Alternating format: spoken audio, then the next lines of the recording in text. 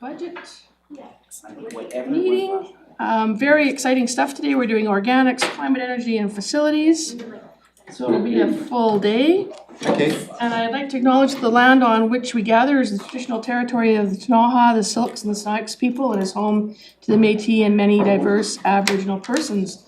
We honor their connection to the land and rivers and respect the importance of the environment to our strength as a community. I received no late items, and if I could have adoption of the agenda as circulated. Moved by Councillor Woodward, seconded by Councillor Page. All those in favor? And that carries. So before we get too far into our discussions, is Director Cunningham from Area G, thank you. It's gonna call him H, and then Walter would probably have a heart attack. Yeah, sometimes I go to H, but is here, and because we are talking about services where we do have some joint relationship with them, I would like to ask if we could give Director Cunningham freedom of the floor. If I see his hand come up, moved by Councillor Page, seconded by Councillor Woodward. All those in favor of freedom for the floor for Director Cunningham, and that carries. So I'll watch to see if you're putting your hand up for anything, Director Cunningham. Okay, so moving right into it, we see the director of this service, we have Carmen Proctor with us today, and we have Mary, who is our lead on the organics file. So turning it right over to you to get started. Thank you.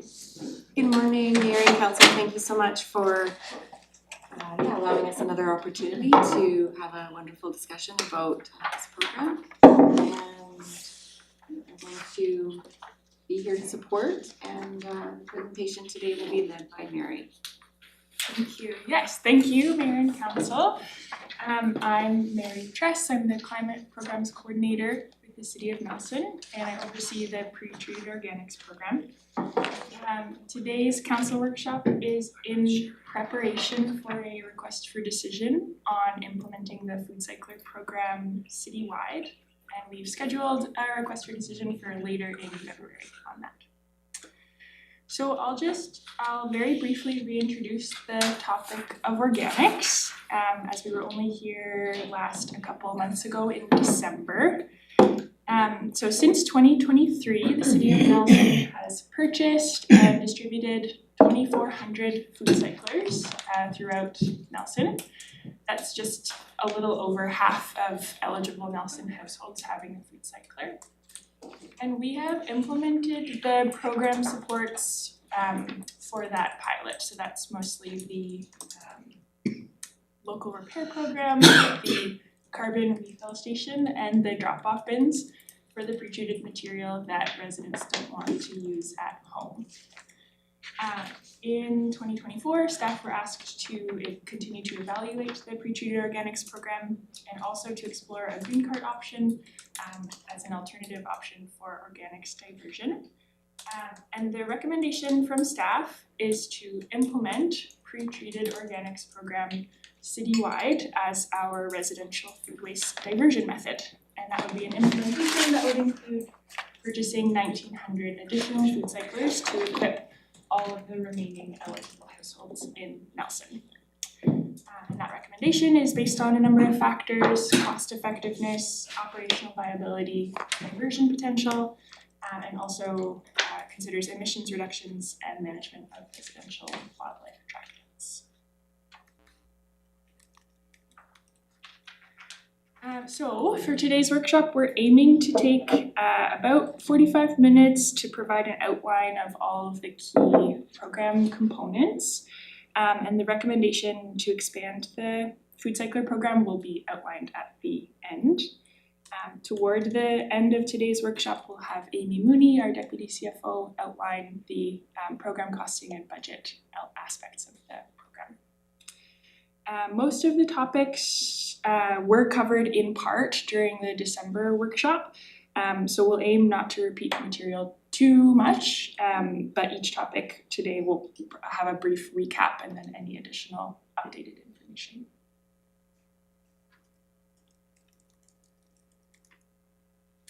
So we'll start with food waste diversion. As you'll be familiar, our Climate Action Plan, Nelson Next, sets out an aspirational goal to generate the lowest waste per capita.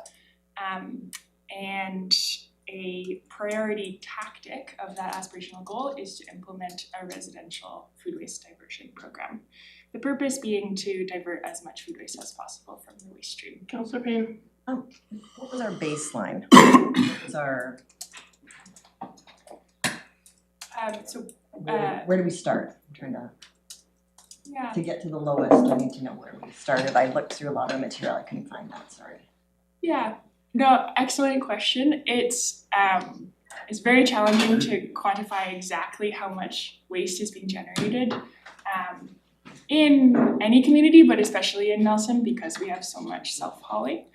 So right now at a curbside, like in terms of what people are putting out at the curb that our staff are collecting, that number is really low actually. It's about 150, give or take a little bit, 150 kilograms of waste per household per year after diversion, so that doesn't include recycling, that's just garbage at the curb.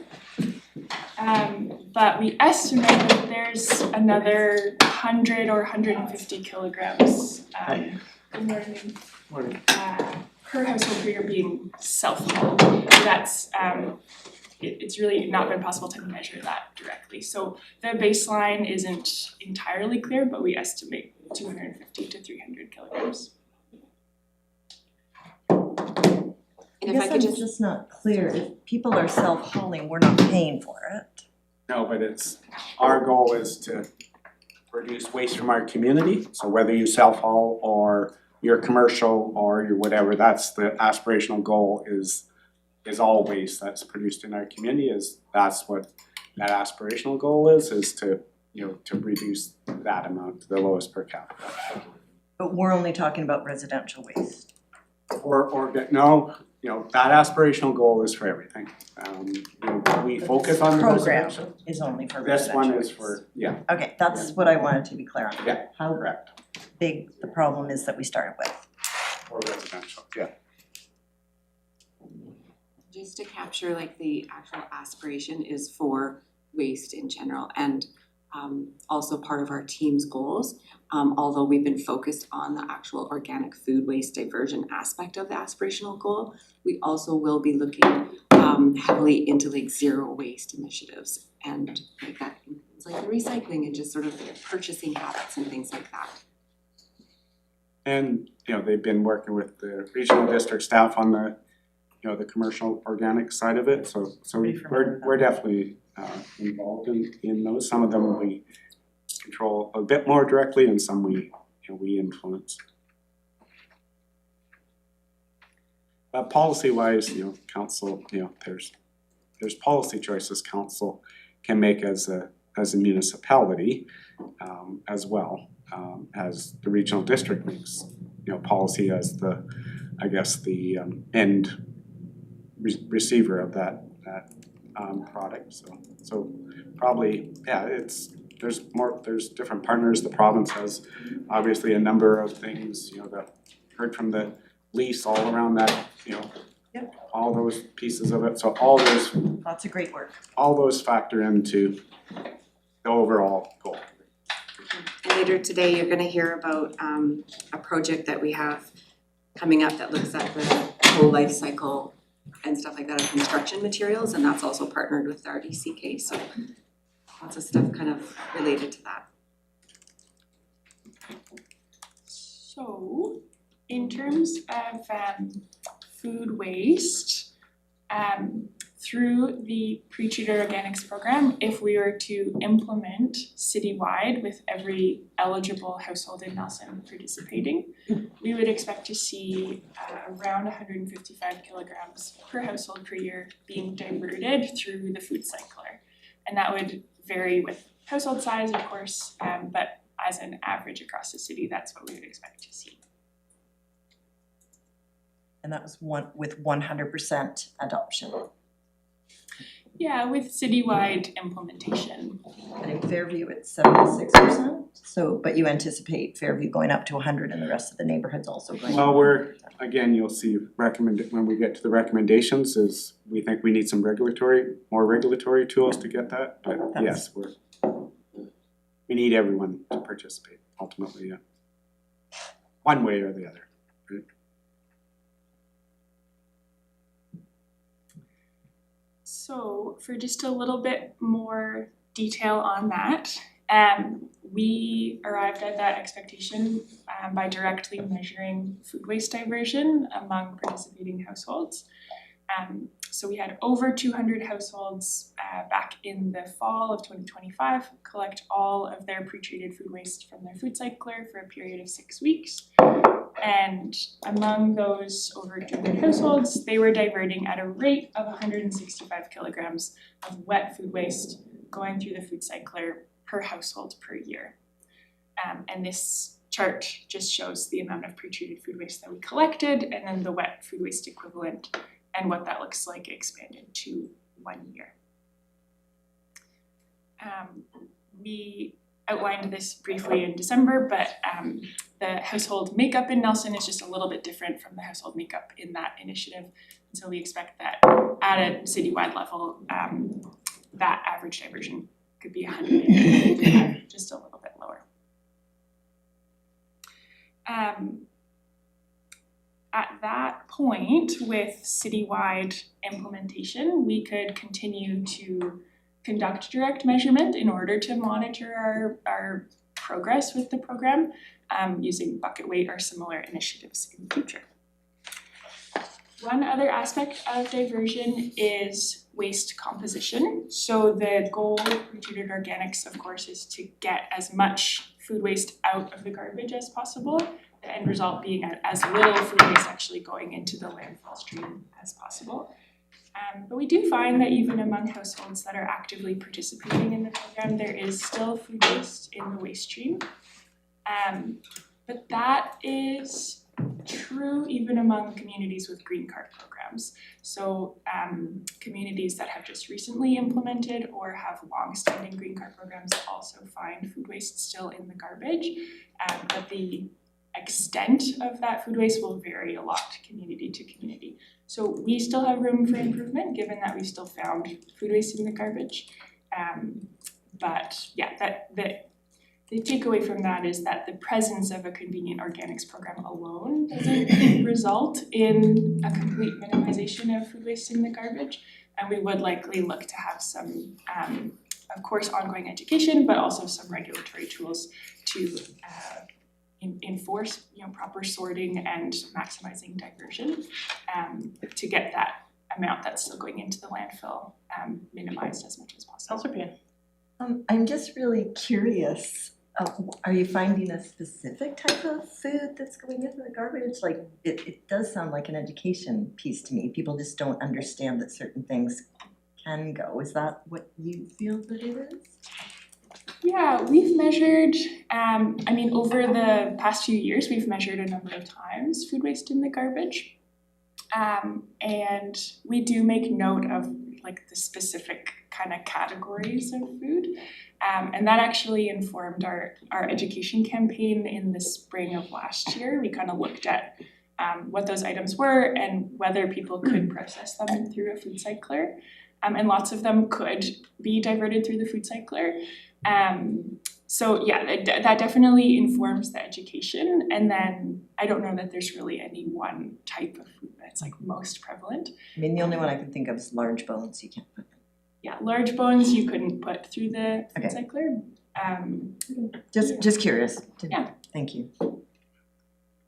I think, and what we see when we look at other communities as well that use other methods to divert their organics, it's, further to the point of how we were able to voluntarily get sort of 70% participation in Fairview, even with the different methodologies of organics diversion, green card or whatever.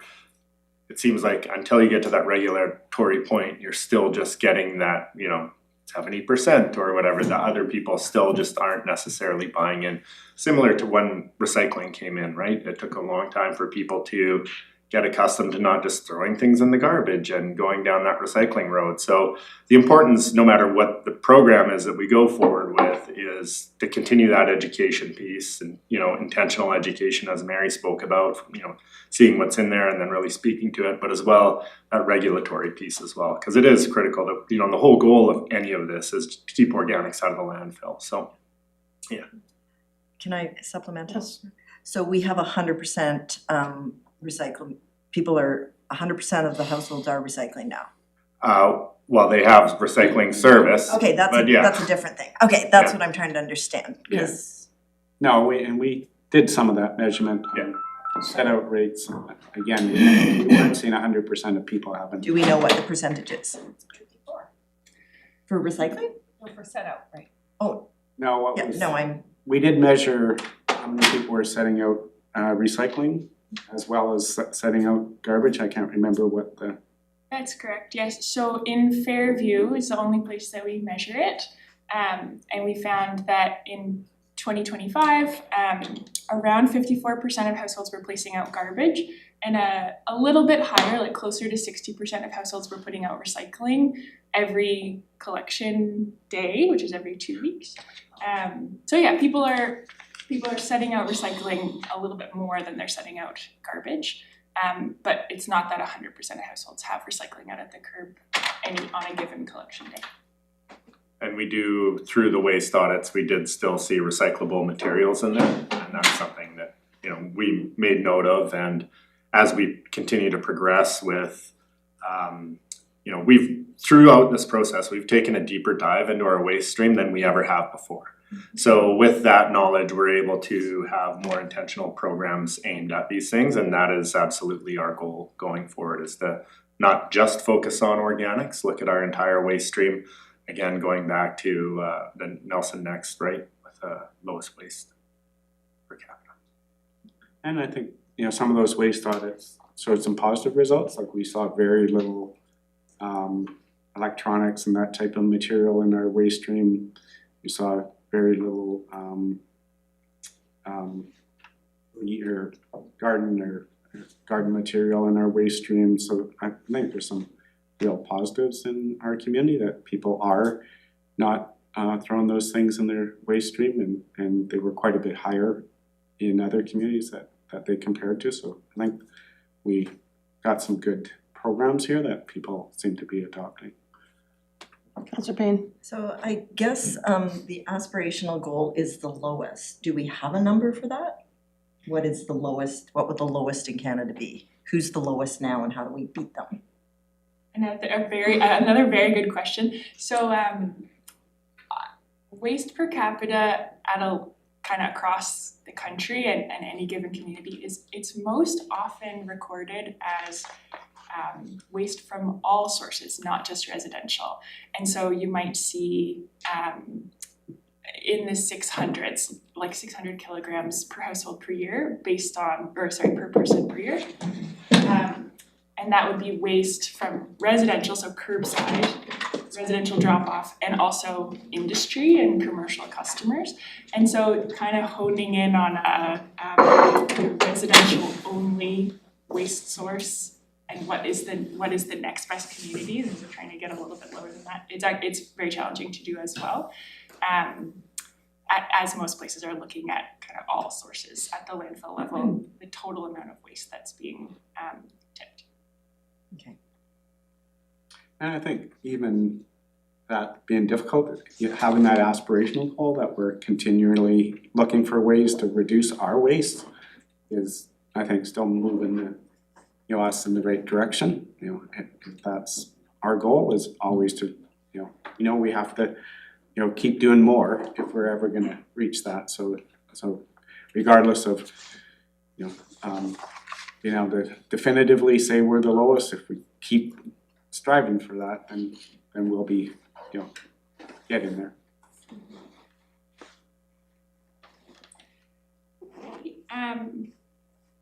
I'll just diversion by maybe just restating since we are striving toward lowest waste per capita, that really means getting divertible materials as much as possible out of the stream that's ending up in the landfill. And so to do that, we of course need to continue measuring so that we can see our progress on that, provide ongoing education, but we do likely need to implement some kind of regulatory tools that we could explore over the next couple of years in order to really see that behavior change in our whole community.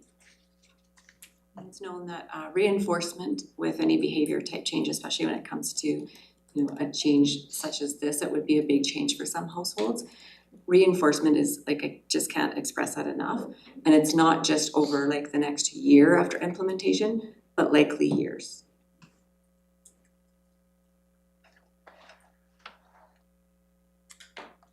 So, pre-treated organics isn't only focused on diversion. A big motivation for this program is enabling residents to manage their residential wildlife attractants.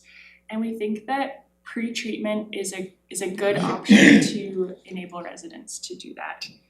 So both backyard composters as well as food waste in the curbside garbage, both of those can be strong animal attractants. And the intention with pre-treated organics is to enable residents to keep the food waste out of their curbside garbage. You'll all be familiar, it turns food waste into a dry, easy to store material that they can store indoors until they're ready to either drop it off in one of our bear-resistant, bear-proof drop-off bins or use it directly in a home garden as a soil amendment. If residents do choose to apply the material at home, it requires that they use a safe ratio of at least 10 parts soil to 1 part amendment, and then thoroughly mix that into the soil.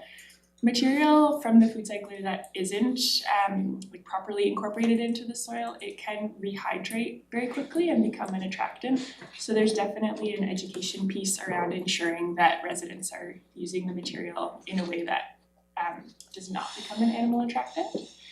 On the other hand, for comparison, a green cart program, it would also reduce the amount of food waste in the curbside garbage, but it would use bear-proof or bear-resistant green carts, similar to those used in nearby communities, and those would be placed out on the curb on collection day. But similar to the garbage system in Nelson, that wet food waste could only be placed outside of the home on the curb on collection day. So that has residents being required to store that wet food waste indoors for up to a week until the collection day, and then only placing it out on the morning of collection. Councillor Payne has a question. I do. So before this whole process started, I wasn't here, but I was following it. There was a report that Nelson had a higher than average number of people doing backyard composting. I believe the number was 40%. And one of the comments was that there were some concerns about wildlife attractants. Was there any work done at the time to investigate how to deal with the wildlife attractants? Specifically from backyard composting? Yes. We had a very successful group of people that, like 40% is a high number for backyard composters. Just wondering at that time, did we investigate how we could assist folks to do a better job of not attracting wildlife?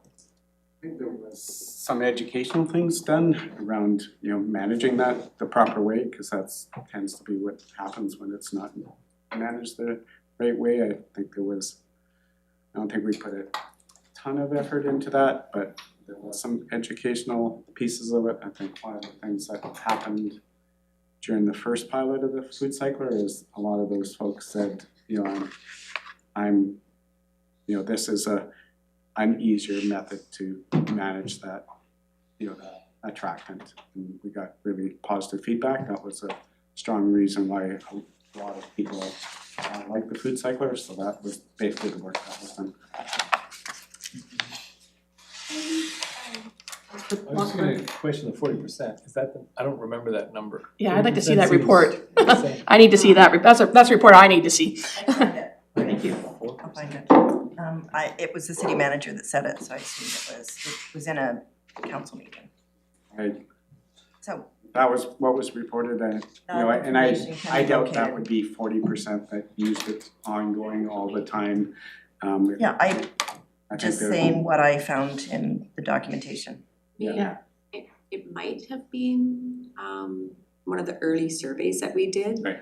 In which maybe 40% of the survey respondents said they were using backyard compost, but that survey wasn't representative of all of Nelson.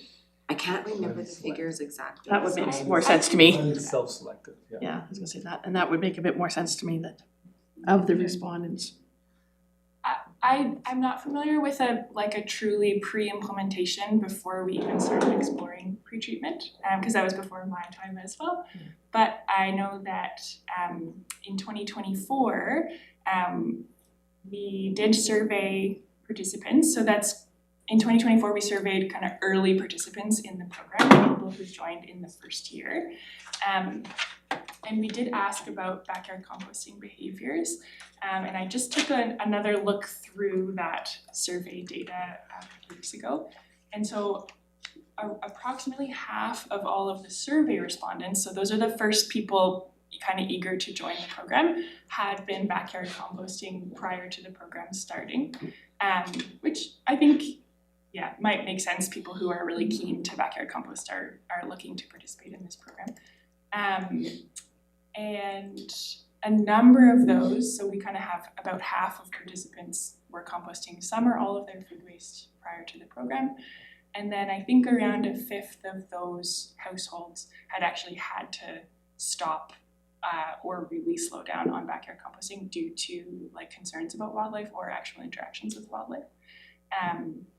Just for a little bit of background, I'm not sure if there was other work done prior to that, but I do know that for sure.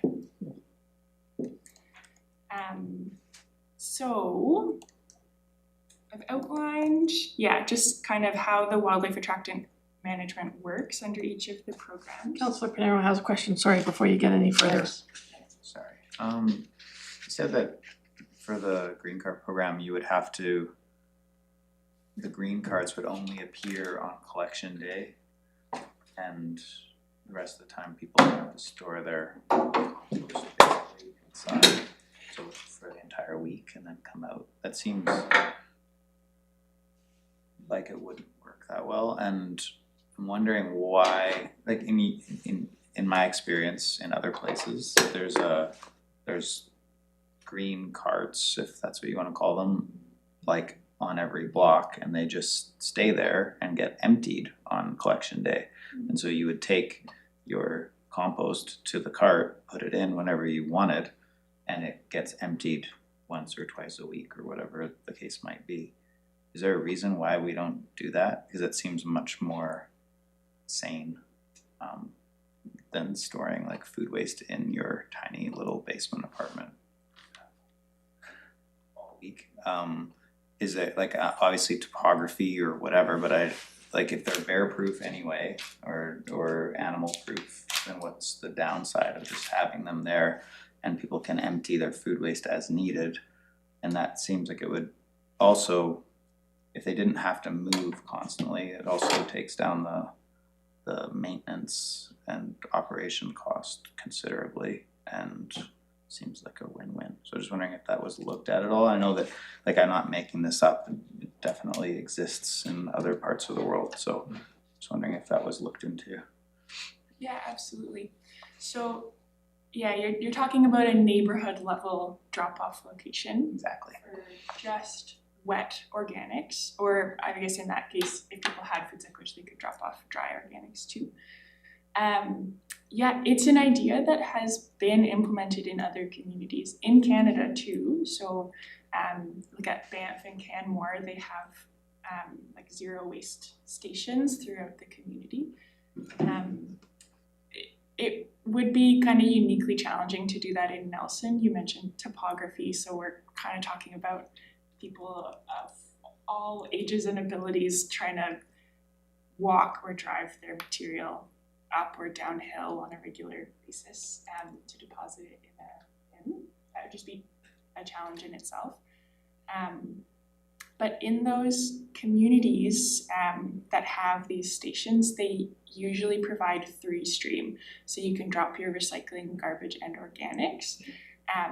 And so there's no real incentive to just dump your refuse because there's an easy spot to put your garbage and also your recycling.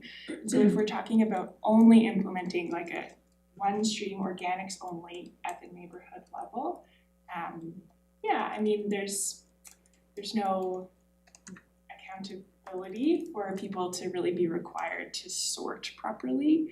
And yeah, that kind of site can definitely become a hotspot for just illegal dumping of garbage, knowing that a city staff will kind of be there to clean it up. So those are kind of some concerns right off the hop. But there are examples of bins like that being used. They just typically are 3-stream. And I would wonder why, sorry.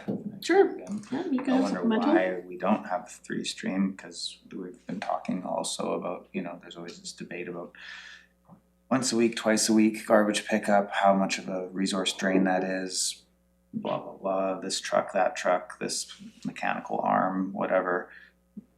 Would that not save a huge amount of money and time and be, yeah, it seems very intuitive. And I think you've mentioned it many times, it's like the education piece around and the habits that people form over years and years take a little time to iron out. And I've seen these things in Europe where people maybe are more used to it, probably took them time to get used to it. And I just think that like any sort of initial change that we make is going to have problems. Just like the thing that I keep kind of getting to is like the green card program seems, if done that way, seems way less moving parts than relying on, an appliance essentially to make it just magically disappear.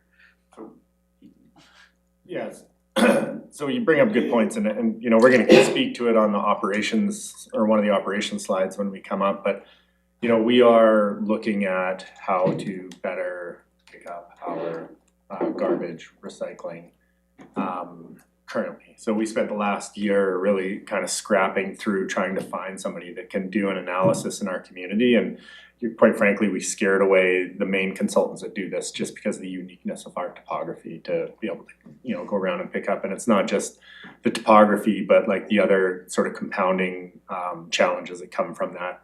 And really it's there's lots of neighborhoods where it's less complex, but in this what is known as lower uphill, like just up in this area where there isn't sort of on property parking, so it's all street parking. There isn't the laneways are really narrow, really tight. How do you manage that automated or semi-automated pickup? So we are still in 26 we intend to figure that out because that's something that we're obliged to do for our staff safety.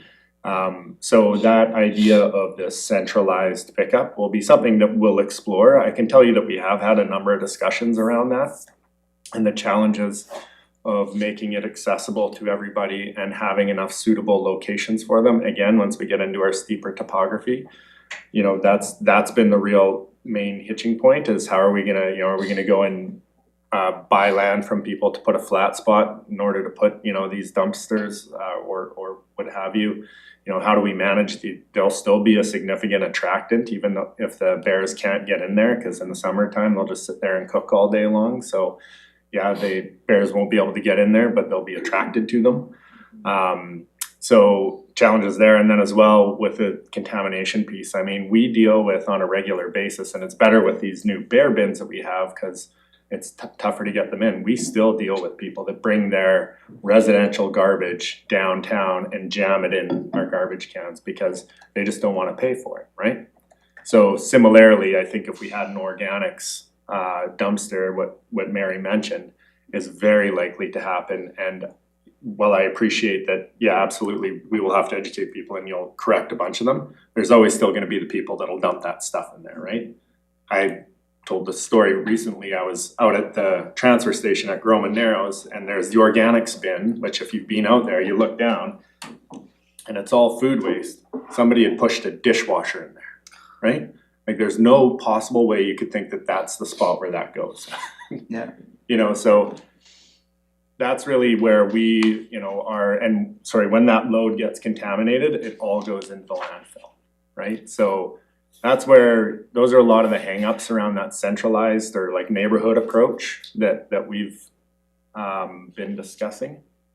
But again, as we go forward with understanding how to get into said semi-automated, automated, or different methodology entirely for our garbage pickup, you know, it's something that we'll continue to explore. But those are, you know, the outcomes of the early discussions that we've had. Yeah, thanks. Elsewhere, question. Yeah, I mean, I just, for me, number one about the cycler program is it puts the onus on the individual and that we become more involved in our waste. And we actually deal with our own waste at home. And so that for me is actually like an exciting way of culture change, because then you're more aware of what's happening rather than just dumping it on the curb. And the other thing with the idea what you're talking about is, I mean, you would have to have basically one of these collection bins every block. No. Or two. You could centrally locate it so that you could, sorry, we're not. But yeah, I'm just saying, like, there are people would have, like, you couldn't have them every block. You could have them maybe every 5 blocks or something, but that still means people are still having to take their waste and either drive or walk or something to get to this centralized site. And as the GM said, I can just imagine the overflow, there can't be somebody there at that site at all times, so you're gonna have, middle of the summer, it's gonna be, I mean, would you wanna live like 50 feet from that in the middle of the summer, cooking all day? So I just feel like one of the great things about this is that the person deals with it, removes the water, and creates this material that is very easy to deal with, whether personally or the city. So I think there's a lot of benefits there, and we're not, I think WildSafe has made it clear that we've actually done really good work with getting attractants out of our city over the last few years, and it's showing in the data with wildlife attractant confrontation. So I think there's some really good data showing that we're heading in the right direction. So that's my 2 cents. Maybe just on a cost-wise, it would have to be staffed, just as the depots are staffed, the recycling depots, and those 2 recycling depots at Lakeside and Groman are $600,000 a year is what the cost of manning those and managing those depots. It's not inexpensive. I don't think that any of the centralized drop-off points that I've ever seen in any other part of the world have been staffed. And I realize It's a requirement of Recycle BC that they have to be staffed. you have to staff a garbage can. Yeah, you have to staff the recycling. None of our Recycling. garbage cans Recycling. downtown are staffed. Recycling.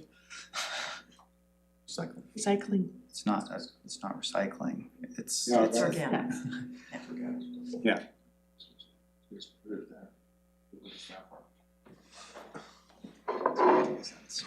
In terms of, or sorry, may I continue? No, once the questions are answered, just step back in. I don't wanna, you know, it's a workshop and we try to be a little bit more free-flowing, but when I can start to see 2 or 3 hands going up, I just wanna have some system of organization in that discussion, so then I kinda interfere and acknowledge that somebody has a question, but please just continue. Thank you. In terms of residential animal attractant management, we think that pre-treatment is a good option for this. We're reducing the amount of food waste that's in the garbage, which is an attractant itself. And we're also providing people with a tool that can reduce dependence on backyard composting, which can be an attractant, but still providing people with this tool that gives them a soil amendment that they can use in their garden, which is of course one of the big motivations to backyard compost. So we do think that this is a good option for enabling residents to manage their attractants. If there aren't any other questions on wildlife, I do want to look at operations. Another basis for the staff recommendation to expand the food cycler program is operational viability. So the operations requirements for the food cycler program, they are fairly straightforward. But the operational requirements for a green card program are a bit more complicated and still require quite a bit of assessment and addressing challenges before operations staff could really recommend moving forward with the green card program. In terms of pre-treatment, operations largely entail managing the central drop-off bins for pre-treated food waste. So that means cleaning and emptying the bins, which staff are currently doing quite frequently, up to every day, certainly for cleaning the bins, and then less frequently hauling the pre-treated food waste to the Groma-Narrows transfer station, where it is commingled with wet food waste, mostly from commercial customers. And then from there, from Groma-Narrows transfer station, the material is hauled to the central composting facility to be composted in an aerated windrow and then turned into Class A compost.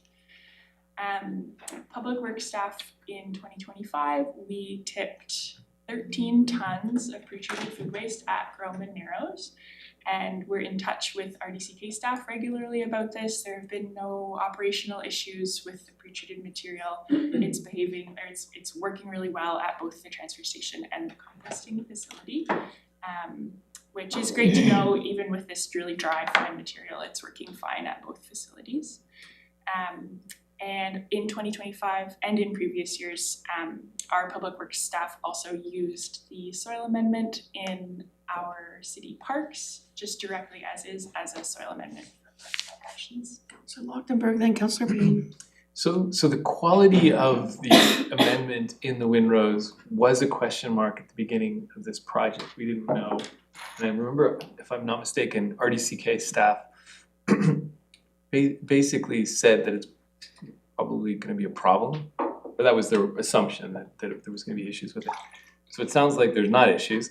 Does that is that new information that we're sharing more broadly with Food Cycler and our broader external partners? And is that now kind of in a position to inform like our funders or anyone else? Because that to me, that seems like a pretty new bit of information that's pretty valuable. Yeah, that's a great point. It has been consistent that there haven't been any issues with the pre-treated material. I think we're just at the point where it's been in use long enough that I think the RDCK staff have seen consistently that there have been no issues. Food Cycler is certainly aware, and that they're working with other municipalities. I'm sure that they share that information as well. And then anytime we connect with other municipalities exploring pretreatment, yeah, we can certainly share that with them. Well, part of what I'm getting at is that we framed this to funders and to other partners that this was a pilot that Nelson's taking on. We don't know if it's going to work or not. But even if it doesn't work, there's going to be a lot of information we're going to gather and be able to share it. So there's quite a bit of value just there. And so this information to me seems new, and that's like, wow, that's valuable data that further supports maybe the argument for those municipalities that are still on the line about what direction to go. I'm not saying that we want to promote food cyclers all over the place, but one of the issues that had been raised early on was that there's some municipalities that are in a tougher situation for dealing with organics than we are, some unique circumstances.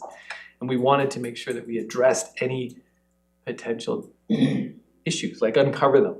And that would have been, in my mind, a major one. Like if we're producing this amendment that was corrupting a community composting facility, that'd be a big problem. But if we're not, that's great and should be emphasized.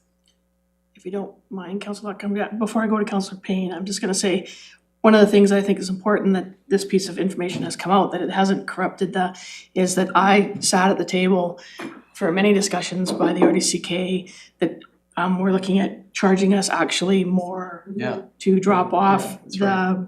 and so I think that discussion should die at the table, cause I keep hearing it periodically come back that we will be charged a higher rate to drop off our food cycler waste versus if we were just doing green carton, just dropping off raw Raw waste. waste. Oh, Yeah. that's a tongue twister for Friday morning. Yeah. Yeah, I mean, and it was kind of a substantive charge that they were looking at, so Yeah. if it's it should be just charged like any other organic waste. Councillor Payne probably wants to have probably have a further, can I go to Councillor? Or do you need to? So fast. I think mine's good too. Councillor Payne, you're next, then Councillor Page. Yeah, I'm just curious why the bins need to be cleaned so frequently when you're dumping in a dehydrated, like it looks like fresh coffee grounds, doesn't it? I'm just curious about that, because that seems like a labor expense that we don't wanna have. And it says you're looking at some improvements, but. Yeah, during peak drop-off times when lots of people in town are dropping off their material, the bins do fill up quite quickly, so they're emptying the bins very frequently. And then throughout the year, we do find that the way that the bins are designed right now, it is relatively easy to spill a little bit of material, and since it's so fine, it can just become a bit of a mess fairly quickly. So it is, yeah, it's common for the staff to visit the bins regularly and just wipe them down to prevent. Oh, okay, so not the worst of the interior where the messes. dry No. stuff is. Oh, okay, Just thank you. the Yeah. exterior. That's what I wasn't getting at, yeah. And it's a function of the pilot program. We designed some bins with best thoughts in mind. We found out that we need to design them slightly better or differently. Got it, thanks.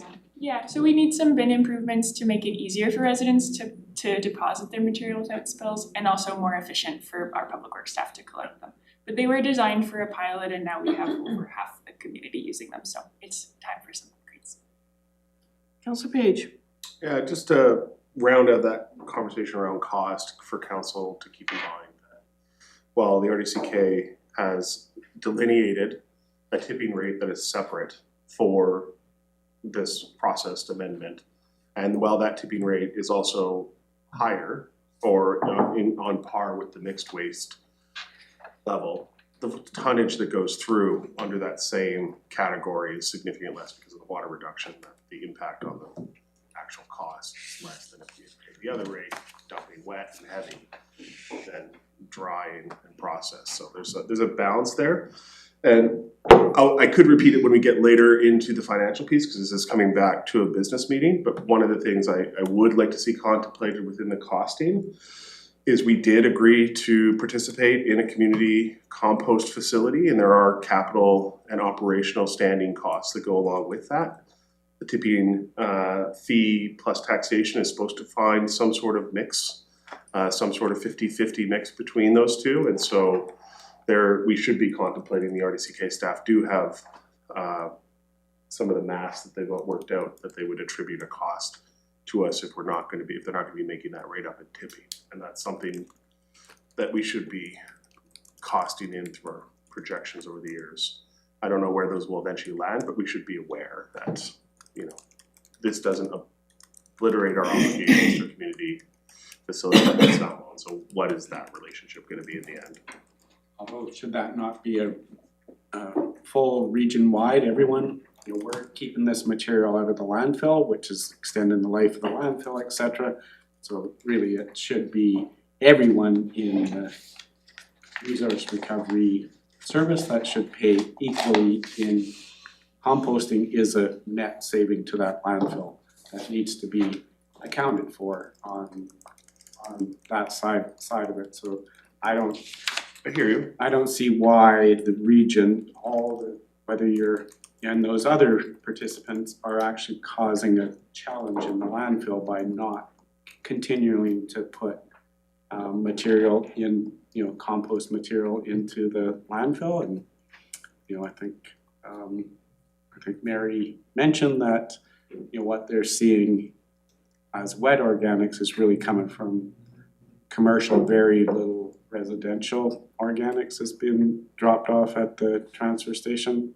So, those that aren't participating in a organics program need to pay their share of, in fact, maybe even a greater share of that cost.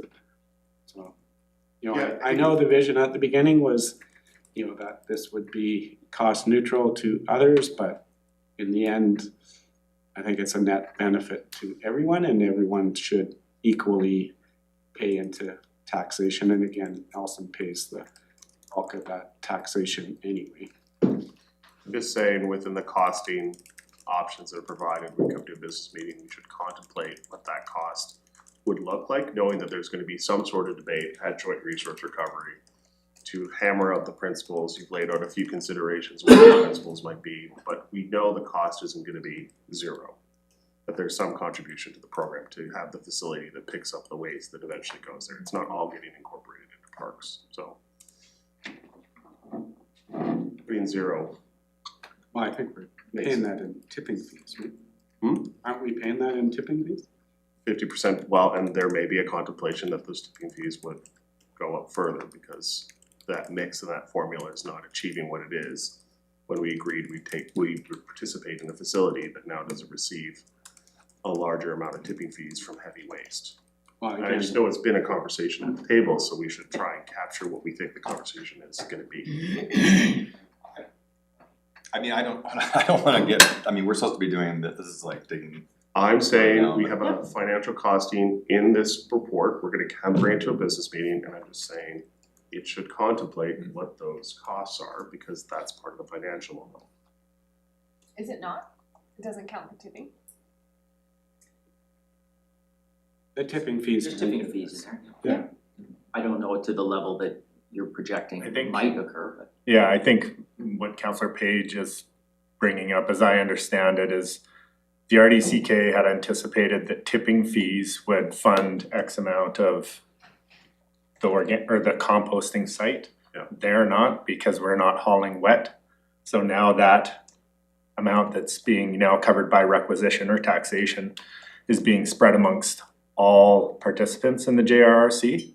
And it sounds like the RDCK or JRRC is considering that maybe Nelson should have to pay more of that, because that for some reason is the composting facility is now being paid by everybody, and they want Nelson to pay more of it. That's what's being said over there. Despite Well, all the other Despite the areas fact that not. nobody else is yeah, participate. mandated to do any kind of composting. That's. Anyways, sorry. Yeah, but we're getting really like, do you wanna, can you save yours till we get to the budget part? Sure, yep, Please make a note of it. I'll be coming back to you. ready. Okay, It might get answered. like it as we go along. Okay, so we're gonna go back. I just, before we move on from food cycler operations, I just wanted to clarify. So the pre-treated material has consistently not caused a problem at any of the facilities. I believe that that's noted in our 2024 report, admittedly very long and was about a year ago. And so it's not entirely new that we know that there's no operational issue with the material. But now that we're a couple of years in, we've seen that it's very consistent. We're like very confident that it's not causing operational problems. So because that was in our 2024 report, it has been shared with our funders, but we can just make sure that that doesn't kind of get lost in any future communications about the program. Well, and the intent too is our organics page will have this, like we'll sort of distill all the information and findings that we have into sort of concise shots on our landing page at the nelson.ca organic site that I think most people would want to visit or look to when they are exploring this option, so. And Mary, I think it also identified it was actually a real positive to the process, as well as its zero contamination in that material. So it's more than just not causing problems, it's actually a net positive. Yeah. Sorry, may I? Yes. Thank you, Aaron. So one of the things when I went out to the compost facility, one of the things they did say was there was a considerable amount of like plastics and things that were like dumped into the stream, and that they had to actually like move through it to remove basically non-organic waste in the organic waste stream, where the cycler program kind of like totally reduces that addition and work that needs to be done at the compost facility. Because what we're delivering to them is a clean product. So I think there's, again, it's hard to like know where all the value pieces are, but that's a value piece, because that means way less work for them, and they can just put what we're producing right into the system.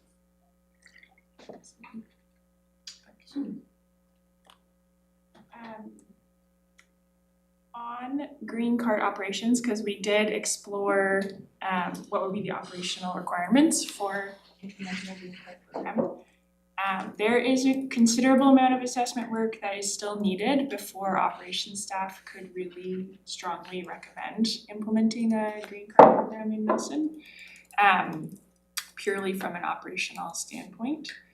So the city currently provides a manual two-stream collection, which means that our staff collect material by hand and load it into the vehicle, which you can just sort of see on the slide. And introducing wet food waste collection at the curb, that's a material that's very heavy, and it's also a receptacle in a green cart that our staff wouldn't be able to load by hand into the current system. So it would require the use of an automated or semi-automated vehicle, which is just a lift arm of one type or another to load the material into the truck. Modernizing to an automated or semi-automated system, it's a big undertaking. It's more than just procuring a new vehicle.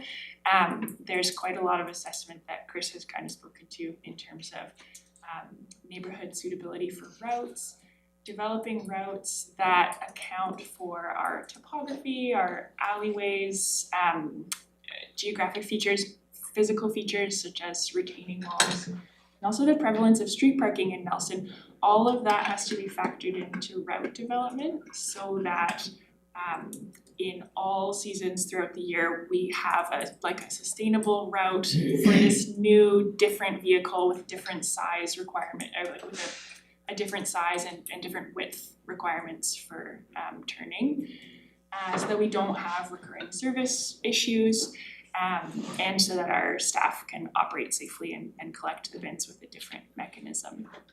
So, and as Chris mentioned, there haven't been any successful bids from consultants for the feasibility assessment to modernize, and some of that work does require external consultants. So I share that just to kind of outline the scope of work that's still needed before operations staff could really make a confident recommendation to implement a green card program. Yeah, and maybe just to build on that a bit, our focus from our staff is on our existing two-stream pickup to ensure that, that's where we're looking at shifting to that semi-automated or automated process in the coming years.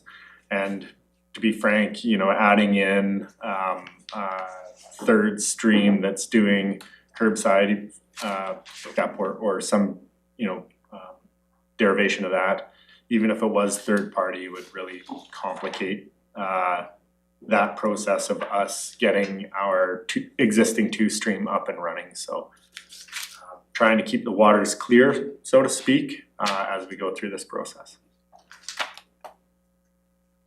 Councilor Panero. Just clarify that for me, Chris. If we're moving towards automated, like if the trucks are now gonna have an automated arm on them for the two-stream pickup, why is that? And everything's at the same spot, hypothetically, why is that any more complicated? Because we haven't actually assessed, so there's a whole bunch in the assessment. We aren't moving to a semi-automated, we are working through the steps to see what we would have to do, can we go to a semi-automated or automated system? And so that again, we worked on it last year, we were hoping to be closer to it than we are. We know that we have to work on it this year and it'll likely take some time. So, you know, in the consideration, as Mary said, of the routes, what would the route design look like? You know, you have to consider the swing radius, the arms, the elevation, the overhead hazards, et cetera, et cetera. So all of that design has to happen first. And ultimately, you know, the recommendation that staff's gonna make is that in the financial window is 6 years that we're talking about for this decision. That as we near that 6 years, you know, there will be some good data on how we are able to roll out our existing two stream, and that would inform the next council's decision on, do you wanna carry on with food cycle or do you wanna move to green card, right? So functionally, what I'm saying is, and your point is bang on, right? Like, how would it be different? We just aren't there yet. You know, this would be really like ramming it in a couple of few years earlier. And, you know, the big concern, of course, would be the service disruptions, you know, the impact to residents, you know, especially in the neighborhoods that have all that on-street parking and narrow lanes where there probably isn't the radius that would be needed to, you know, have an arm that sticks out the side and then lifts up and pulls over. You know, there's still the question about bins. To your point, you know, not everybody has room for, you know, big rollout bins that go on these arms, so what does that look like? So there's still a lot of consideration required to ensure that our residents are getting a service that sort of meets their needs and is reasonable. And moving to a green cart right now would be ill-timed and really complicate all of that from our perspective. Councilor Woodward. So, thank you. One of the things is, I think, over the 2 terms here that we've been working on this, is that these concerns were the reason why we ended up with food cycle. Because we came up with, in the early days, we came up with, well, what's the difference here? And we threw out all kinds of ideas, and we ended up with the food cycle because, I mean, now we're seeing it in the data, but they were assumptions then. Now they're becoming more data driven. I think that to me, that the food cycler is showing itself to be quite applicable to our topography and our community and our size and our scope and the costs. So that's why I think we ended up here. It's not like a mystery why we ended up here. We ended up here because of all these reasons, but now we're seeing it. And I'll just note, perhaps, you know, as Councillor Woodward mentioned, you know, this is an initiative that's been worked on for a number of years, as has, you know, automating our service. So we have made purchases, we have tried out automating our garbage pickup already. So we bought a specialized unit that had a side that dropped down, and both sides dropped down, so it would work in those tight laneways, it would fit. It was a smaller unit. But some of the challenges that we had with it was the time that it took for the clamshells to open meant that our staff were, the overtime was considerable at the other end. They weren't able to do all of the work that they needed to get done in the day because they were spending so much time, you know, hitting the button, and it was like, zzz, you know, and then put it in and then zzz, back up. So, you know, there were definite challenges with that, and we moved away from using that unit for some of our, or, you know, for the sort of whole pickup purposes. But interestingly, that unit was great because it opened on both sides, and when you're going down the laneway, it's kind of nice. Now we found out that you can't get those units anymore. Now it's only one side, you know, so we would, you know, that further sort of complicates it. The equipment, you know, once we go through that analysis and we figure out what size can fit where, what have you, you know, it's entirely likely that when we get there, our assessment will find that we'll need 2 different size vehicles based on the neighborhood that we're in. And then, you know, based on that size, is there an attachment that goes on the back of that truck that will actually work? So my point in broad strokes being that we have been working towards this automation of our 2-stream pickup without a lot of success up till now. So. Councilor Page. Just part of what I'm hearing here on the fleet side of things, on the automation side of things, is we'll be a couple more years out until we have a better sense of what we are capable of. So I do worry that we're precluding some of those discussions by deciding whether or not to go full hog with the food cycler or not, because we may not find something around the automation piece in a couple more years that sends us one direction or another direction. So it, in my mind, it does create a little bit more merit to just not necessarily having to roll out to the whole community yet until there's another piece of that information. There's not quite the rush for me in the same way, and I put this pressure on last year to say, hey, we have these aspirations to bring these diversion rates up and try and match what we see in green cards in other communities. Implement some of these regulatory tools so that we can bring a little bit more of a stick to the carrot, and then see if we're getting in that direction. Because then later we have more conversation around fleet semi-automation, whatever it ends up being. We still have that opportunity to roll it out. So it is just one of those things like, do we need to do it this year?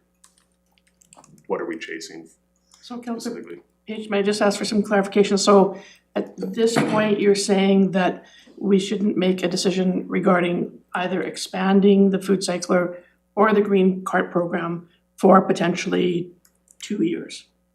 Is that what I just heard you say? In a perfect world, can I say in a perfect world, I'd have some data in this community that would tell me what the green cart would look like in this community, just to compare apples to apples, but we don't have that, and I don't want to have to spend that kind of money trialing both. We have data from other communities that tells us enough. What I do wanna see is how these regulatory tools come in and how we are moving in the right direction for diversion, right? Like if there's a 2-3% increase in diversion every year and that goes over 15 years, we're gonna be in a great spot to the comments earlier about people learning how to process the system properly. I'm just saying, if we're having a semi-automation conversation and we're already deciding to go roll out to the entire community, we precluded that conversation. So you're, again, Yes. interested in it. Yeah. Sure. So the answer to the question that I asked was trying to hear what you were saying, is that no more activity, like we just have a hold here, no green carts, no more food cyclers, and we look at what The fleet whether or not we can automate the system. Most prudent to me. Thank you. Councillor Payne. Cranking it How out. many people are on the waiting list for a food cycler right now? There are, I will say approximately 200. I didn't look immediately before this, but Okay. that's No, okay. that's all I need. And we're not actively growing that interest list at the time, No. just until a decision is Just made. yeah, that makes perfect sense. Maybe we just deal with the wait list.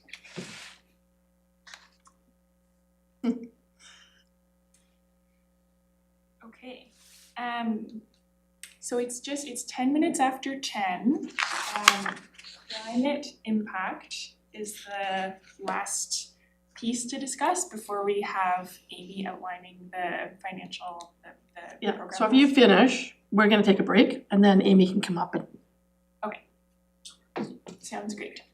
I have only 2 slides on climate, and I know there's lots of interest, so I may answer some of your questions in this. Save questions to the end.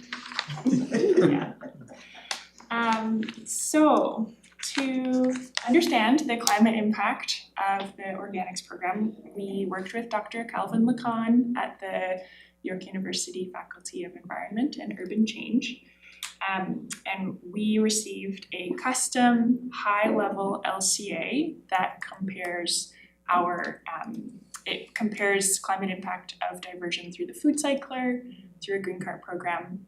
so Council Page is starting to, Payne is starting to vibrate. LCA, please say out It is loud what up that there. is, even Not though it's everyone on can see there. that. Please say it out yes, loud. yes, okay, so sorry, a high-level LCA is a high-level life cycle assessment, which tells us the climate impact of, in this case, our program, the alternative program, and then compares that to a landfill baseline, which is a scenario in which all of the food waste is going to the landfill.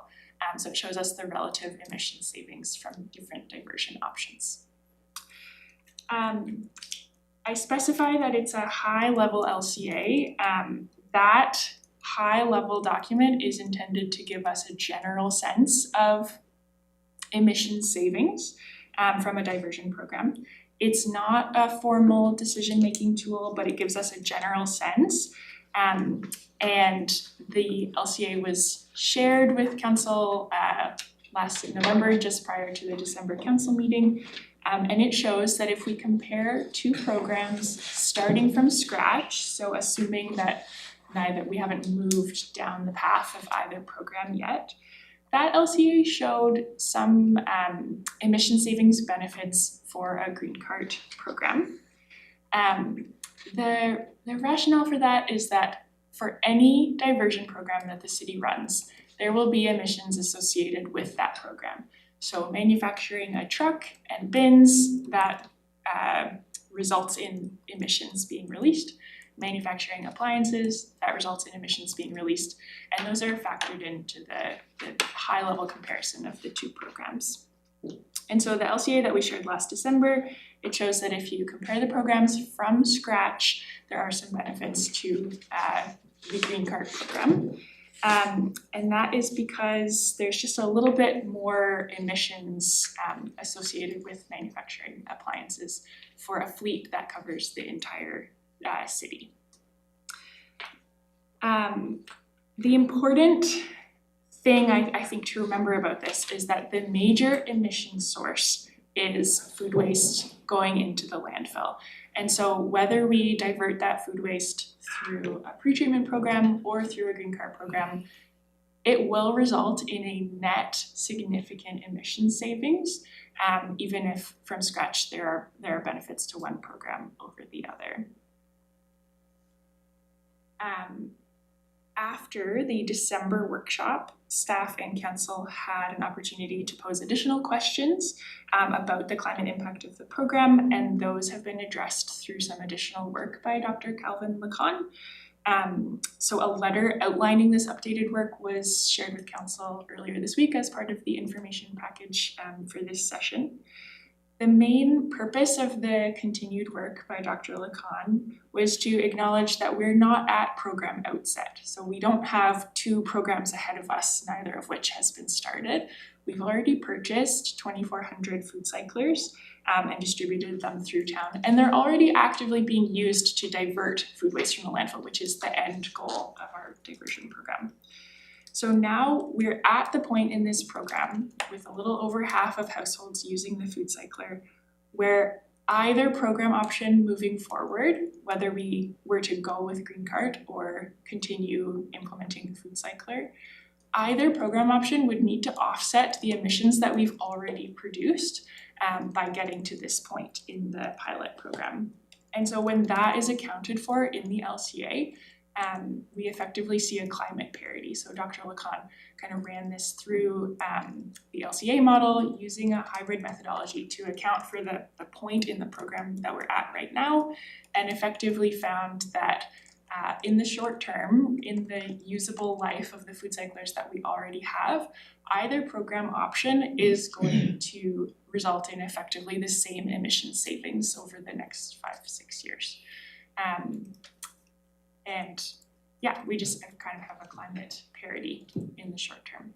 That would not any longer be the case when we get to the point of, we're at the end of the lifespan of the appliances that we have. We would be looking more at comparing two programs from scratch again. Councillor Tate. Sorry, if I could just note that, and that's not a typical way that LCAs are done in this hybrid way, and that's why the accompanying letter with that to really outline and emphasize that, there is a difference between a high level LCA and a detailed one, and this is a bit of a hybrid of that for the situation that we're in currently.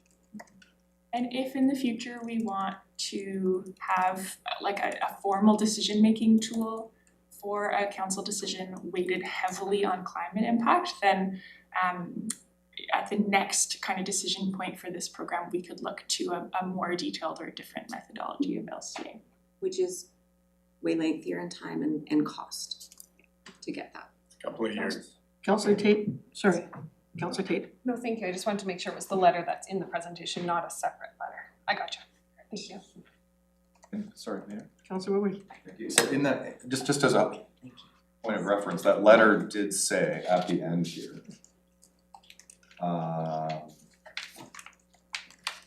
since the climate outcomes are effectively identical, and the cost of transition is accounted for, we recommend that council decision be driven by operational and community priorities, such as wildlife conflict reduction, residents' convenience, and capital preservation, rather than greenhouse gas metrics alone. So they're saying it's not just one piece, it's like this broader decision. Councillor Tate. Thanks, Mary. Through the chair, do I understand correctly that this still accounts for the same amount of uptake? I recall that this York study was implying, or all of the numbers were done based on the same amount of uptake in either program, and they gave a rate. Like, can you remember what it was? Yeah. 65, I thought it was 60 something, yeah. Okay. So that's not uptake in terms, so yes, they are kind of put on par. The two programs would achieve the same diversion outcomes in this LCA, but it's not uptake in terms of how many people are participating. The way in which the two programs are kind of normalized to be an apples to apples comparison is that we assume in either program, out of all of the food waste that's being generated by a household, either program would capture about 65% of that food waste and 35% would still go to the landfill. And the reason for that, like, that's not locked in. We are very committed to diversion and all of our education and regulatory tools. We would be looking to move that number. It's for the sake of comparison, and that's also based on neighboring communities with green card programs, just to have kind of an expected assumption for how much we would capture. Of the wet food waste diverted. Yeah, exactly. Thank you. Per household, per year. Average. Yes. Okay. Okay, if there aren't any other questions, I'll ask Amy to come up. Yeah, okay, so council, it is, well, why don't I just look at the magic clock? It's 10:18. If we can start thinking about trying to sit down again at 10:30, 10:35, please. So let's have a break.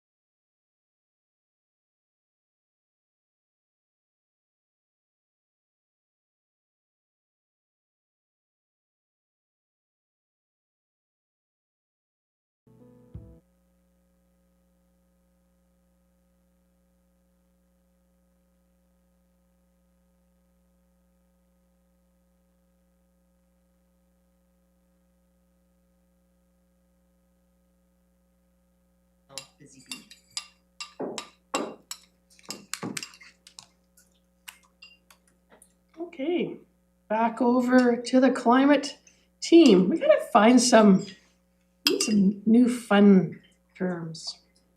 Team climate, team, you know, it is the Olympics coming up. We need to have some Yeah. kind of, Olympics are on. It's Yeah. on, they started. they started yesterday or the day before with my sport curling, and they went to get on the ice and the power went out in the curling facility. Yeah, I think they'll have their struggles there in Italy. Just make the things glow in the dark. Oh, glow in the dark curling. Now you see, now you're talking. Now we're, Even watch now it. we're moving on. Black light. Well, that would be kind of interesting to watch. Anyways, back to Amy, I guess it's.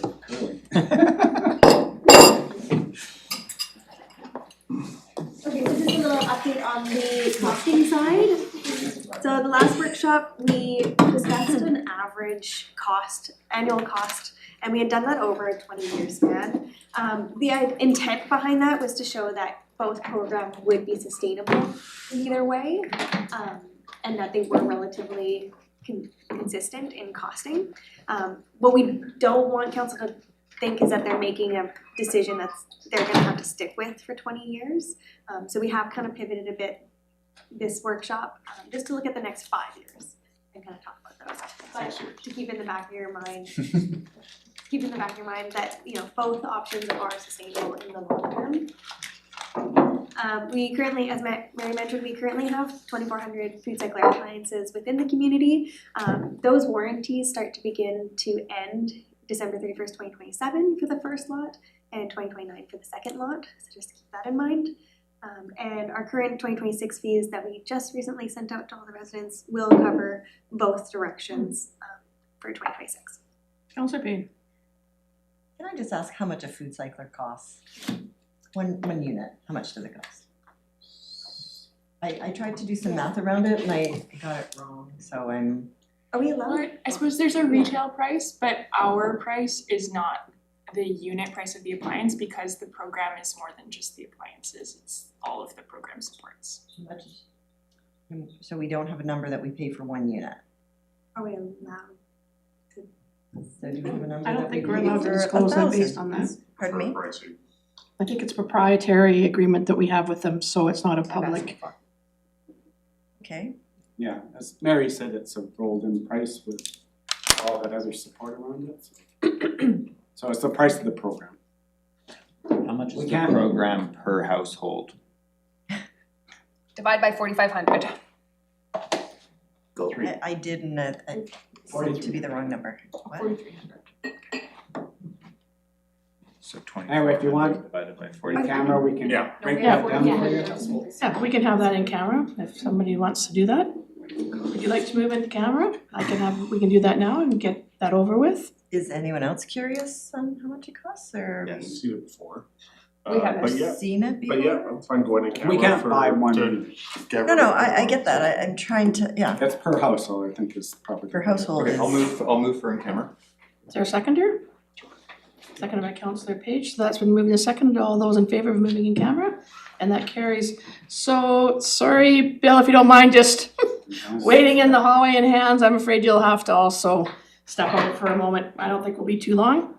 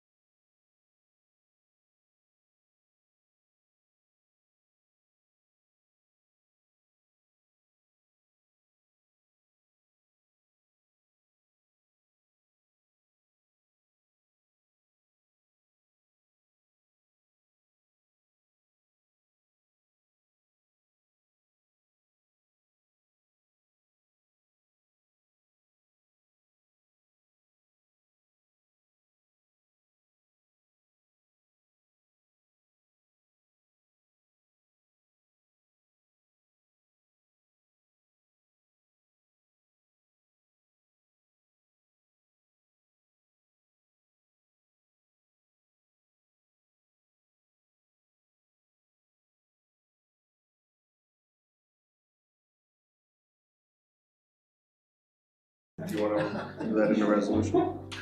What other products would you put in that category? Everything.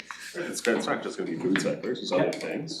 No, green bins, all those things. Do you think PSC on agreements? Look at that. 2 people went out, 4 people came in. That is population growth, like that was instantaneous. That was very interesting. Anyways, so we're back at it. So back to you, Amy. Okay, so at this point, we're kind of discussing, as you know, the pre-treated organics and the green goods. So with the option of going pre-treated organics, it would mean in 2026, we'd order an additional 1,900 food cycler appliances. We'd be able to take advantage of the one-time extended warranty on our pre-existing appliances and extend those warranties to December 31st, 2031 to line up with the new appliances. And then over the next few years, continue to evaluate the program before starting to replace those again in their life cycle. Option 2 would be to not order any food cycler appliances, order fire-resistant carts for all the residents.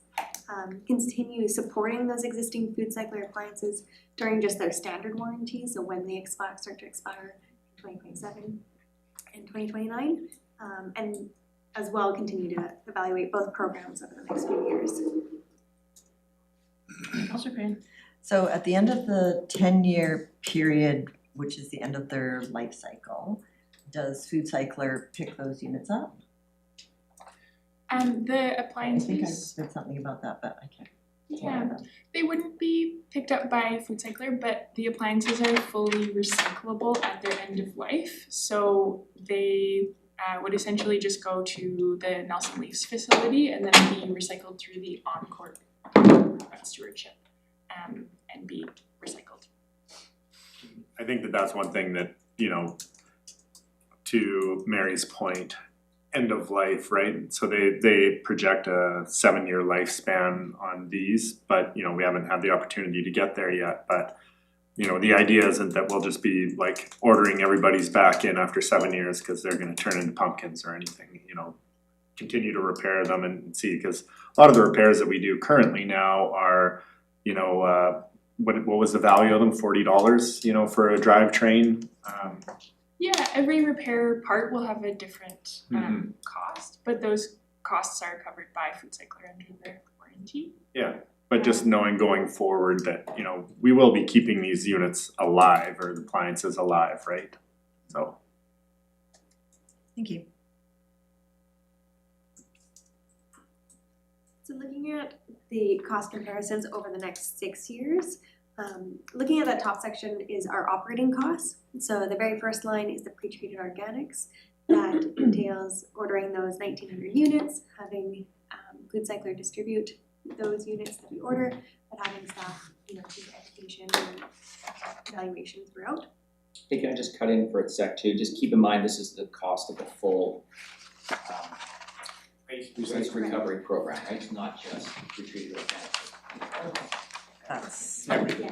That's a big. Very good education program we're gonna be. I was gonna say, can I please know what we're spending $1 million on? Sorry, yes, So it's the entire, thank it's you. delivering waste recycling Yeah, so- and a organics diversion program. So the top of the slide, make sure everybody is, you know, picks that up. It's not just organics. It's the full program. Option 2 under green cards. Ours, you know, to be clear, are part of the whole program. There's the Yeah. a significant, much larger cost on the RD side of managing that material once it gets to them. This is our collection, basically our collection of this material. Sorry, I didn't understand. That option 1 top line is just our resource recovery operating expenses? No, that's collection of waste, recycling, and pre-treated organics collection, Is there in resource recovery? like organics. Sorry, like if we went Food Cycler. Yeah. It's the full cost of the food cycling program is in there. It's our waste recovery line? Yeah. Including a food cycling program? Yeah, you were correct. It's the resource recovery. I said it's yes. If you wanna call it resource recovery like it does in the RDCK, yes, it's the full. Oh, that's what it says on this Yeah. page, I didn't make it It's all of up. what we, I don't make up words. it's all of what we do. Yeah, well, sometimes I make things up. Sorry, YouTube. So then we'd be picking up? No. No, okay. So we collect, Sorry, I thought I just heard that. we collect recycling, we collect Yes, garbage at the just the way we do curbside. now. Yeah, and then we have the food cycler as option one. And people are responsible Drop-off to bins. deal with their And this- amendment. Right, well, and we have our drop-off bins, we Yeah, we yeah. take that material to the RDCK, we pay our tipping fees, all that's in those costs. Okay, that's a big question. We're good. So it's basically the current program we have in Fairview is sort of in that. Might be a good idea if we could change the slide in the future. Yeah, it does feel like it's organics, like we probably maybe, and What it we says. just don't call it, I don't know what we do. It's a combined one, we wanted to make sure, good catch, Chris, to make sure everyone's clear, this is, I looked at that line initially too and go, whoa, but no, it's everything. And it's even with everything, it's not inexpensive, right? Although, compared to our other communities, it is, we do deliver this for quite a cost-effective rate.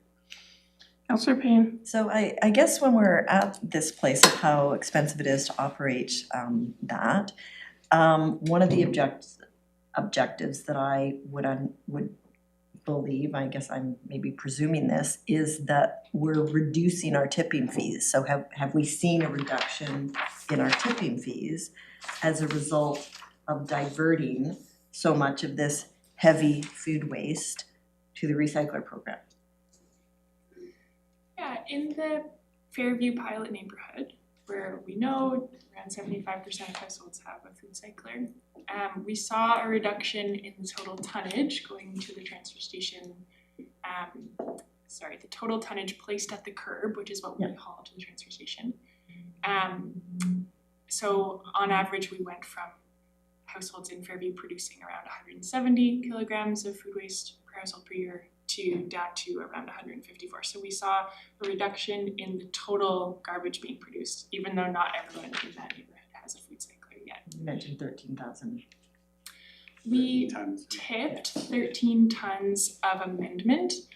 Okay, sorry, I thought it was the. Yeah, no problem. So that, all I'm saying, is that translating to a financial number? Our tipping fees are going down. Is that, Yeah. that's our goal? Is that a goal that we have? Yeah. Yeah? Well, So is that financially, goal sure. being realized? Yeah, So our tipping fees are less than they have been in the past. oh, they keep going up, but cost may not be. This is unfortunate, yeah, it's very difficult because we just collect and then we have to pay a fee because we're part of a service in the RDCK, so it's not very clean and I think it makes it also very difficult for the general public to understand. We are just the collectors of your garbage. Somebody else is doing processing, trucking, whatever, and we also pay for that. That comes in that other part of the tax bill that's under RDCK. So like, wouldn't it be nice if garbage was just 6.4 million? I actually think garbage is probably like putting in the RDCK component. I mean, it's an expensive proposition. And I think people are unfortunately very much out of sight is out of mind. Once it's there and once it's gone, like now it's not my problem anymore, but it is an ongoing problem.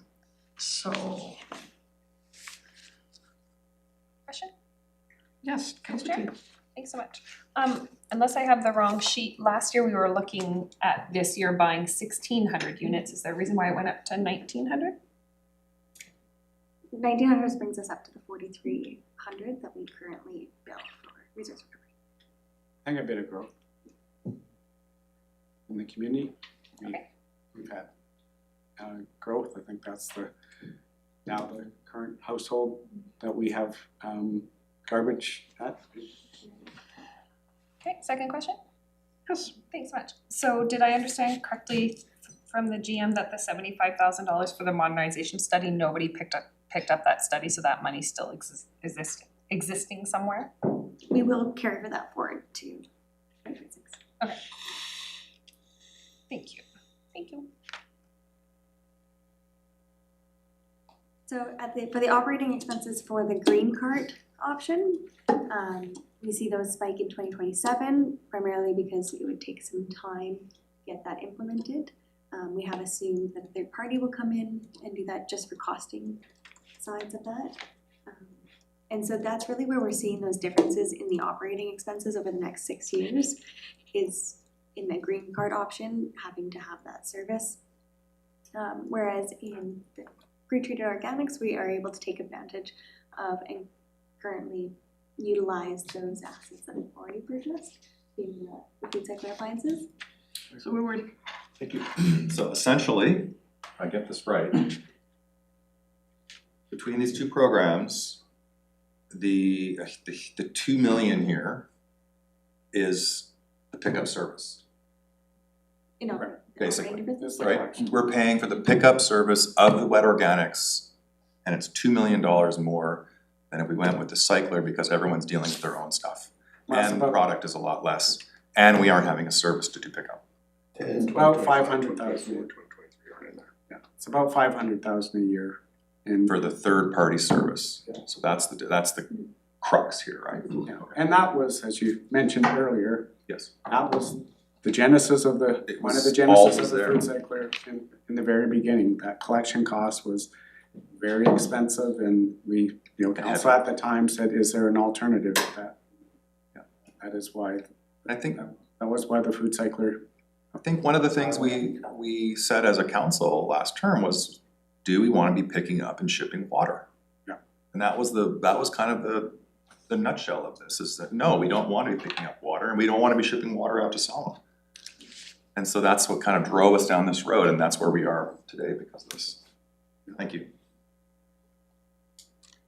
And I just wanna mention on the capital cost too, as you see that little star there at the bottom of that, your asterisks, that's assuming the RDCK is paying 33% of the cost of the green bins. That's almost $600,000, and again, we pay 50% of central waste, so this is a bit of a misnomer if you look at both sides of it. Even if we got the 33%, Nelson residents would pay 50% of that, so that's another $300,000.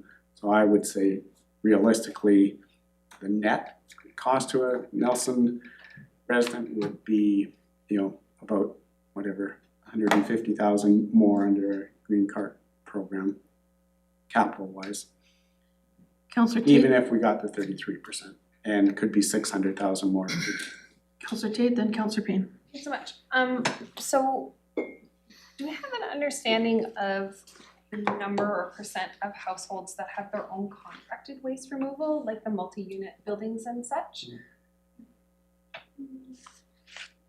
Well, we have all of the multifamilies, other than a very small number that are kind of anomalies, they have private waste collection. Yeah, do we have an understanding of the percentage of those types of households out of the 4,300?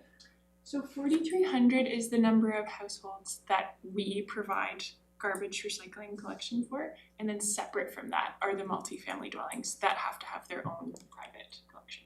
We can ask Natalie that. I think we're Chris, maybe you know that, 5,800 residential units, so the balance would be. I can do the subtraction, I'm asking for the big number. Yeah, I think we're around 5,800 Okay. total, so You would take away the 43? Yeah. 58 minus 43? Is that what? 1,500, yeah, about 1,500 I think are in condos and that we're not collecting from. 2021 census says it's at the 49, so I think 53, okay. And so those households still pay regular waste recovery? No, we do No. not. They don't pay We those? do not build them. We don't bill them? We don't do any of that. We don't do recycling, we don't do waste collection. They are not billed for. That's why, Those addresses are not billed yeah, for that's that in why, their property taxes? this is all on your on the utility bill, On the utility bill, the March bill, the one that you just got in the mail. Yeah, they don't pay that. None of this comes out of taxation, it all comes from your utility bill for resource recovery now. The green one, yeah, Yeah. the green bill Green on my bill. fridge right now. Yeah, the green bill. And my last question just on this vein is has there been any thought into making or providing or expanding food cyclers to those multi-unit households? Yes, there has. And we have to sort of, there's the larger ones that I Yeah. think will be ICI customers that that, you know, the RDCK is working on, how do we collect, you know, those larger ones, but then we have a bunch of these smaller units, you know, 12, 14 units, et cetera, that, you know, they're doing their own thing, so there's definitely interest from those entities. I think we do have a pilot in one of the multifamily or apartment buildings. So yes, we're trying to figure out how we do that definitely with organics. We bill them just a separate rate for, you know, just for organics for those ones, but it's something that, you know, we need to figure out. Thank you. Councillor Payne. I can maybe get this later, but this conversation is leading me to think of, if we looked at the organics pie, we know that ICI is big. I assume that portion that we're talking about. 26%, yeah. Yeah, the multi-residential units is a smaller slice of the pie. And then is residential the largest percentage in the pie? So if we look at all of the organics, the three categories I think of, and I may be missing something, but ICI, so now I'm using an acronym, industrial, commercial, no? Institutional. Yeah. Which we know are large, 26% of what we. No, 26 is the 1,500 out of 5,800. Okay. Or did I do that wrong? Say it again. What was it, 53? I'm just interested in what the pie looks like, because we know it's not an even, and we're only, with this program, we're only dealing with one section of the pie. But I can find that later. Didn't mean to, but it just made me think, how do we actually make a significant difference in our community? You got me. You got where I was going to there. Yes. If you look Because at- right now, we're affecting, is the investment in this particular section of that pie justify the emissions reductions that we're looking for to become the lowest garbage people in Canada? Yeah, I guess we're starting with the folks we impact directly, which is that residential share. But doesn't mean that we need to not figure out the rest. Through the chair, I wasn't here the first time, and I appreciate Councillor Woodward giving us context, and the mayor giving us context. I just want to make sure that I'm picking up the themes for decision-making here. The greenhouse gases, although our report tells us that it's neither here nor there. We're looking at the Councillor Tate? Yeah. There is a slide coming up that will go through all the. I thought I saw, okay, sure, I'll wait. Thank you. Okay, go. Okay, moving on to capital expenses. So these are very comparable over the next 6 years. As Kevin mentioned out, the green cards do assume that grant funding that is not guaranteed. So when we look at costs, we're really looking at those operating costs and seeing that that's where we're seeing that big difference between the nutrient organics and green card. Councillor Payne? So where is the 1.2 million for capital costs for the pre-treated organics program coming from? That would be from the resource recovery. From the fees, that's coming from fees, okay, thank you. So that basically the bottom line here is the fees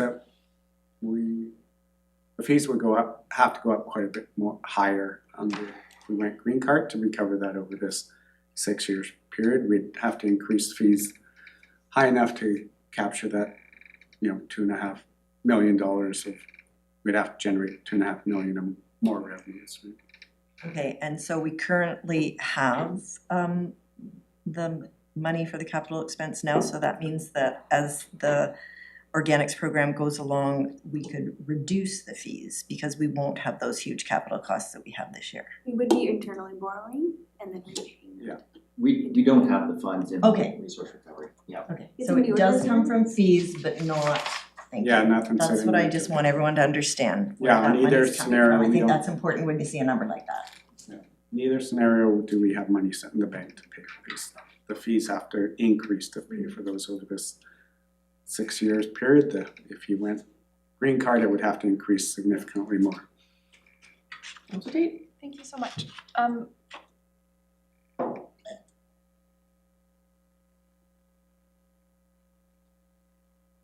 Sorry, unless I have the wrong sheet, which I might, I thought that this year the plan in the capital was 900,000, not 1.2 million.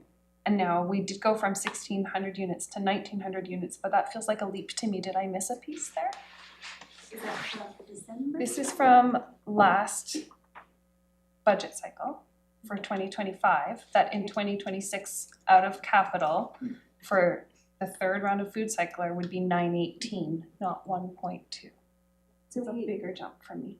the additional units is one of them. Yeah. There's also the extended warranty. Okay. There's some capital expenses to retrofit some of the current drop-off bins in there, as well as a small retrofit for the carbon stations. Sorry, say it again? A small retrofit for carbon stations, because we would need those around the community. Councilor Tate, is that last year's Yep. sheet or this year's? No, It's you're saying 2025 Last year we when we predicted, projected to 2026. correct, So you're looking at the projections, so you're. Yep. Okay, cause I was gonna say those big sheets, I thought that was last year. yeah, it is. It was last year in 2025, we were predicting that this year for 2026, the Right. capital expense would be 918. But now we're seeing the capital expense would be 1.2. Okay, could I say it back to you? Yeah, retrofitting both the green bins and the what now? Like the dump stations? Yeah, retrofitting the current drop-off stations. Thank you, drop off. Increase in the number of units. Yeah. From 1,600 to And the 19. extended warranty, Yeah, the extended warranty on the pre-existing units is also included in there. extending the warranty, And then also the carbon stations. retrofitting the carbon stations. We would get another one as well.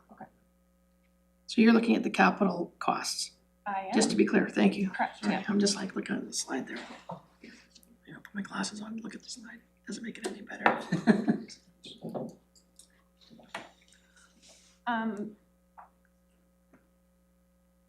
Question, sorry, as we expand the program, I'm curious then, should we kind of in our minds be imagining that what we are predicting for capital could possibly go up 30% just because we don't know whether the new bins are gonna work perfectly well and that sort of thing? That's like, to me, that's a big, oh my gosh, that was a lot more than we had kind of thought it would be last year. Are there other things that we can predict that we can't So predict? can you tell me what the number was from the projected one for 2026 was? 918. 918, thank you. 770. Unless this is wrong, but you probably have a better copy of it than me. I just have the think- one that's printed. You know, when we get into the projections of the years Yeah. to come in our 5-year financial plan, Yeah.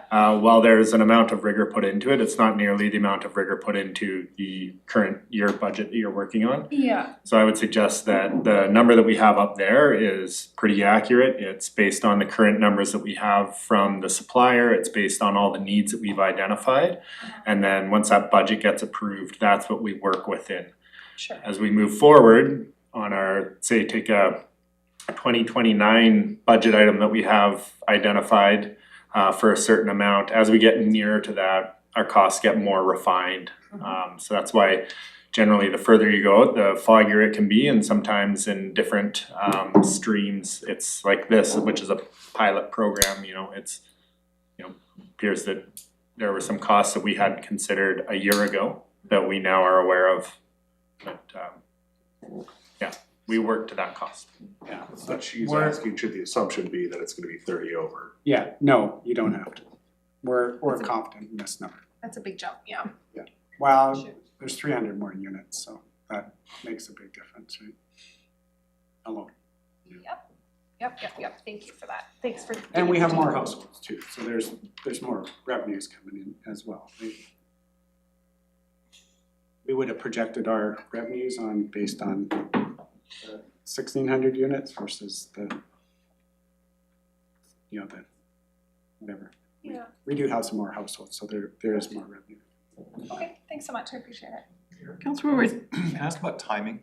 So we've been going since the beginning and we still have 2 sections to go, is that? Yeah, we have all day, Councilor Wood, but I'm just like, you know what, we have to sort of at some point here for this year, and I'm just allowing the conversation to happen and the questions to be answered because, Thank you. and if we have to have them come back, we can make that decision to come back yet again, but we knew that, or at least I knew that this would probably be a long day, and so we do have the afternoon, and just in terms of climate and energy, that shouldn't be a particularly long discussion, because we talk about climate and energy through many of the budget processes we've gone through, so I will be controlling the conversation around climate and energy if it starts to segue off and we get out of our lane and decide that we're gonna figure out how the operations should work.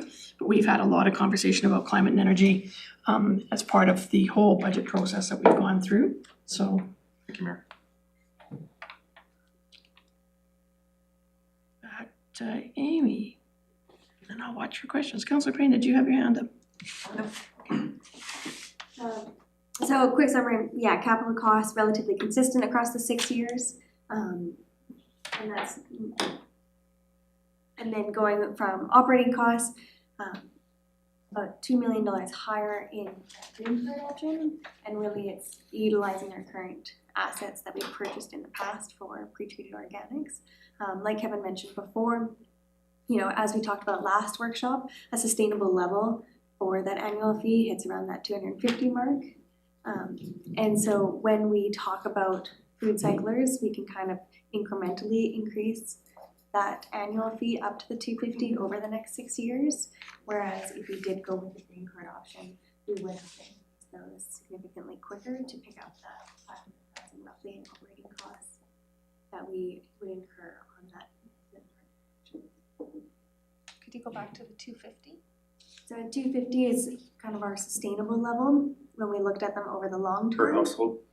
Per household, yeah. The annual fee The annual fee, correct. And we're at what? Currently we're at 175. for 2026. Correct. So 250 last year did not appear on this sheet anywhere. Like the highest was 215. So are you still talking about organics? Okay, gotcha. Resource recovery. Resource recovery with the existing food cycler program to 2031. Correct. Okay, thank you. Okay, gotcha.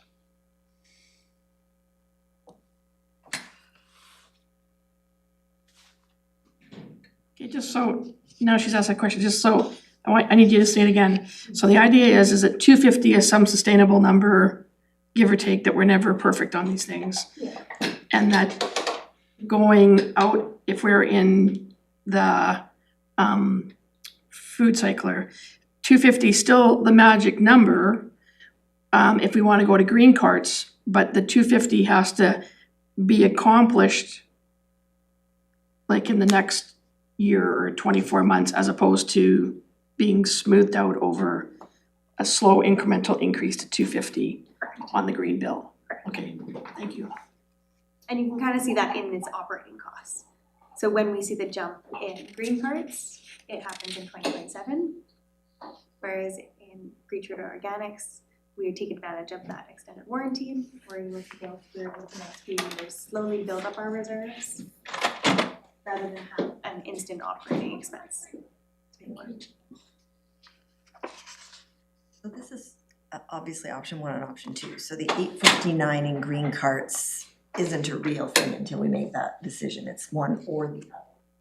Those lines or the other. Correct. Yes, thank you.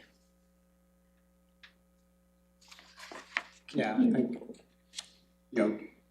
the operating cost for green bins, that doesn't occur obviously until we start operating that, so really 2026 is in my mind, a bit of a misnomer, because you got one program operating, one not operating, so. Amy? Any other questions for Chris? Otherwise, I'll pass it back to Mary. Don't go too far. Stay. You Mary? can stay there. Sorry, you can't get out of the hot seat yet, because I'm sure the question will come up, so between the three of you. Mary, back to you then. Thank you. I would just like to summarize the decision points for each of the components that we've discussed today, as they were all taken into account in developing the staff recommendation that we'll lay out in fall. So in terms of diversion, we expect to see a high level of diversion with the citywide implementation of the pre-treated organics program. If that implementation is accompanied by the education and exploration of some regulatory tools as well. In terms of wildlife attractants, we think that pre-treatment is a good option for enabling residents to manage their wildlife attractants around their homes. Councillor Payne has a question. Can you give us an example of a regulatory method that we would We have utilize? a jingle. Absolutely. What's that? Your bag, no tag. I think it comes up in the Yeah, recommendations. it's in the staff Very last recommendations at page. the very last slide. And It's just- there are other tools, but Oh, yes, sorry. clear bag. I Yeah, got let's- this, I got this late, I was out all night. Yeah, it will come up in the recommendations, so. Can't wait. In terms of operations, pre-treatment is a more straightforward diversion method. And Public Works, without that assessment work that hasn't been completed yet, can't recommend a green card program from an operational standpoint.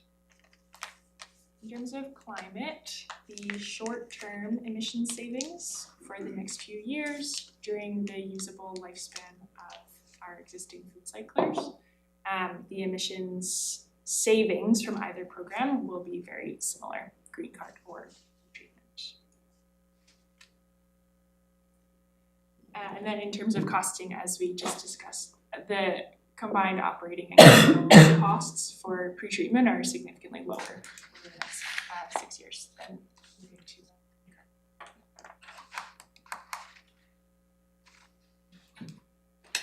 So, for these reasons, staff Sorry, can I are- just jump in? Yes.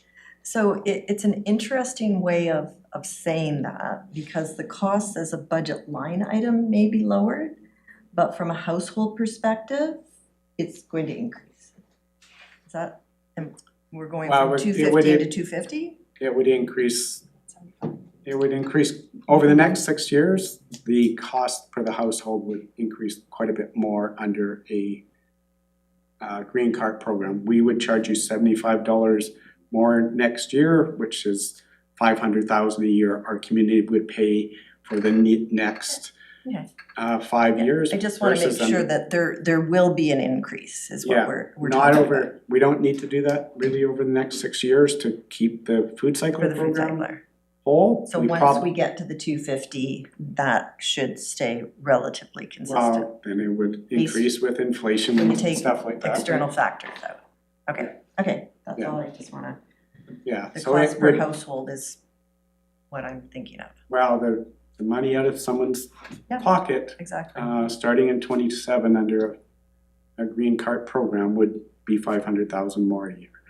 So over that next 5 years, we'd collect two and a half million more from those, our households if we went green cart. That's the sort of the summary of it.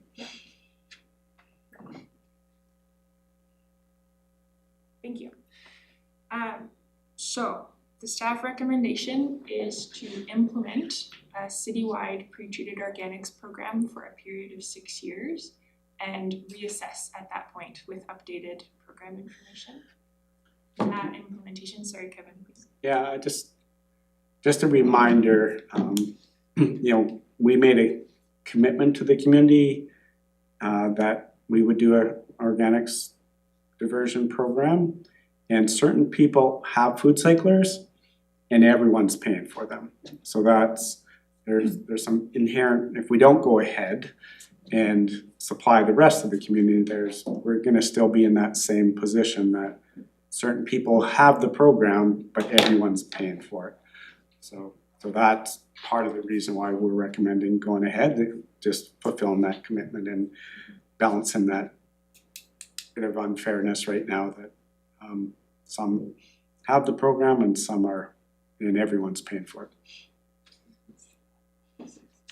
So that citywide implementation, as we've discussed, would entail purchasing 1,900 additional food cyclers to equip all of the remaining eligible households. We recommend upgrading the central organics drop-off bin system, as we've talked about, and also introducing a twice yearly curbside yard waste collection. And we recommend for Public Works to remain focused on modernizing the two-stream collection service. In terms of education and evaluation, of course, we'd like to see the continued measurement of waste generation, waste diversion, and also program participation, while providing ongoing resident education to maximize household diversion.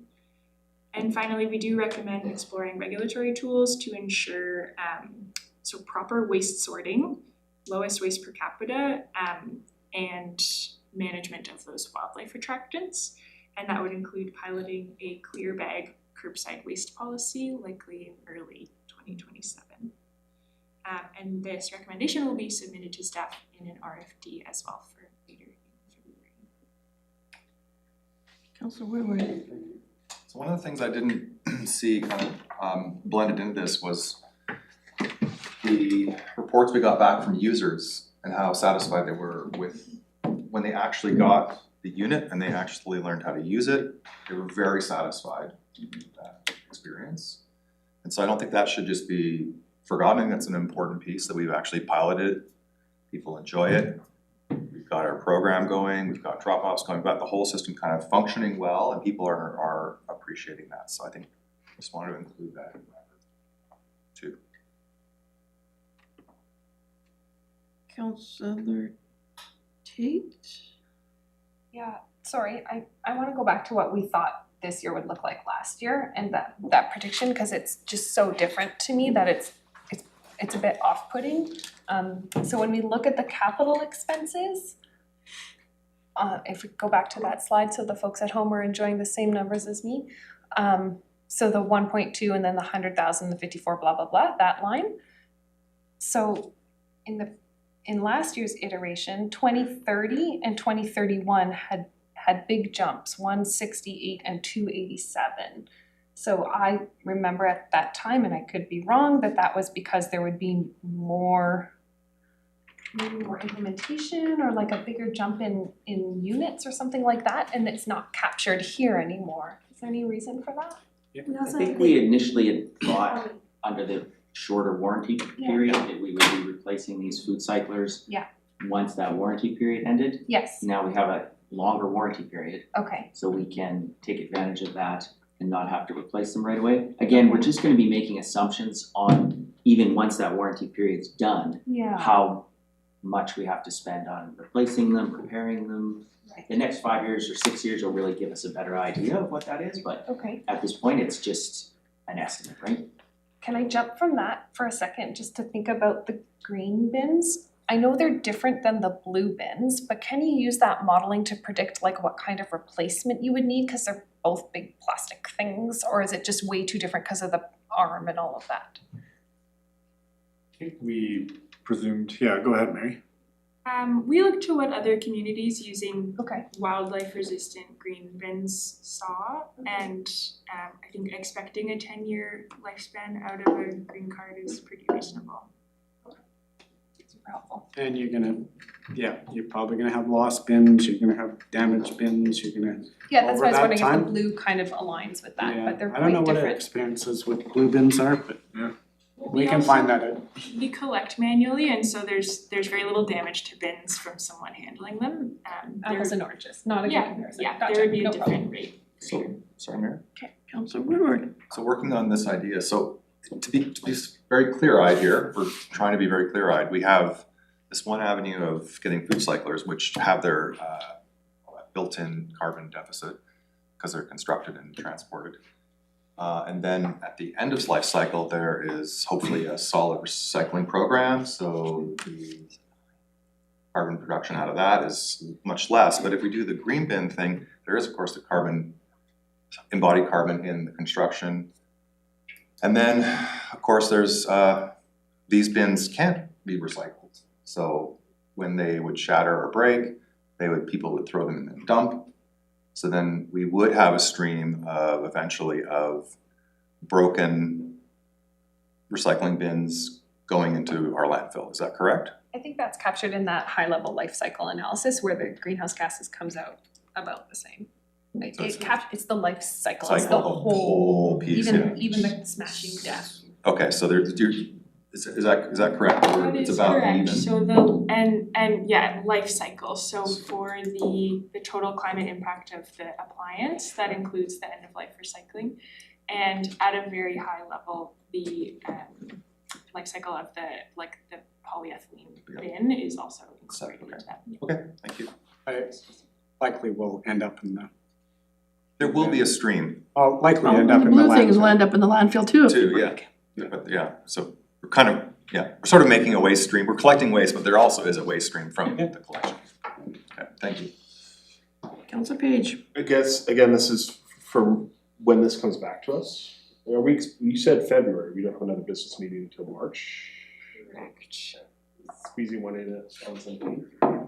That's what we Okay. propose, the committee of the whole.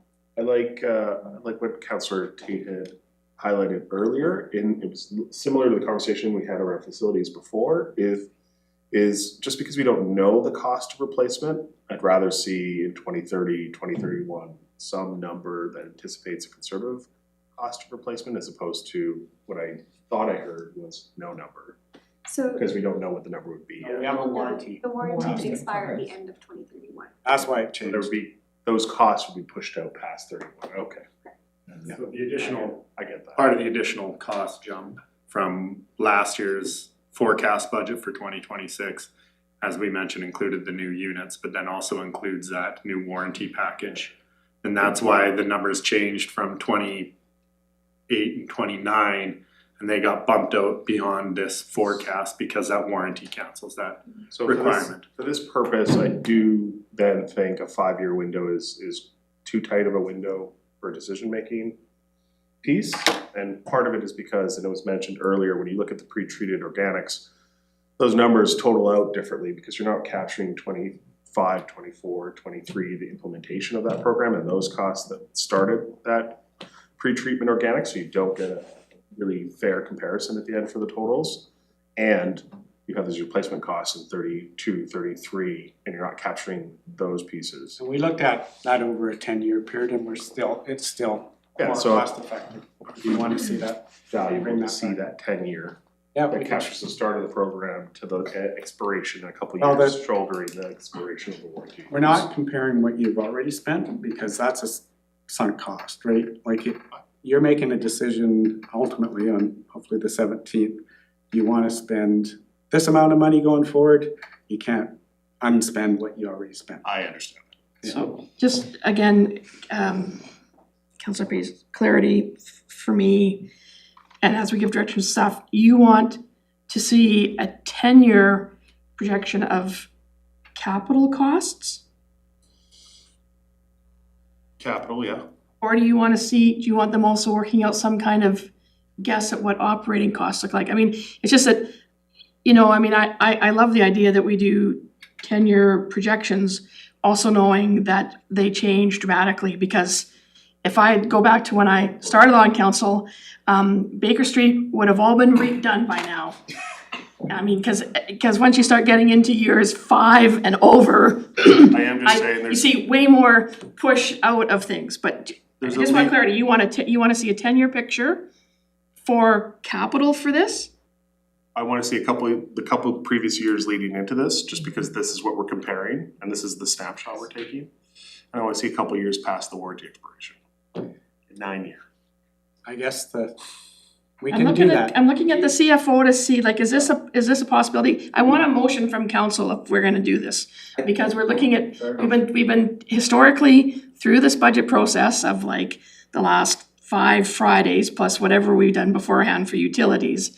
You know, we've been looking at this sort of smaller window. I mean, I shouldn't say utilities, because utilities, we do look at 10, but what is it that you would like, and CFO, can we go backwards as well as go forwards? Have that. I think last time when we presented this, we did show a 20-year forecast of what this would look like. So if Okay. you wanted to go back and cut that off at 10 years, you certainly could. The purpose of this was to show you that you have another decision point coming in 2031 when that extended warranty ends, to look at this and say, okay, do we want to, in 2032, buy a bunch more food cyclers, or do we want to go to a green card option?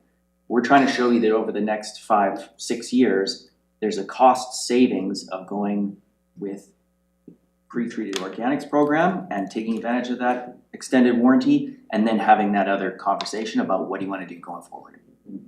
At which point we'll have that additional data of, you know, semi-automated, automated, we'll know how the performance is of the food cycler, we'll understand where the units are in their life cycle. You know, are we gonna be able to extend them? We'll have a lot more information, so. The last meeting that we met at, there was a lot of discussion about how uncomfortable it was about making a 20-year decision. Yeah. And we're saying this isn't a 20-year decision, it's a 6-year decision. With the presumption that we go for full implementation. Like that's a baked in assumption in both of these, that we're striving to achieve full implementation in a 2-year window as opposed to still drawing that out further and supplementing the wait list and getting another 500 and filling. Okay, I'm gonna come back for resolution, but Councillor Pinero has a question. Just a comment really, like it might be we've gone from 20 years to 6, but I've noticed, maybe this is just my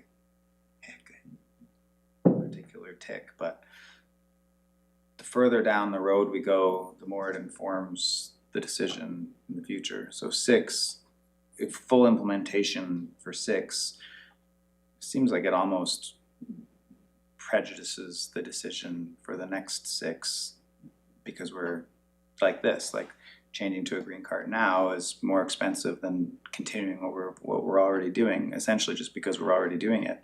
There's no other reason. So I just would caution people about that, like it's not, it is essentially, it has a way of turning into a 20-year decision. Yeah, I can see Any decision has a long-term impact. I guess my only concern is the longer you look out, the bigger the error is on the outlook. So that's the whole thing. So you see this number and you're like, it's just a number. You see it and it's just like, OMG. But I mean, that number might be OMG on steroids, or it might be, oh, it really wasn't that bad because you increase the error the more years you go out. So what I'm hearing here, and I Can imagine. just clarify this, just so people, I hear your point there. However, this is one of those clean places.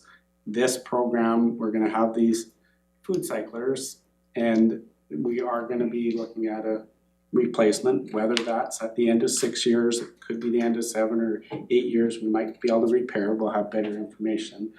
But it truly is, you're not committed to any capital expenditure beyond that it truly is a place where you can make a decision, or a council at that time will make a decision whether to continue or not. And it's no different than, let's talk about, even waste collection. It's when our equipment comes to the end of life is the time you make that decision. So do we continue to collect ourselves, or do we, for example, contract that out? Those are true decision points that are important to make at that time. When you're in the middle of it, as we are in this case, you're right. They've been impacted from the past. You've already put that capital, it still has a life, and you probably want to realize that life before you do something different. So I hear your point. However, it truly is at that end of that 6 years, and that's why we presented this at that 6 years. At that time, it truly is a decision point. Do you invest a bunch more capital in this, or do you invest more or switch that and invest capital in here. 'Cause both these programs are, there is some significant capital you have to invest. So, Councillor Page, I am willing to entertain if you want to have a motion and we look at 2024 to 2034, which captures the sort of beginning and then your end point. If that's the pleasure of That's not council. gonna provide us any more information. We didn't buy those in 2024. Well, he asked I kind for of- some back, he wants to go forward. I mean, I don't know how that matters. You've spent that capital. You can't say we're not gonna buy the garbage truck. We bought the garbage truck. It matters to me. Yeah. To start where we started the capital expenditures on the food cycle. And we can tell you what the total I'd capital expenditures just love to are. see it penciled in exactly this format, it's perfect. Just with those numbers, because there's a whole component to this that sets the stage for this to be a model for other communities. And so when I see this and I see these comparisons, it's not just the operational decision we're making today to get to the next decision point, it's also that decision to take the pilot into full implementation, and so those numbers matter to me. So that they show up somewhere and they're easy to reference into the future. so Councillor Page, I am asking you then, if you would like this, Yeah. we need a motion on the table. I'll put it Pick up your and see if yours. there's a second. Pick yours, so we know what they are. And then we'll see if there's a secondary, but we need to know what time frame you're looking at. First purchase, when do we make Are the you first looking one? for what's the whole capital cost of this program from start to finish? So then, can I just clarify too, if you're backdating, you'd have to assume that you had a green card program from the same date as well, right? Well, you just start, no, you assume if you started a Yeah. green card program today. Yes, gotcha. And or he started a food cycle program today, from zero. Sorry, I wanna clarify. I think you wanna go backwards to 2023 with the organics lines, because then you're getting the proper total at the end by the time you're fully implemented. Is that Yes. what you're saying? Correct. Well, we can show you that going forward. Yeah. Like going back, we bought this food cycler for this price 3 years ago. You probably, if we're trying to give information to another community, we'd say, this is what it would look like. I get that, but for the total price, if you're looking at the total capital input into this program, it includes the ones that are already existing that we're about to buy the extended warranty for. So I think sorry.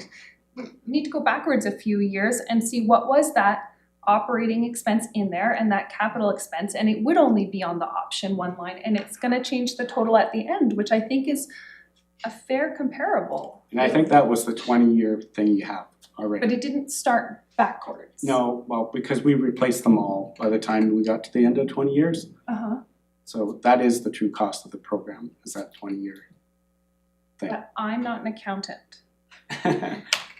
So it You're a does mathematician, show. Can I Well, have a motion? I just think there's an ask. Let's see if it flies. Yep, And then that's fair. staff is gonna have to come back with whatever this, but I need to have something that we're making a resolution on. Councillor Page, Yeah, I'd like to move a motion that we include the capital costs of the pre-treated organics program from when the program began till 2032. So that we have a fair comparison between the two programs as they're implemented into as they're put into full implementation. So I don't have to pull out my other pages. So we need us, I'll second it. can I just clarify? So you want one program starting 3 years earlier than the other program and compare what those? That's what happened, those are the numbers. Why is this such a big deal? Well, because one, if we would have bought the green card and spent collection over those 3 years, we would have spent the 1.5 million that we paid to buy the food cyclers. Yeah, but we've captured that in this modeling exercise. What do we Not take? going backwards. If we started green card back in 2023, we would have spent 1.7 million for the carts. We would have spent an extra 500,000 every year to collect it. So you can't say, So maybe it's just the capital then. Yeah, I could see just making that pre-treated organics capital number reflect the total cost of all the food cyclers Right. in that piece and then going forward, is that what Yeah. you're looking for? Well, because Cause I agree with Kevin, you can't backdate the and not show any operations- operating for yeah. green card, that's not I didn't fair. think this was about operating expenses, I thought this was about capital Capital. expenditures. Okay, It's just capital. and that, Am I correct, Councillor Page? That's the I get it. biggest, You want capital, Wrinkle I see you in the want whole- capital rework, not the operating. yeah. Okay, that's Okay. been moved and seconded. Any further discussion or questions to the, I just have a distinction. It says here that we bought 151 households participated in 2020. So that was, Like honestly, if you wanna know what would be the capital cost of buying 4,300 units, we can provide you that. That's really what you're, to compare what we bought in 2020 and what we bought in 23 or 22 or whatever. I don't know. There was We some we can give grants. you that information. I don't know how I it don't, and reflects the decision making. I guess my thing is, I don't think we have to go back that far. We wanna go back to the beginning of so 22, this 23. program, so 22 or 20, Maybe it's just a 1600 column that says units. pre-2025. Yeah, we can tell Drop you the what. capital costs in there and call it a day, like. Yeah. we anyways, can do that. so this has been moved and seconded. All those in favor of seeing an expanded, some backed up, some Carries. moving forward, a minimum of 10 years? We're just including, You just want to know what the capital cost was add the spent so capital far. costs Okay. that preceded, so the program totals out correctly at the end. Okay, That's all we need. all those in favor of that? Okay, that carries. There we go, thank you. Are there any other further questions, Councillor Tate? Any further questions about the numbers? No, I don't have any other questions. I would just say to the table that, and I think this comes up as we're going to this slide, where we're trying to figure out these, we're weighing these different factors in decision making, and some of them are equal and some of them are not. That the thing that's quite difficult to predict is the uptake and the diversion. But like just on some super rough numbers, we take away the apartment buildings that have independent. We overestimate the number of people that participate. So right now curbside is 54, but recycling is 60. Toronto has 61. Cool. And then we look at what the food cycler can actually divert, which we're hoping maybe 65% of wet household. The amount that we're actually diverting with this program, if we're able to crunch those numbers, isn't super high. I came up with like 32% diversion of the entire wet waste of the city, residential. But that's just like napkin. My curiosity is around convenience, because my understanding from some of the literature is that the best way to get diversion is whatever is easiest for people. And so that might be under education. I'm not sure where that sits in how we're trying to divert the waste, which is kind of the core of it, whether it's a provincial regulation or otherwise, because many other things being equal, long-term, the goal is to have diversion. And I think the biggest factor in diversion, for better or worse, is convenience. So I'm not sure how to measure that, but that weighs heavily on me. And I think Director Cunningham has a thought. So, Director Cunningham, chime Yes. in. Thank you. Thank you. I have to leave because, but thank you very much for allowing me to sit here and enjoy your deliberations. And I'd like to leave you with two thoughts. One, a little bit funny, and the other, the future. And first one is, we still have 35% that we're not taking, and the goal for the district that we're looking at is 90%, and that's also the goal for the province. So we all have a long ways to go, and that's something to consider. The second thing, and this is a little story, 30 years ago, when we were first looking at composting, the mayor, I'm not gonna mention names, those of you who were around 30 years ago possibly know who I'm talking about. said he didn't believe in composting. He said, we'll just buy everybody in Nelson a big garburator and they'll flush it all down and they'll pick it up at the sewage treatment plant. That's the cute story for you. And I don't know what you would have done with that much, excuse the expression. And I'll leave you with that. But thanks a lot for allowing me to sit in. I've enjoyed your deliberations. And it is a big problem, no matter what we do, and trying to get to 90% is going to be a lot of work for a lot of us, no matter how we do it. And there's no doubt it's going to cost a lot of money. And it's going to take a big pile of education. And for those who can home compost, go for it, because that way we don't need to handle it as a regional district, and you don't need to handle it as a city. It's taken care of. Thanks. Thanks, Director. Thank you for coming, and the door is always open to any directors around the RDCK table that want to join us for our deliberations on our budget and any other topical things where we share common interests. So thank you again for attending. Councilor Woodward. I just want to say that, building on Councilor Tate said, is that,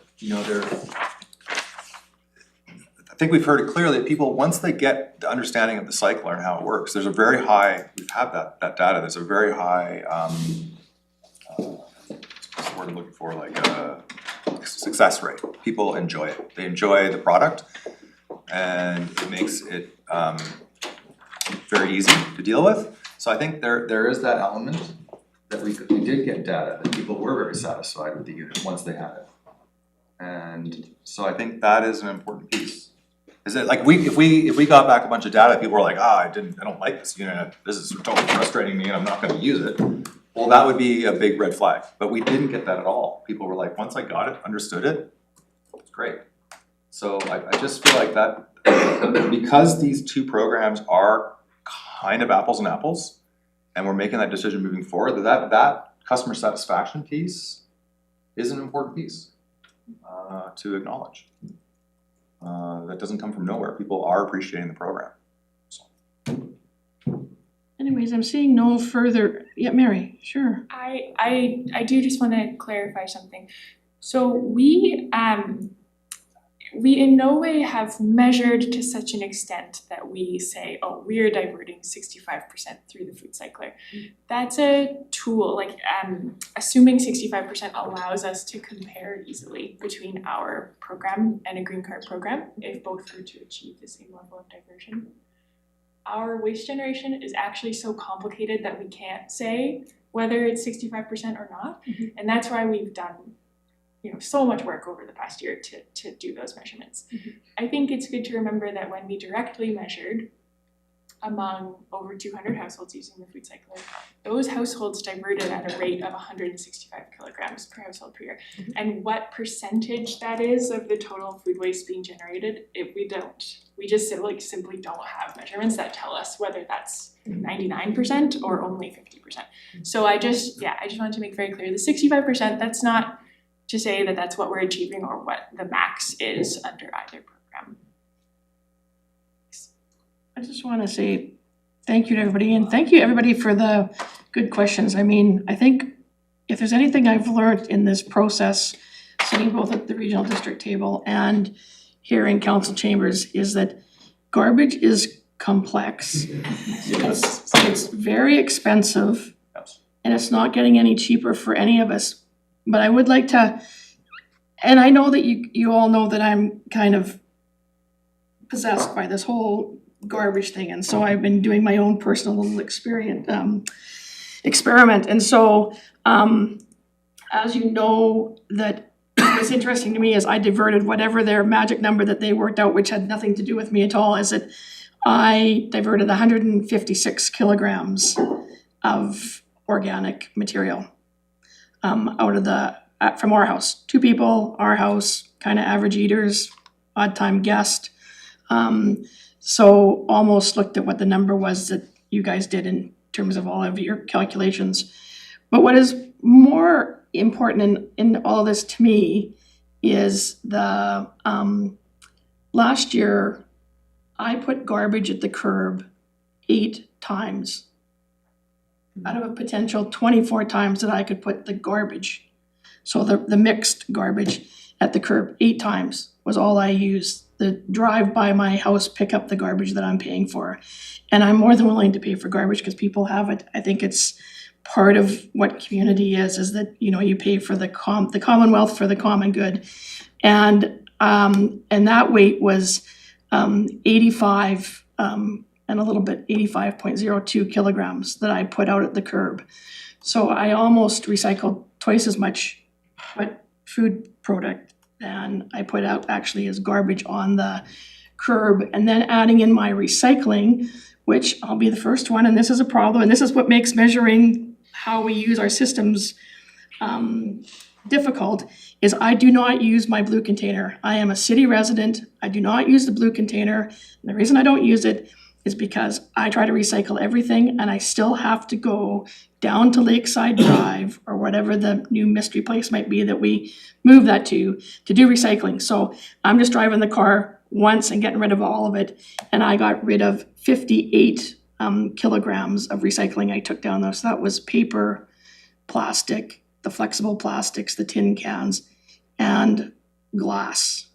So I don't feel like I'm using the system that much. I don't think I should get a reduction in what I pay, but I think it's important to know. I know that if I go to green card, for me, it would be like, I think that because the fact that I can get rid of this wet produce every day is different than if I have to collect it to then put it out at the end of the week or on a weekly basis. I just don't know how comfortable I am with that. But whatever the decision of council is, we can make it. But that's been the impact on my garbage. Well, what's unfortunate, just like every other study, is I have no idea of how much garbage I was just throwing out to the curb when it was all going to the curb. But I know that there was times, like we would put out garbage every 2 weeks. I know that for a fact. How big the bag was and what it weighed, I don't know.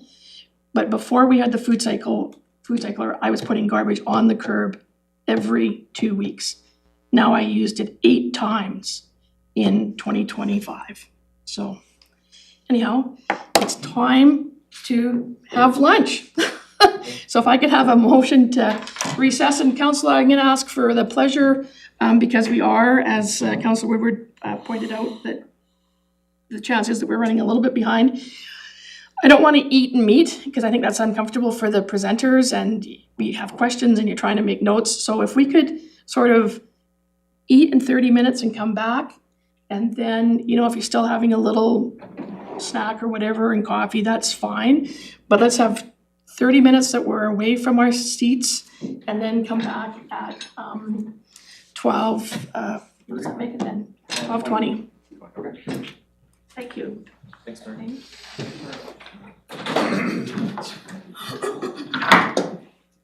What are you gonna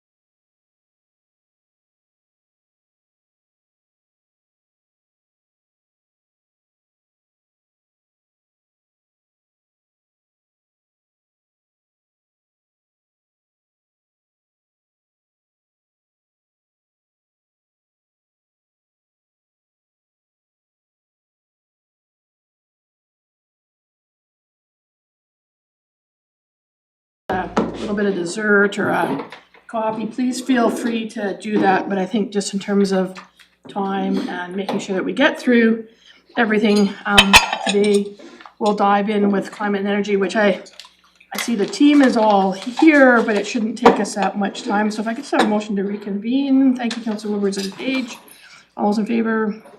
That carries. Okay, so we have 4 people in the hot seat now. So we have, on my left, we have Alex, and then we have Brendan, and then we have Emily, and of course, their manager, Carmen. So Climate and Energy Department, here we go. So Carmen, if you want to start and have some opening remarks. Gotcha. Okay, thank you, Mayor and Council. So today we're going to give you a run through of our 2025 highlights and our 2026 initiatives. So this makes up our team here, and I should also let you guys know that we are part of Chris Johnson's team for community planning, climate, and infrastructure. So I report to Chris. He helps support our team with our initiatives. And today we have a couple of our team also that you've heard from already. You heard from Mary, and you also heard from Theo a few weeks ago. And so we're gonna have each of these folks talk about their 2025, their 2026, and then we're gonna shift it over to the next person. And yeah, it should be relevant. So I do wanna also mention that we're just highlighting, so definitely it doesn't encompass everything in like an exhaustive list of what we do. But these are some highlights just for you. So the team's going to also introduce themselves, and then they're going to take it away from there. I'm going to start. So I'm going to give you guys an overview of my 2025 initiatives. So I'm Emily. I've been with the city since 2021. I started as the Organics Program Coordinator, and now I work as the Climate and Energy Strategist.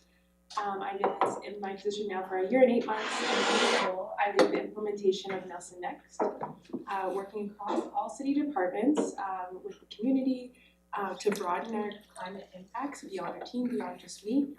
My role is to coordinate projects, secure funding, influence priorities, and track our progress along the way to reducing emissions and building community resilience. So in part of my position, grant funding and resourcing was a big priority for last year. So I applied for $355,000 worth of external funding, and of that secured $175,000. So the projects this supported was $30,000 went to the snow pillow monitoring project, which helps us better track and predict our water reserves for drinking water and fire suppression. This is key for drought and fire resilience. $30,000 went to the climate risk and vulnerability assessment for the sewage treatment plant. This ensures that we know our critical infrastructure, what are the vulnerabilities, and $100,000 came from the Communities in Trust for our climate resilient boulevard tree project. So this was just announced. So this is to help identify key vulnerable areas. So what parts of the city are getting really hot. So we can expand our tree canopy for cooling, for everyone to enjoy the beauty of our canopy, and comfort along active transportation routes, so making sure that people can walk around and be comfortable. This also strengthens our tools for urban tree management, and will give us some resources for the future. Pending is $250,000, but most importantly, we have an application to FCM's Adaptation in Action Fund, and this is to complete a feasibility study for the spillway project. So if it's successful, this positions us to up to $1 million of capital funding to address the reservoirs and deal with upgrades. So this will help support our long-term water security and protect the community from flooding and also fire suppression. Last year, our team launched and developed a fuel efficiency driver training program, so Smart Driver.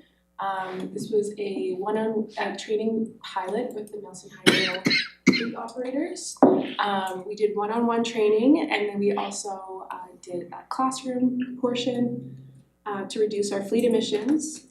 Although the pilot showed meaningful engagement, we didn't see the results that we wanted for full implementation. So the next steps for us are to explore in-house training, potential policy options, and to support continue to support fleet decarbonization goals through behavior changes, and continue to help support fleet transition into electrification and address those needs as they come. Councillor Payne? So you're saying we're moving to in-house training, so the training that happened in 2025 was delivered by a consultant then? or- Yes. Okay. And this is just exploring, we're gonna see what's gonna fit for us, like a fit for our team. Councillor Woodward? Thank you, Mayor. I think what's interesting with this decarbonization of our fleet is that because we're going down that road, we actually are purchasing, there's a couple of those very small units that they bomb around in for the parks, and that's all electric, and that would have been just a typical 1-ton truck before. I think it's interesting how this process is enabling us to actually purchase rolling fleet that is more targeted and not burning fuel, so it's actually it's more functional. Right sizing. Right sizing, thank you, that's the word, thank you.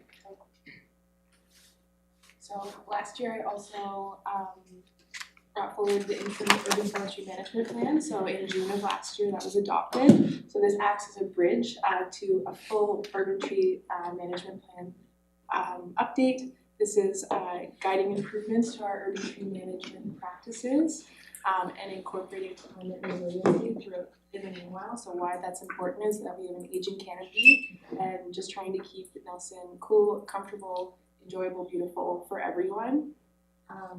So since adoption, this has sparked multiple improvements and projects such as the GIS tree inventory mapping. So last year, as a continuation of our project with Simon Fraser University and Selkirk College, so the Nature Based Solutions project, we digitalized 1,000 plus tree natural assets. So this is just a portion of our natural assets, but it's getting us along the way. This is a step forward in modernizing our urban tree forestry tools.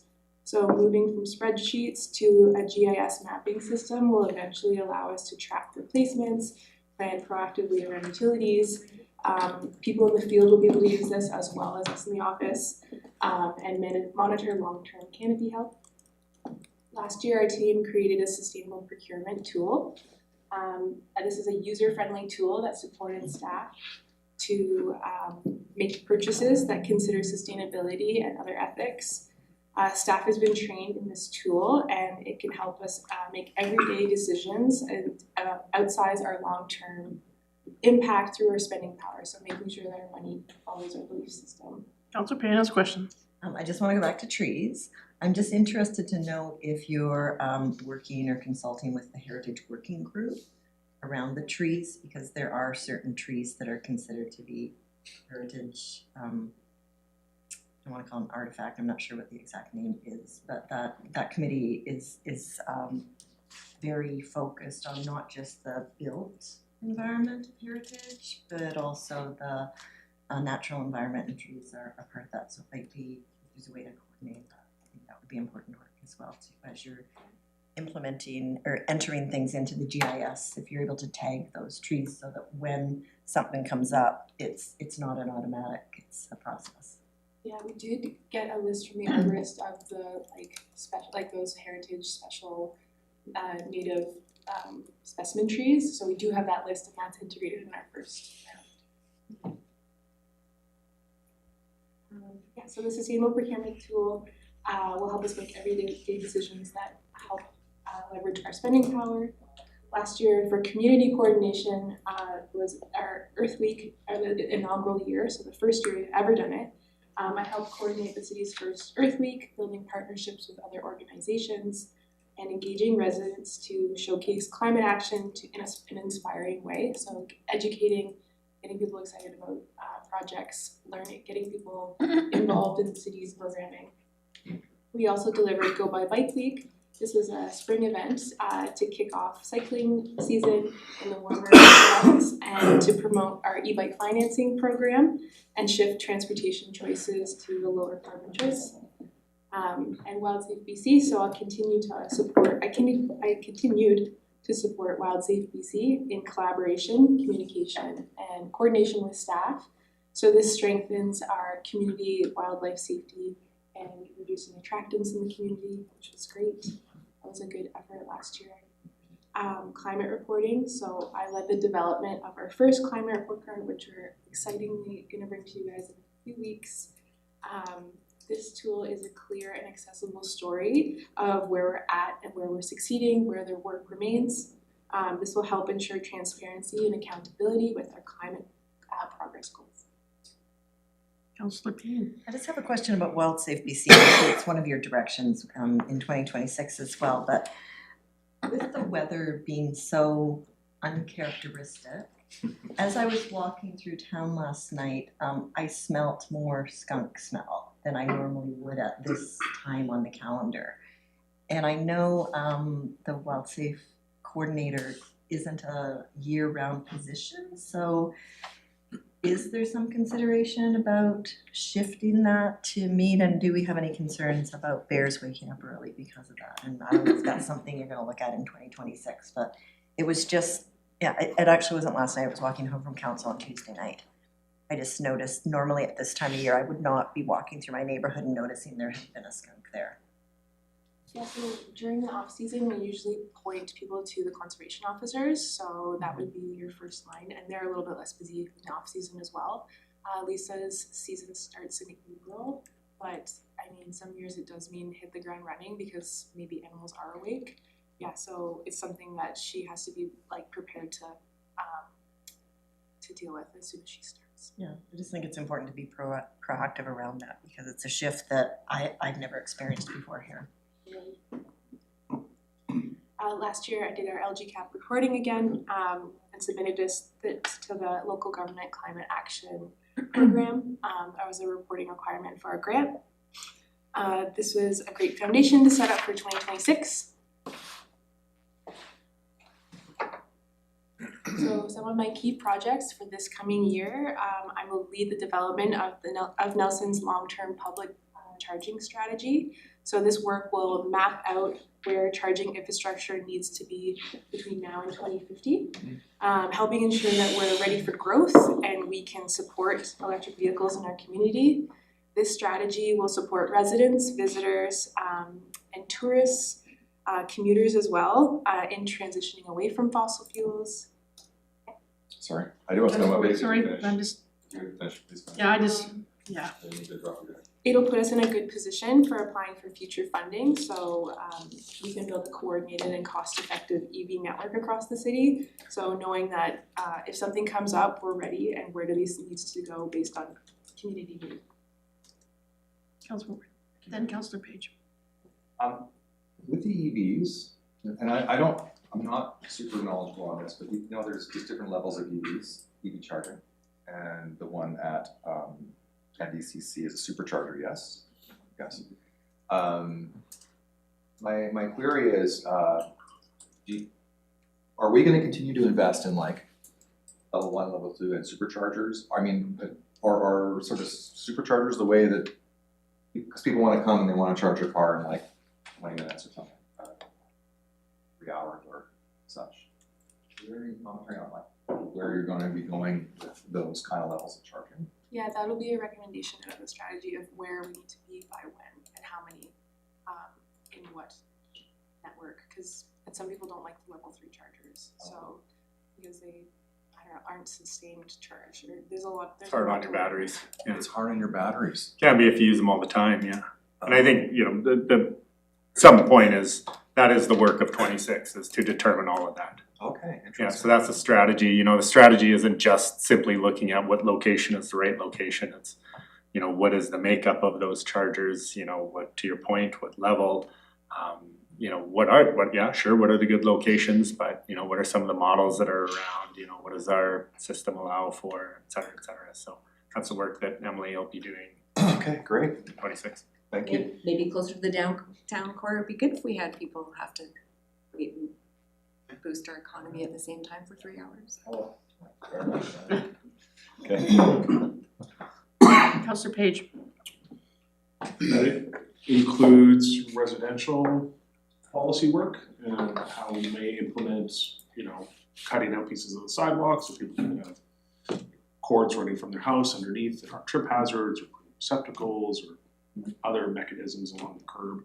Is that inside of that EV strategy? The residential part is not, but we will consider parking. So like if renters don't have access to on-street parking, like if we're in those heritage corridors without driveways, like where could we site a public EV charger so that residents can be supported in that transition? So things like that are like, we'll still be considering it, but not probably going as far as what they do in their own home. Do we anticipate a strategy around curbside parking or curbside charging in the long term, since a lot of, some jurisdictions are allowing small cutouts that they then cover, so you have a conduit to put your cord in, some allow throwing it over, but there's policy work around making sure it's not a trip hazard, some do overhead, some have receptacles, that they install somewhere along the block that people can do that's not on the other side. So like, where's that piece eventually live? I'm sure it's gonna creep up on us and then eventually we'll react to it, but. Yeah, that's a good point, and something that we can maybe perhaps consider through the work and the strategy is how that might fit in, or, does it need to be its own sort of separate investigation? Okay. Yeah. I think we're hearing what you're saying. Strategies, it might come out of the strategy that is an area that, is challenging to address within this particular strategy, but it might be like identified as something that needs a bit of further work.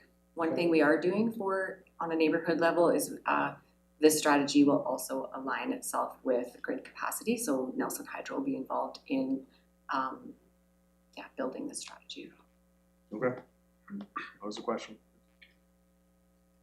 So urban forestry, I'll continue to help to implement the interim urban forestry plan. Guiding priority actions and supporting parks as they deliver tree planting and maintenance. This work enhances our community's ability to stay cool. It protects critical infrastructure and preserves the long-term health of our urban canopy. Trees are one of our most cost-effective climate adaptation tools. So using these natural assets strategically, making sure that they're in places where everyone can enjoy them. Water conservation, so I will work closely with our water utility group to strengthen our water conservation efforts, especially during the hot, dry summer months. This will include outreach tools, residential support that reduces consumption to protect our limited water supplies. Conservation is a critical fire suppression capacity, and it will help our long-term watershed health. This makes the program a key component of our climate resilience, so preparing for the future. Councillor Woodward, Councillor Payne. Thank you. So with water conservation, obviously look out the window here and it's startling. Thankfully we have a good snowpack going on. I guess my concern and worry is some future date we don't have a good snowpack and some planning around what that might mean. I'd love to see like if we had 100% snowpack and like this is what we can look forward through the summer season. What if we have a 50% snowpack? What if we have a 20% snowpack? Like what are the impacts on our town if we have a very warm winter? So I was, if possible in this study, I would like to see a little bit of like tabletop emergency planning around what are some of our options? What could we hope to do if that happens, and what kind of conservation would we have to ask our community to do if that was going on? If I could just add, there's more to take into consideration than just the winter snowpack. It's also the precip, leading up to that. So every year will be a little bit different. Our team works very closely with the emergency management team as well. And so I think that each year's situation will guide our efforts to address sort of like that immediate need each summer. But of course, looking more broadly, we can kind of like, there's something, if it's this, then we might be looking at more like this. Yeah, but yes, I that's see kind of what you're I'm looking for, is just like that we would have actually a fallback position, like from, If I may, So what Emily's gonna be working on is demand management. Sure. So no matter what the conditions are, we need to manage our demand better, right? To bring that down to the lowest reasonable level. It's always, I think, interesting for people to understand that our water system wasn't designed to water your lawns or your gardens, right? So demand management is a big focus of that. We have a number of other initiatives that will help us with ensuring we have good information as seasons happen.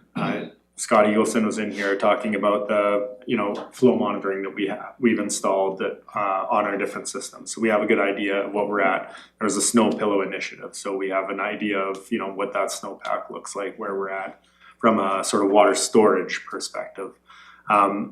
So yeah, we have a number of initiatives and this demand management is, one of those critical pieces. Residential water use is 75% of our water use. So, there is, there's different tools you can use to try and manage water usage. Water meters are one of them, but they cost a lot of money, right? And they have typically, in bigger cities, they have a payoff period because, they're pulling from sources that result in it costing a lot of money to make water. Our source is so pure and so clean that it's very inexpensive to make water. We just have a quantity issue, right? Not a quality issue. So, water metering might not be the way to go for us because that sort of balance of, investment versus payoff doesn't work. At least what we should be doing is really focusing on education to start. And then if we get to a point where we've done all we can on the education, that's, still not getting us there, then we need to start exploring other things. Just as a supplemental, we did do an incredible amount of work over the last 10 or 15 years with leaks. Absolutely, Right? yep. So that's another aspect, managing our own system, right? So those sort of unknown losses, but yeah, and that speaks to the amount of money that we put into our water main replacements and have put in over the last 15, 20 years where we've really managed that. Thank you. Councillor Payne. Interested in the conversation around water metering. I do understand it's expensive, but I know there are grants. Fernie took advantage of the last grant intake to water meter them. Don't know where their water comes from, and I also think that both our quantitative and our qualitative water is unpredictable for the future. So behavior demonstrates that even without any changes in the cost system, here's another factor I can get you the information for, but use goes down about 30% just when people know they're being monitored. That's an aside that I wasn't gonna go there because I'm interested in some of the lower hanging fruit, which is, we used to have a water ambassador. That was sort of fun, going out to your house and showing you how you could save. But I have brought up before the idea of rain barrels, and it was mentioned that we tried that a while ago and it didn't work. I think the environment has changed significantly. So some sort of subsidy or rebate and education around helping people install and understand would take, and I know we get the rain in periods when we have lots of rain, but the idea of it is to hold it and utilize it. Last year, I was able to water throughout most of the season from my rain barrels, and last year was also unusual because we got rain and then dry and then rain and then dry. Normally we get a lot of rain and then a lot of dry. But that's one thing that I think would be interesting to run a test again. I don't know if that's on your list. And the only other reason I see for water metering is someone in the alleyway that I walk to get coffee at Uphill, they must have a leak in their home. Because the alleyway has been icy for 10 days, 2 weeks. But how do we know? How do they know? Yeah, so with water metering, you can detect those things, which is the benefit that we got from water metering some of the commercial entities around town. Just some thoughts to put out there. Water conservation, I think, is one of our key things. We just hear a lot from residents about will we have enough water as we grow? Yeah, we're definitely exploring some of those things. Perfect, thanks. So corporate programs that I will support this year, so continuation of our fleet decarbonization plan, continuing that implementation and tracking departments' lower fuel usage and transition towards cleaner vehicles over time. Sustainable procurement will continue to support departments in applying that tool usage and develop some case studies, highlight successes, refine the process as we go to help our procurement team and make sure our purchasing power is consistently supporting sustainability. Active transportation for the corporate side, you might have noticed there's some new bike parking downstairs. So that's workplace programs encouraging active travel as well as the active travel transportation support in the community. Climate communications is a big part of what I do, so maintaining and improving those communications, including updates to the community, making sure people know what we do and how they can participate in it. Community projects I will support this year, so we have an electrification event that might be similar to something that happened in the past. It's a partnership with HomeSave. I will coordinate and deliver this community event in spring 2026 that supports electrification, home energy efficiency, and community learning. So partnerships will help amplify the impact of this event as part of Earth Days, which is happening again this April. So I'll collaborate with these organizers and coordinate and promote these events to foster inspiration, awareness, and engagement in our programs. Do we have a date? Pardon? Do we have a date yet? I don't, yes, no. Pretty close. You brought not that far. So aligning with WildSafe yet again, seasonal programming with climate goals, wildlife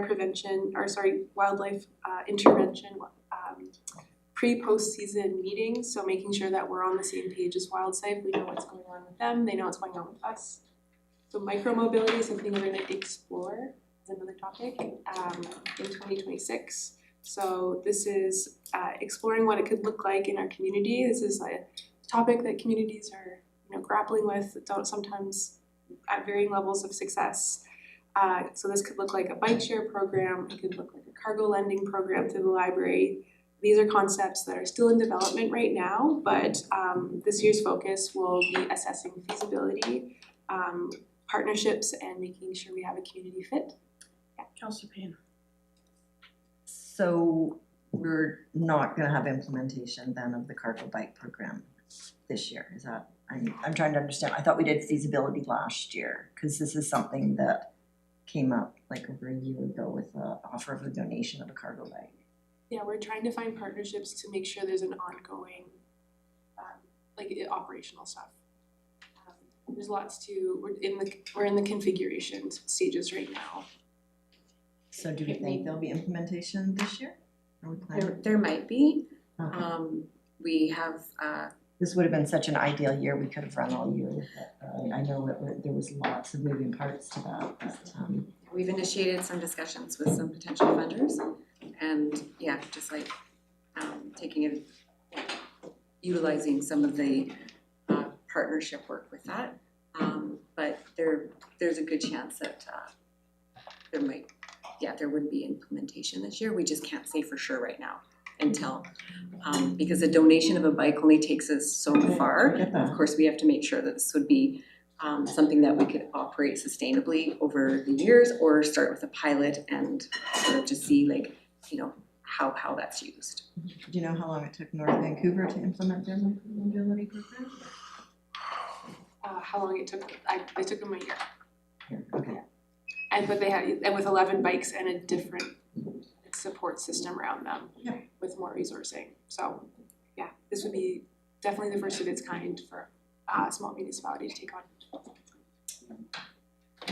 Maybe a community group has the car share ever explored something like that? Because it seems like a fit for.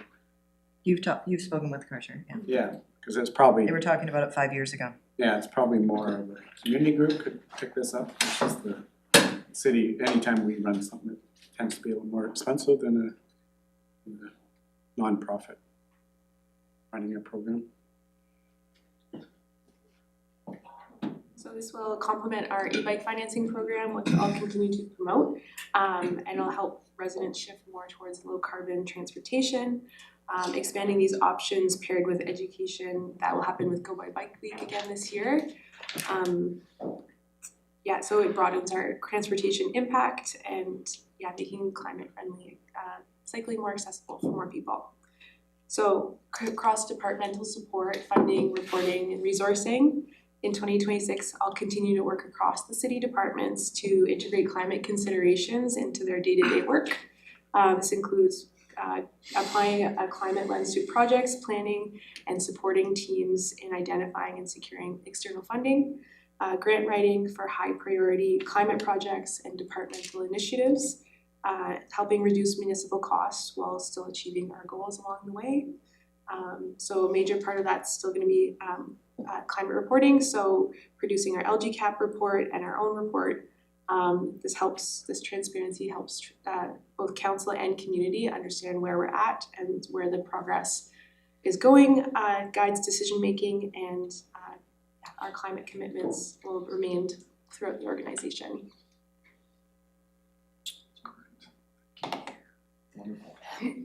Okay, so next we're gonna have Brendan, and I just wanna make a comment that our climate plan does look at both mitigation and adaptation, and as you probably noticed, over the last couple of years, we've seen a little bit more efforts put into the adaptation part of the plan. So thanks, Emily. Hi everyone, we spent some time together recently, but just for the benefit of those watching at home, my name is Brendan Riome. I'm the Senior Energy Specialist for the City of Nelson with the Climate and Energy team. My background is in mechanical engineering with a focus on HVAC design, building science, and energy management. So I work on the corporate side of the implementation of Nelson Next, specifically on the emissions reduction and energy efficiency side related to our facilities and our corporate fleet. So in 2025, there's a number of key initiatives. This, like we've discussed earlier, is not an exhaustive list, but kind of the highlights of the things we worked on. So one of the biggest pieces that I worked on was utility data tracking and modeling. So prior to 2025, all of our corporate energy emissions and cost data was handled by an external party, and it was limited to assets that we report onto the province for our LGCAP. So we didn't have a full holistic idea of what our energy use, emissions, and utility costs were. I brought that process in-house and completed an in-house database for these pieces. And alongside that, I've also built a series of predictive models for our energy and emissions in our facilities, so we can have a very minute and very accurate idea of what the impacts of our projects are, as well as what our life cycle costs, emissions, and energy consumption is. So for example, in 2023, our facilities manager, Sam Ellison, completed a roof renewal project at the youth center. And as part of that, there was an insulation increase in the roof during that process. Through these models, we're able to see that there's been a 20% reduction in gas use, emissions, and cost at that building because of that. So going forward to new projects, as we move forward with the implementation of Nelson Next, we can get a very accurate idea of what the impact is and use that to inform other projects that are similar and get an idea of how it truly impacts our operations and capital expenses. Mayor? Thank you. This is just a comment, but I just wanted to say that, in the last 10 years that I've been involved in environmental work and council work, I've really seen this embrace of good data. Like I feel like we've gone from kind of like wanting to do good things and kind of like community level trying to do good things, but not having that kind of really fact-based, data-driven processes. And I just wanted to thank this department for just embracing that. And it gives us such a great baseline to make good decisions from. And I really appreciate it. It's not we're not coming from our gut or how we hoped it is. We're being driven by data. So I just want to thank you all for embracing that. Yeah, you can't measure it, you can't manage it. Yes. So data is the baseline of a lot of the work. So beyond that, I worked quite quite closely in project implementation and management. So that was with both our fleet department as well as the facilities group there on implementing, both directly implementing or supporting projects as they were put forth during the year. So there were some small scale projects at City Hall, so upgrading our water heating system to be more efficient. I provided support to the Civic Center project on energy modeling work in support of the grant funding for the continuation of that project, and some design review for the Nelson Hydro office's renovation in Public Works. I also directly managed the installation of 5 EV chargers for the city fleet at Public Works. So what this did is allowed us to have complete charging for our corporate assets that require it, as well as give room for expansion as our fleet grows and brings on more decarbonized vehicles.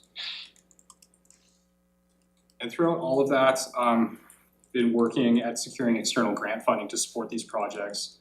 And throughout 2025, $141,000 in grant funding was secured to support projects completed that year, as well as future ones that are upcoming. Next section of that is strategic and long-term planning. So I've presented on the development of the 5-year, 20-year long-term capital plan for our facilities. So there was a lot of work put into that. Additionally, in collaboration with Emily and some external consultants, we've completed a municipal energy and emissions plan that will inform future work in fleet and facilities for decarbonization. At a certain level, that document is for administrative support, just to give a baseline of what potential Class D estimate costs are. So that's that plus minus 30 to 50%. So very high level, but it gives a framework in which to make decisions based on a capital budget or capital expenditure way. Moving into 2026, it's going to be continuing the improvement of our data tracking, modeling, and quantifying our energy efficiency. So as we roll out more projects, there's going to be measurement and verification through these models to ensure they're meeting the requirements and the expectations of what we estimated energy and emission savings to be. There's always a fudge factor that comes with that, and we want to be able to have a nice estimate of what that is based on real world conditions. And additionally, for reporting to the province, both for our LGCAP reporting as well as the low carbon fuel standard reporting from our public and corporate EV chargers. Working with standardized data tracking processes, we can streamline that process. So where in previous years, we were pulling data from here, there, everywhere, now it's centralized in a single database and it's a 2-click submission. Continue on the project implementation with a focus on facilities and collaboration with the facilities group. We have quite a few projects we're proposing and identifying, so we'll be working closely on standardizing our processes and delivering them efficiently and effectively throughout 2026 and beyond. And to support that in the long term, there'll be continued work on that facilities capital plan that I discussed earlier, and the narrowing of the requirements and narrowing of scope and identification of projects. Next, we'll pass this over to Alex for the section here. Yeah, Alex Leffler. I've been leading the low carbon homes pilot through contracts for the city for 3 years, going into my 4th year and now as staff. So yeah, it's been a great opportunity to work with these folks and others across the city.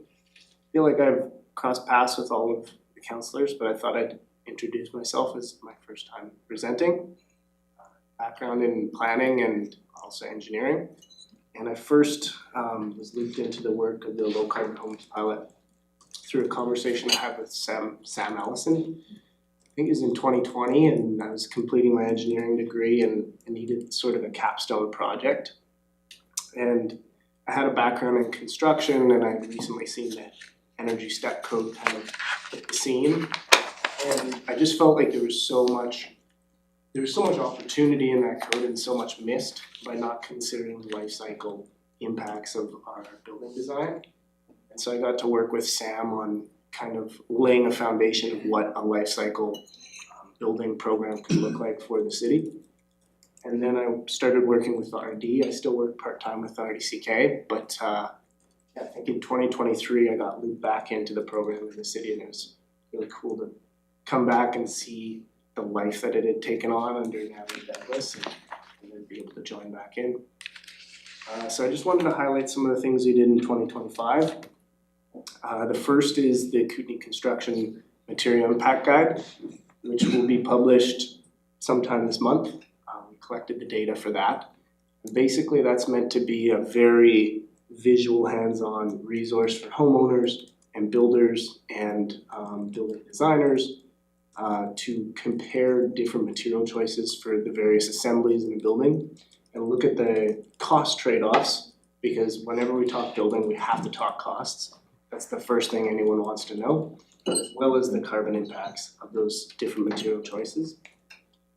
And so this new guide also focuses a lot on locally manufactured materials, because there's a lot of benefits to supporting local industry and supporting the progression in our local industries that are making materials, and we have a lot of them in the region that manufacture timber products and insulation and all sorts of other things. The second highlight from 2025 was the collaborative waste diversion pilot that we started planning with RDCK.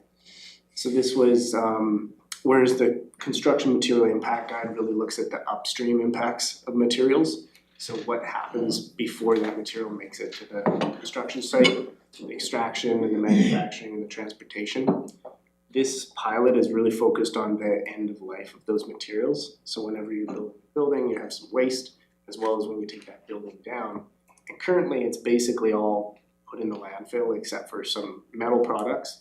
And so we looked at the range of different materials that are coming out of those demolitions and renovations.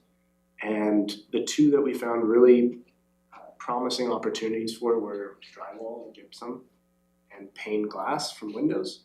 And they're both highly recyclable materials with recyclers in province. So we're gonna launch a pilot this spring to try and divert those materials and see if we can reach cost parity with current management. Councillor Payne, then Councillor Woodward. I'm interested, are we looking at a deconstruction permit for anyone who's not, would prefer not to just demolish? Is that anything we're considering? So deconstruction permit, I believe they're doing it in Vancouver and larger urban areas. so what I've seen more is a demolition or deconstruction bylaw. So rather than a permit, it's more like, if you're gonna take down this building, you have to recycle this amount, this percentage by weight, or this type of material by weight. And I think it's Victoria that they'll charge you $30,000 upfront for your project. And then if you meet those levels of diversion, you get that 30,000 back. It's a pretty high incentive. I don't think anyone's saying you can't deconstruct right now, so I don't know if it would be a permit or rather a bylaw, but a lot of different municipalities have done that. I think it worked exceptionally well in Vancouver because they have these old homes with big timber, and there's a lot of development pressure where they're taking out homes just to put in something new that can fit more people or that's worth more money. It would be interesting to do in Nelson because we do have a lot of houses that are pre-60s. There's a lot of challenges you get into when you start looking at potentially asbestos containing homes, which is a challenge we're having to navigate with the drywall program. But I think it would be a really interesting route to take, considering what a bylaw like that could look like in Nelson, and I believe there's a Selkirk student looking at that right now. Supplemental, I mean, Yes. I just believe there should be some sort of incentive for people to reuse that, cause I did take down a structure that had that first growth, but certainly second growth timbers in it, I'd never seen anything like it before. Yeah. I was able to reuse them because we took a little extra time, but there was no, I obviously didn't do it for the financial incentive, but some people might be more inclined to take that time to recover those materials. Yeah, and I mean, there's inherent value in that process anyways, like with large timbers, they are worth something and we can repurpose them. With concrete, the weight of it is a financial incentive, like the cost of trucking it and tipping it is quite substantial, so I think that's generally what those bylaws target is repurposable timber and concrete. Thank you. Maybe it's education, I think working with our building community and homeowners, knowing that, you know, they have value, that they actually understand that and can, you know, talk to their builder to say, hey, I think this has some value, how do you make sure I get this value out of it? Because, you know, we're also on the other side, we don't wanna add cost to, you know, someone's construction project, or building costs are high enough already. So I think trying to find, you know, if there's true value in there and they can actually be a, you know, a net positive to that homeowner, or then I think that's probably a good thing to do, as opposed to adding additional cost of a very high construction costs already. I'm not thinking about any cost, I'm thinking about an incentive. When you come in for a demolition permit, can we steer people a different way and say, you know, we can rebate you based on how much material you took out of it that doesn't go to the landfill? I know it's not an easy fix, but I think as we move forward, especially after having our resource recovery conversation earlier, that it's an important part, because you know better than I do how much of that stuff is just scoop truck garbage. I think it's a new area of exploration that's deserves substantial time and resources. There's economic opportunity as well. There's businesses in Vancouver that operate specifically on deconstruction and repurposing those materials, and we do have some local businesses that they'll take down the barn and they'll resaw the wood and sell that to make furniture, and yeah, I think there's potential there for sure. Councillor Woodward and then Councillor Lochtenberg. Thank you. My question is, you know, this department is doing a lot of research and development of papers, and I'm wondering, like, is this shared out to other communities? Are we sharing this information? Yeah, so the low carbon homes pilot specifically has a webpage that you can land on and see a lot of our resources. And a lot of our work has been outward faced, like we have the embodied carbon advisory group.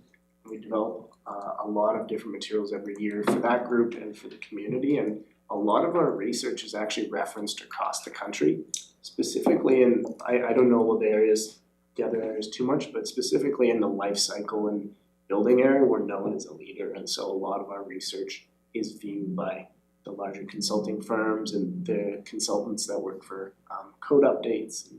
That's great, thank you. And if I could just add to that too, sorry, you're probably, I'll let you go in, and if you don't capture it, I'll go. Thank you. Yeah, additionally, so my role is funded by Fortis BC, and I belong to a community of practice called the Climate Action Partners Network. And within that is just over about 12.5 municipalities throughout BC that have roles similar to mine. And we have monthly meetings for sharing information and initiatives within our group of practice, as well as we have other collaboration with, at least I have direct collaboration with BC Hydro's parallel community of practice of similar energy specialists and energy managers. So there is a lot of technical sharing of the work that we're doing, specifically related to facilities and fleet. That's exactly what I was going to say. That's great, thank you so much, it's wonderful. Yeah, and something that I think can't be, just to tie up the construction and demo pilot, something that I think can't be understated, that we often don't really take into account in decisions or life cycle costs. Because it's so far, we're really focused on that upfront cost. But with something like a landfill, that's a very real thing. Like, to commission a new landfill is a massive cost. So the longer we can keep materials from filling up that space, it's a really valuable thing to do. And some of the materials take up substantial space. Construction materials are inherently bulky, and there's a lot of volume of wood especially going into landfills. So Councillor Lochtenberg and then Councillor Page. Sorry, you gotta get through all these questions, sorry. Okay, my question was answered. Okay, Councillor Page. Thinking about your construction material guide, I've had this conversation around invasives and working with the greenhouses and the suppliers. Is there a component of this program that's working with the construction suppliers themselves, like home hardware? Rona and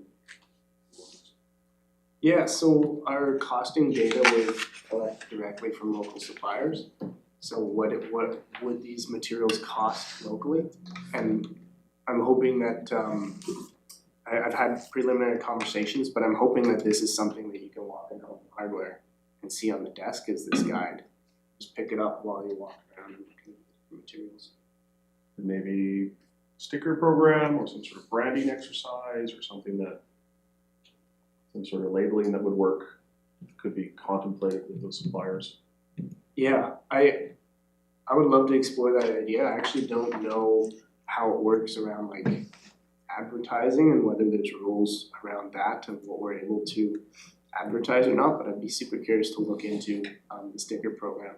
The challenge is like, this was first released in 2022 and now we're releasing it again and so much has changed in a few years. Like one supply chain change can have a huge impact on emissions and cost, and so to sticker something, it like even trying to work with local suppliers, we had a lot of challenges that we had to overcome in collecting that data because they're worried about the rest of the supply chain, and you know they don't just manufacture here, and they're like, can we give you local data?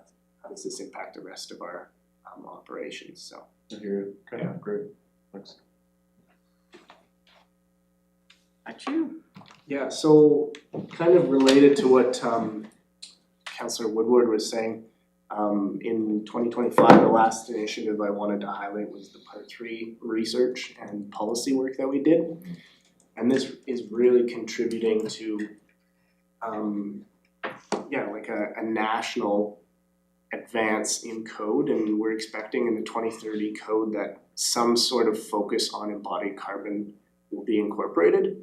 And we really want to make sure that our local industry and building sector is set up well in advance of that, so that we're not caught in a similar cycle and pattern that was seen with step code. So in 2025, Nelson became the second municipality in Canada and likely North America to require whole building life cycle assessments, basically embodied carbon reporting for Part 3 buildings. Part 3 is the larger buildings, commercial, multi-unit, residential. And the cost of doing this assessment is like a fraction of 0.1% of what one of these buildings actually costs. But it allows us to start benchmarking. It allows the local industry to understand what is embodied carbon, how do we calculate it, who can support us through that process. And then when code comes along, and we don't know exactly what it will look like through code, but we have an industry that's prepared for whatever that is. And along with that, just to note, that requirement exempts affordable housing projects, and alongside we've been developing a series of case studies to support that. So we looked at potential Nelson Q climbing gym, we looked at a fire hall in a neighborhood community, and right now we're working on, next slide is looking at a couple of affordable housing projects in town. And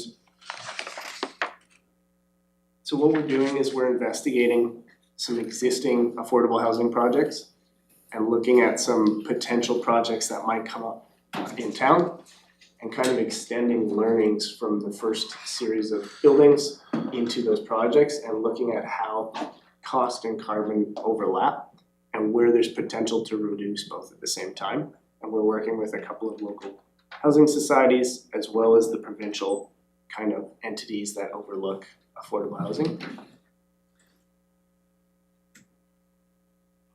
Sorry. I was just trying to read I was reading the sentences, so I was like. I was first. You was first. Okay. Maybe provide a little bit of additional commentary on the building code piece, just because it is already a piece we're trying to do some advocacy around, more around the compliance and the regulatory creep and how we find that balance between affordability and certainty and having that contractors understand that the rules are not always shifting under their feet. So when we're looking at embodied carbon being brought into the building code, like what are we? We don't know, so it's looking like from the rumblings that it will actually hit national model codes before it hits provincial. It does, that's how it works. Well, it happened a bit different with step code where BC was actually first to implement. Yeah. And we were much ahead and then national model codes kind of came after. Yeah. But with this, it seems like a federal program is more likely to come in first. Mhm. And so we don't know how they'll do that. We don't know if they'll set benchmarks that you have to meet or like caps. That's what Vancouver has done, is they'll basically say you were only allowed to hit this much, and then they set it very high. It's a very achievable amount, Right. but without measuring, you don't know where you're sitting. And what's been shown is that it doesn't always, same with step code, it doesn't always have to increase costs if you know what you're working towards at the beginning. It's more when contractors don't know what they're working towards or things are changing. Now they have to change kind of after the fact. Like if you don't hit a blower door test, it's a lot harder to go back and seal that building better than if you know how to hit that blower door test from the beginning. I guess then my question is, if we were to contemplate 3 big asks out of that process, Through advocacy at SEM and the regional caucus, BC in general, like we were to try and direct and provide commentary before this gets locked down, what are 1 or 2 or 3 of the big asks we would want to see implemented? Is it flexibility? Is it high bars? Is it not getting overly specific too soon and having things shift as we learn? Like what would we? I think just to distinguish, I don't think we'll see embodied carbon brought into Part 9 code. Yeah. As soon as it will be into Part 3. So there's a bit of leeway there. I would say that we need to have more rural specific data because a building in Nelson will have inherently higher emissions than a building in a central location where transportation emissions associated with those materials are lower. So I think that by putting together these reporting requirements and the case studies we're doing, we're allowing our rural specific data to feed into that national product. So some regionality. Yeah. Okay. Thank you. Alex, if you wouldn't mind, you've just used some terms there that probably everybody doesn't understand. So Part 3 buildings are buildings that are X and Part 9 buildings are buildings that are Y. Could you please? Yeah, so there is technical specifications on it, but basically a Part 9 home, single family residential up to a certain size, which is quite a large size. And then Part 3 is larger multi-unit commercial buildings. Yeah, so this discussion that you've been having with Councillor Payne is around Part 3 in terms of that the building code would be affecting Part 3 versus Part 9 in the first run, if and when it comes into play. That's what I've been hearing. Okay. Again, we don't. Thank you. Yeah. Yeah, just before everybody starts thinking that next week that their house has to be some kind of, sealed canning jar unit that meets. Well, and then it just makes me think, because there is an open there's a process, and there's some sort of provincial committee that happens on these cycles as these implement, like are we keeping an eye on our opportunity to participate in those processes? Yeah, so there's peer networks, which are more provincial focused. And then there is a working group for the national progression and consideration of, it's not just embodied carbon, it's embodied carbon, climate resilience, and one other factor. Just to be clear, I'm talking like for the building code process itself, there is some, I looked into it in the past, there's an actual committee, there's a process you can submit. Yeah, so we have comment. We have a local contractor who's part of the embodied carbon advisory group. Okay. And he's sitting on that and he's kind of bringing information from our group and back and forth. Okay, thanks, appreciate it. Councillor Payne. I guess I am interested in the Part 9 buildings. You mentioned that it's a pretty insignificant fraction of cost to do that work on the Part 3 buildings, but what would it, can you give me an idea of what it would cost, like what the process is? If people were interested in doing something like that? Sorry, for Part 9 or for Part 3? I'm talking about, you said it's available and small cost for Part 3, did I get the numbers backwards? Yeah, so Yeah, for so a part part 9 three is what I'm project, interested in, this. depending on the complexity of the scope that you wanna include, it's about $5,000 to $10,000 to do the study. And you know, a part 3 building is probably somewhere around $20 million. So it's this, Obviously that widely. Yeah, There's a big yeah, range. no, just curious, but that won't be coming in as soon as the other one, so that might be something that will follow along at some point in time. But with the material that you're providing, people can make good choices around that without having the full assessment. Yes, and sorry, that was for part 3. Yeah. The guide that we did is for part 3 and part 9, it's just a material guide, it's a resource for people to understand the impacts. Yeah, I used it pretty heavily the last, like when the last one came out, and I'm really interested in the changes, so thanks for that, Rick. I'm really excited about it.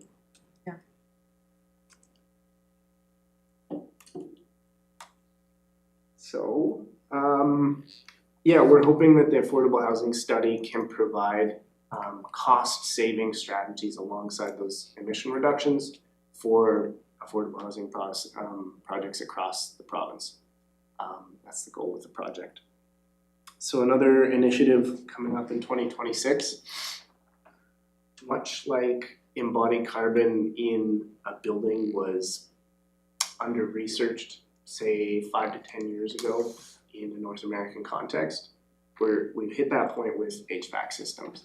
We don't have enough data to understand how an HVAC system impacts the life cycle of a building. And there's recent guidance on how you can start to calculate that, but there's not a lot of studies out there to offer.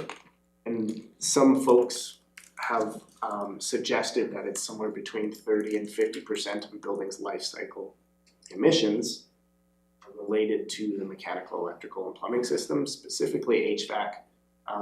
They contain refrigerants that can have global warming potential thousands of times as strong as carbon dioxide, and their replacement cycles are quite low compared to other assemblies in a building, comparable to maybe a roof. So we're planning a study that will be looking at different types of part 9 buildings and what the life cycle emissions associated with those HVAC units could look like. And I know that this will be cutting edge research that can support the part 9 code or understandings of how those interact with a building's total life cycle. And then another project coming up in 2026 is related to low carbon concrete. In 2023, there was some work done locally to advance the conversation. Concrete is responsible for about 30% of the emissions, life cycle emissions of any given building. And it's about 8% of global emissions every year. So it's a really important sector to target. And it is the only material sector that the federal government has targeted so far. There's reductions across that industry. And so in 2023, our local ready-mix supplier started to offer a low-carbon concrete mix. And we had some local contractors get really involved. And one of those local contractors, by his own calculations, was able to reduce 60 tons of carbon in half a year through using the low-carbon concrete as well as some design strategies to reduce volumes. And so we've seen a dip in the use of that mix, and we really want to reinforce the value and the importance of pushing that conversation and local awareness. So we want to do some sort of exhibition project that shows low carbon concrete, because it's kind of a mystical thing, but it's really not that different, and it just requires an understanding of how it sets, and it cures stronger. It's pretty simple. You just add something like fly ash or something to a mix, and you can reduce the emissions of that mix by 10 to 20%. And the same local contractor estimated that if all of his work in a given year was applying these same strategies, he could reduce 500 tons of carbon in a given year. So. Councillor Payne? Is the city using that? Is the city using the So low carbon concrete? city did not use it in 2025. We did use some in 2023, 2024. It's a little bit complicated because we have certain documents that guide the procurement of our concrete. I think there's definitely opportunity to use it in many city projects. So I'm hoping that this will help to demonstrate that possibility on a local publicly seen project, likely a sidewalk, and Agreed. I mean, the savings are huge and it is pretty straightforward and we have it right here, so. Yep. We're gonna be leaders, I think we need to be leaders in our own. thank you. Thank you. Okay, so that concludes our presentation. If there's no more questions, we just wanna thank you once again for carrying the great work. I'm very proud of these folks as well as we have some other members from our team who are here just to support us, and we do really, everyone is focused on really specific things. However, we really do work well and align with each other's goals and targets, and we're all about the teamwork as well as all of the city departments. Thank you. I do want to recognize it's Theo and Jimmy that are back there, right? Yes, and Mary as well. Well, Mary, we had Mary for most of the morning, so anyways, yes. Yes, and we have one more part-time person that supports the home save. Her name is Mel Wesson, and she's not here today. Right. Okay, well, thank you to all of you, and is somebody gonna stay sitting there as Amy comes up to discuss the budget, or y'all? Stay. Nobody ever wants to be around when we talk about the money. Amy's fearless, she's just like, Well, Amy stays, but the whole team disappears.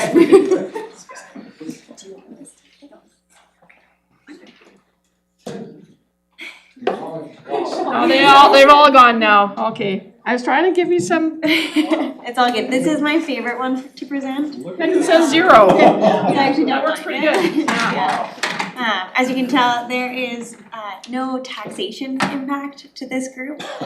They're 100% grant funded. In those grants, we see grants from FortisBC, LGCAP, Home Save from both FCM and Nelson Hydro, which used to be called the Regional Energy Efficiency Program. So nothing new and exciting too much from budget-wise. I know we're ramping up the Home Save program, but we did have that in the budget in 2025, and so that's when we really saw that jump for those new grant and expenses. Salary is just going up by inflationary, and then we do go line by line. And as you see projects evolve and change, we'll see a little bit of contracts. I think went down for Home Save, so we're seeing a bit of a decrease there. But again, it's paired up with that revenue. So no taxation impact. amazing. Some of the, how much is Nelson Hydro funding of this 200 plus? Yeah, so I think, it is important to the city that, that the value is there and that funding is, well spent regardless of where it comes from. And I think you heard today all the exciting activities and, the new rollout of the Home Save program, et cetera. So I think we're feeling positive about especially the Nelson Hydro primarily funds that Home Save portion of that program. So I know they're quite focused, and when we present to the Utility Commission, we have to justify that is money well spent. So certainly asking to track those metrics and make sure that that value is there. So not to say I don't love grants, but we do need to make sure that we get the value out of those. They ultimately either you're on some type of bill that you pay or taxation you pay to another level of government. So they're I think we all treat them just as importantly. It's nice not that they're not coming directly off our property taxes, but again, I want to leave the impression that we are any value or scrutinize these budgets any different than any other budget. And the other piece is we're dependent on grants here, so this whole department is really funded by grants, and so we're this is outside of our control. So we're seeing government tightening and at the senior level of government. So again, we need to make sure that we're providing great value for the grants that we receive. Councillor Payne? I mentioned Nelson Hydro. I don't know if this is within the climate team's sphere, but BC Hydro is now offering high levels of incentives for solar installation on residences. Is that anything the climate team would look at, or is that hydro, or? Yeah, our programs, because don't purchase directly from BC Hydro. I know, I can't qualify for that. Yeah, so we need to, they work with Fortis. I don't know, Carmen, I think she's walked out, but she's, in the past has really worked hard with Fortis around making sure their programs are robust and provide incentives. I don't know where they're on solar these Fortis days. doesn't have anything for solar that I'm aware of. That's really our avenue Oh, is to. somebody's coming up to answer that question. I can answer some. Yay! There you go.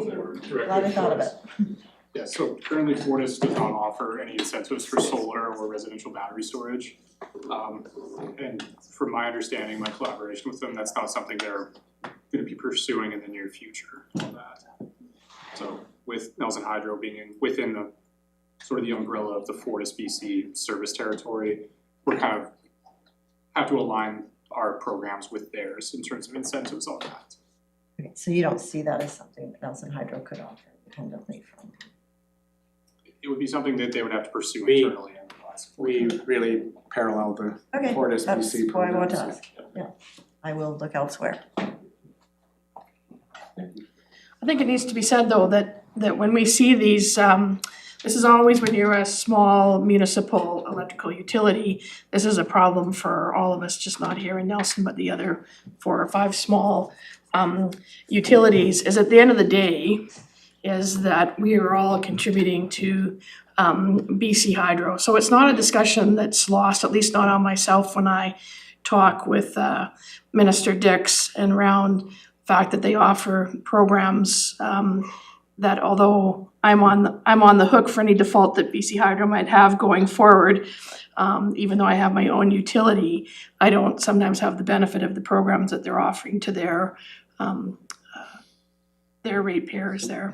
So it's the argument isn't lost in terms of the fact that we need to be making sure that that these programs are somewhat equitable over the period of time, and the answer of, well, just sell your utility to us is not an appropriate answer at this stage. Yeah. Councillor Payne. And if I can just add, I mean, for me, it goes beyond that. I agree 100%, but it goes beyond that, that if BC Hydro is asking residences to put solar on their place and they're gonna have to subsidize that, that is to me a message that we obviously need to increase our renewables generation. So wherever it's coming from, I think that's one of those long-term things that we need to keep our eye on, however we can make that happen in our community. Okay, I think that was there any other questions about the zero increase on taxation? How do I get to say, like, can I say that a few times? Can it be like Zero. Can that be like 3 calls, like 0, 0, 0? Considering our next topic is facilities, which doesn't have, it's got zeros, but it's not, the first number isn't a 0. There's many that follow. So everybody, 10 minutes, because once we get into this, probably nobody's gonna be moving because we're gonna all be glued to our screens to listen to the next part. So 10 minutes to refresh.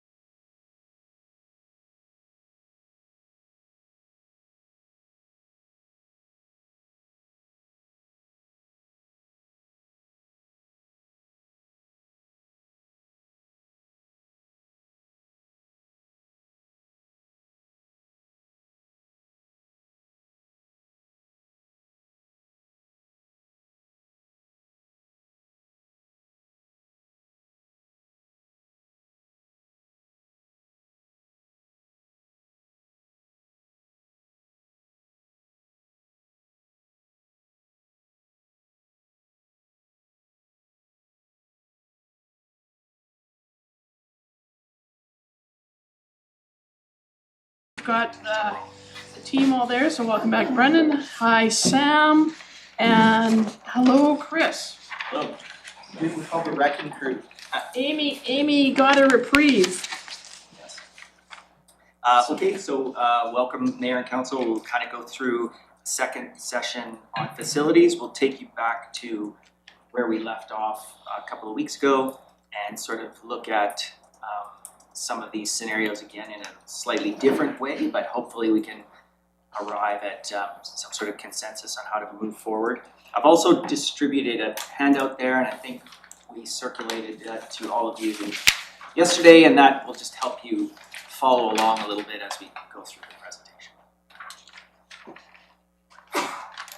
So I thought first we would start with taking a look at this, and it's maybe something we should have done, in our first session.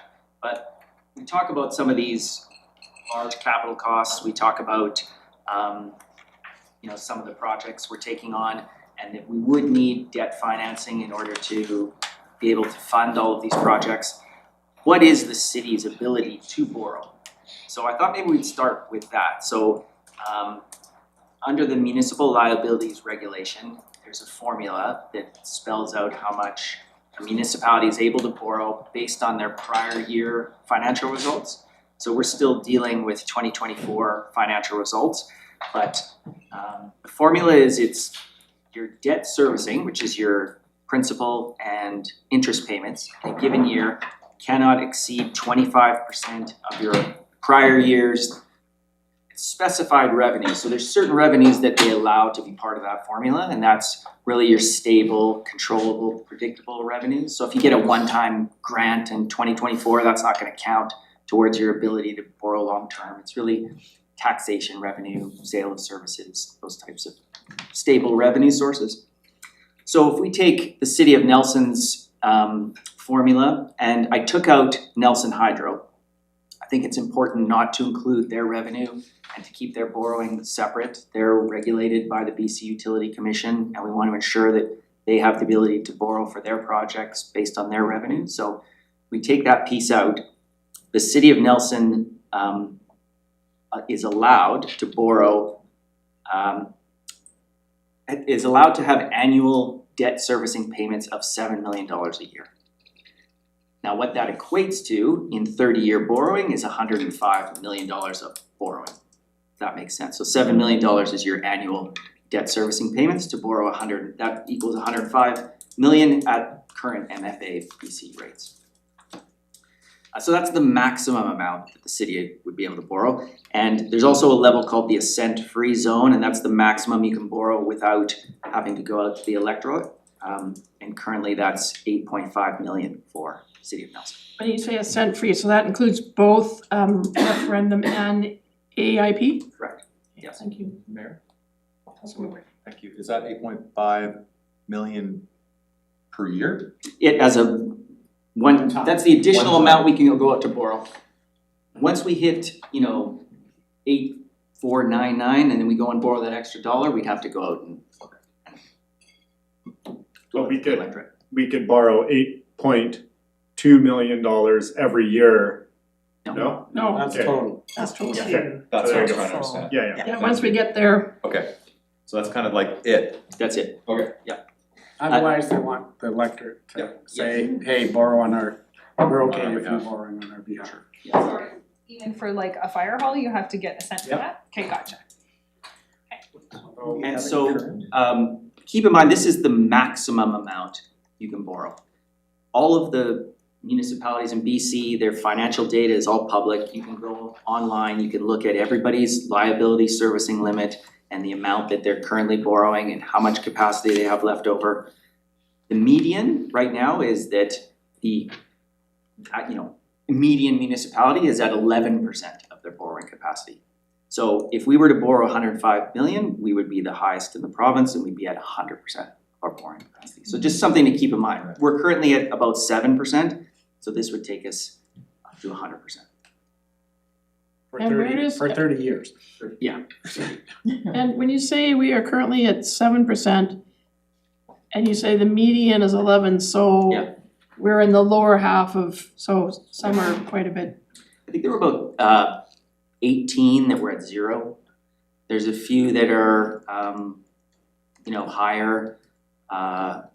It's sometimes the data can get a bit skewed. I saw Golden in there at 87%, and I went kind of looked a bit deeper. They paid off some short-term debt and then borrowed long-term, and that counted as a debt repayment. So it gets a little bit confusing in there, but in general, we'd be on the lower end of that for sure. Thank you. Yeah.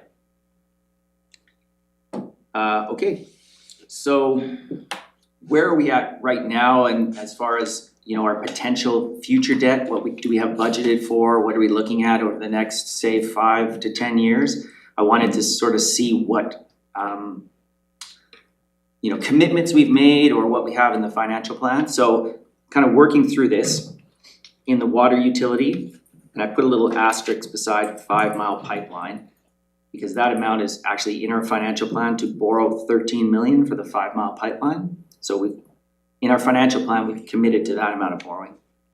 Our wastewater utility, we've got, assuming we don't get grant funding, we've applied for a grant. We haven't heard back yet, but if we don't receive a grant for a wastewater utility, we'd be looking at 7 million for a forced main. And again, we budgeted or looking for a grant for the wastewater treatment plant. But if we didn't get a grant, that would be 56 million in borrowing for a wastewater treatment plant. We do have a ladder truck in our budget for borrowing. That's at 3 million. We did do a local area services bylaw for 85 acre? Yep. For 750,000. For facilities, we are budgeting for 13 million in borrowing for fire hall. We're budgeting for a grant for the fire hall, but if for some reason we were not successful in obtaining a grant, that may be lead us to needing to borrow 7 million for a fire hall. So that leaves us with 5,250,000 remaining that we could borrow for facilities, assuming that we weren't successful in obtaining any of these grants. Wow. Councillor Ward. So if I see this correctly, what you're basically saying is like, to do all these things is gonna push us to essentially like 90% of our maximum borrowing. Yeah, now, again, this is assuming there's absolutely no grants available now for the next 10 years for any of these projects, which is they're probably a very small chance that would happen. But we should keep in mind that when you commit to one project, it means there are limitations to how much you're able to kind of have flexibility there. So this is kind of what we're looking at, kind of in that worst case scenario. Okay, Mayor Supplemental? Mm-hmm. You might talk about it later, but just that we could say sell an asset to try to reduce this borrowing load. Yes, yeah, and I think that was part of the recommended proposal at the last meeting was that, between now and 2028, we look at property dispositions, which would help fund some of our facilities capital as opposed to going out for borrowing. And we'll kind of go through that again in this presentation. Thank you. Councillor Lochtenberg.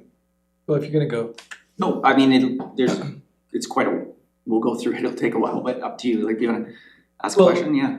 I guess so on what you said previously, we couldn't borrow anything more than 105 million without going to referendum. We had No, sorry, we No, couldn't no. borrow 7 million. Stop, that's it, Going to referendum or no. Right.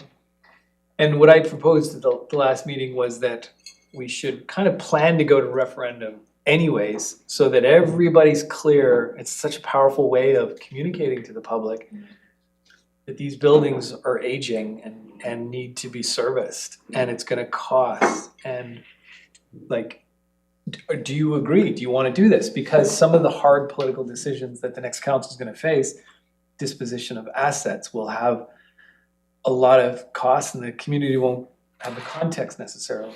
But if we go to referendum, context is set. So that any decision that's made after that, and not to mention the fact that we've got some room based on the referendum if we needed to borrow, which hopefully we won't. The referendum is not necessarily to then trigger a borrowing, but it is to. And you could borrow, like I said, 8.5 million without going to a referendum or alternative approval, but it doesn't mean that you can't. Like you can go to referendum to borrow $1 million if you wanted to. Well, this was part of my argument, was that we do go to referendum because we would probably have to borrow a lot more than 7 million. With some assumptions that the grants aren't there, that we wanted to tackle all of these buildings and that kind of thing, but anyways, I think my point's pretty obvious. Like, how long are they valid for? That's a good question. Like, if you go for it, can you deploy this over a 10-year strategy, or do you have to go back after 5 years if you haven't leveraged? This is what the question is, it's the question that you ask. Councillor Payne, then Councillor Tate. I think, I don't know about the referendum, but I know that a borrowing bylaw is good for 5 years, but. I didn't have anything, sorry. Oh, I thought I saw your hand up, but Councillor Tate then. I thought the first meeting was 11, did I just make that up? Sometimes I make things up, it's on YouTube. Yeah, we have 7 million that we've It's 12. looked We have for grant funding. Yeah, I thought it was 11 or 12, and that was So the 12, yeah. remainder of that we have budgeted for, Out just of to pay for reserves. through our capital reserve. This is how much we've looked for a grant for. If we didn't get that grant, our reserves would require that we would need to then borrow that money to fill that gap, so. And the sewage, the wastewater treatment plant's the same, it's a $90 million project. We have the balance of whatever 34 million we plan to fund through reserves. It's the 56 million that we need grants for. So this is only this isn't the cost of the whole project, this is the money we don't have. Yeah. In the fire hall, we're planning to borrow 100% of the fire hall. We're hoping to get the 7 million of grant, right? It's right now it's budgeted 7 million grant, 13 million borrowing. Yeah. Okay, and so sorry to just clarify, so the first column, gives me the subtotals in the second column. Yeah, Sam asked the same question. I should have been more clear when I it's all laid that good. out, but yeah. It's all good, and I'm gonna say it back to you, so this is the potential amount of borrowing if we didn't get any grants, but we also have the money set aside, which is why the force main says 7, even though in my head I've heard 11 and 12. Yeah. Gotcha, thank you. I think the other important side is the annual cost of this. Yeah, We're 7 million of new taxation or fees to pay for that, and what's our tax requisition right now, 13 or something? Yes, yeah. So you're 50% higher taxes than, if it all went taxes, some of it's in the utility side, but whether your utility bill or your tax bill changed, we'd be looking at 7 million more a year from our tax ratepayers. Sorry, Mayor. Councillor Wood. I don't see the timeframes on all of this. Is that the next one here? Yeah, I think we'll go The through, timeframes? as we kind of build through all these slides, I'll show you sort of the Okay. staging, how this would work. How we have it in our capital plan. Chris, sorry, our existing debt, is that factored in here or? Yeah, so this is a 7 million additional debt servicing over and above what we currently have. I'm sorry, I actually don't understand. Can you go to the next slide again? Yes. So then, if you're only allowed 7, then Yes. how are we at 13, for example? Because we went to referendum? So the 7 million is your annual debt payments. Oh, gotcha, okay. 105 million in total borrowing. Gotcha. So here, It's- I've we're got almost at 7 105 now. million of debt, and then on the very right is what the annual cost is. So we're like at the 7. Yeah, well, that's why I sort of plugged the remaining capacity, like what does it take to get us just underneath that? And I think if I heard you correctly, the 5-mile pipeline is already in the 5-year capital plan. That's right. Right. All the ones with the star beside it are currently in the capital plan for borrowing. The ones with no star, we have grant funding in the capital plan, but should we not get that grant funding? But the 7 on the previous slide refers to this 7. Yes. Yes, sure Oh, does. okay. Yeah. Yeah. Our capacity, The There's max this- you're allowed to pay per year from your bank account. You got it. Gotcha. So you got your 7 Thank and God there's a 105. limit on that credit card. Yeah. Okay, next slide. My bad. And so as we go through these slides, we're gonna be talking about the cost of borrowing for capital. But it's just for the capital. I just wanted everyone to kind of keep in the back of their mind that we also have just our regular operational taxation increases. So what we had in the financial plan of projecting tax increases over the next 5 years are that, we have the 6.75 this year, plus a 1% for capital, but for operations, 6.75, 6%, 5%, 3%, and then a 4.5. And it's interesting, when you look, you look back to 2020 and, everybody talks about pre-COVID, post-COVID. We're really looking, and I think a lot of municipalities are in the same boat if you look across the province and across the country at what taxation levels are at, is it's taken us 10 years to sort of get back to where we were from the previous, 2019 and prior. If you look at the 5 years before COVID, the average tax increase was just under 3%, and then the 5 years after that, it was 5%. And it's really that we had 2020, we had a 0%. We needed to catch up from that, plus catch up to just rampant levels of inflation that we had in 21, 22, to get to a place where we're gonna start, hopefully, to see things maybe normalize a little bit, but we're still in a couple of years here of, higher than historical taxation increases as we try to kind of catch up from that period. Yeah, service level changes, policing put a huge pressure on fire in the next few years, putting a big pressure on the rest of our operations. We've kept pretty tight, but it's really emergency services that have really put that pressure on the budget. So it hasn't been just inflation, it's been higher service levels in those two departments, which is again sort of catching up a bit from the past. And those projections are not looking at, I think fire gets the fire master plans in there. Yeah, but with the smoothing that we had put out in the strategic plan, so that factors in. I don't think there's any budgeted increases for more policing though, is there? Okay. So this is just a recap of where we left off at the January 23rd budget meeting when we talked about facilities. We had a capital replacement plan that included essential building systems, so that's building envelope, roofing, walls. We had heating, ventilation, air conditioning, electrical systems, life safety systems like fire protection, security systems, just very sort of fundamental capital replacements. The capital cost over 20 years under that plan was 54 million, so about 2.7 million a year. On top of that, we added the new fire hall replacement, we added a public works and garage expansion, which brought it to the cost that you see here, that 81 million over 20 years, which is about 4.1 million a year. And in this plan here, we have shown the cost of borrowing, that 977,337 was just for the fire hall, and we had proposed some building dispositions in 27 or 28 to allow us to complete this plan as projected. Can I just add a Sure. clarification? Yep. So, and Mr. Johnson might be able to add to this too, just to be clear, the public works expansion, I don't think includes anything to do with electric buses. It's a different direction, is that how we see it? Yeah, I think what we've put in there has some basic alterations of sort of how we're gonna operate and largely moving the warehouse out of the second floor facility it's in into its own dedicated area, and then gaining that office space room where the warehouse is, as well as it's in one garage bay. So no, it doesn't contemplate increase or new parameters associated with the electric buses.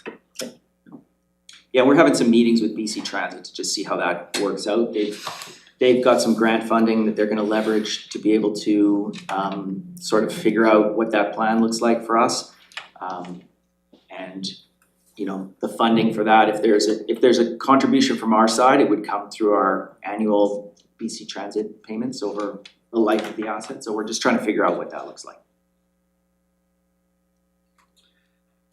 Okay, so taking that, what I thought we would do is look at this just kind of in a slightly different way. So the following slides are gonna show kind of the same scenarios that we looked at last time, but looking more at the financing side of it.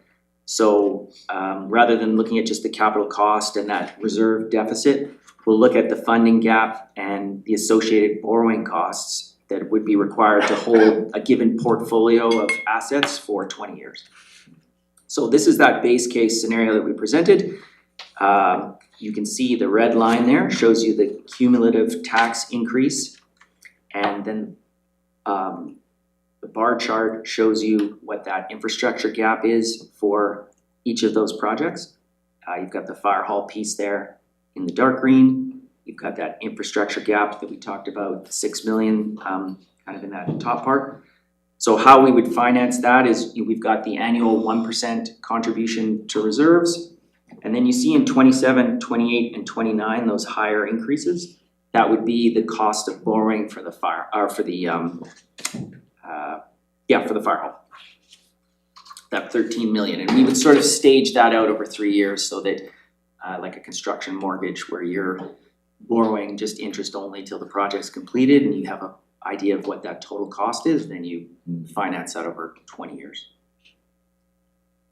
So the cumulative taxation increase for that base case scenario that we presented at the last meeting is at the bottom right there, would be 13.8%. And so on your sheet here too, you can kind of see the same lines there. So that first block there shows you that 13.8%.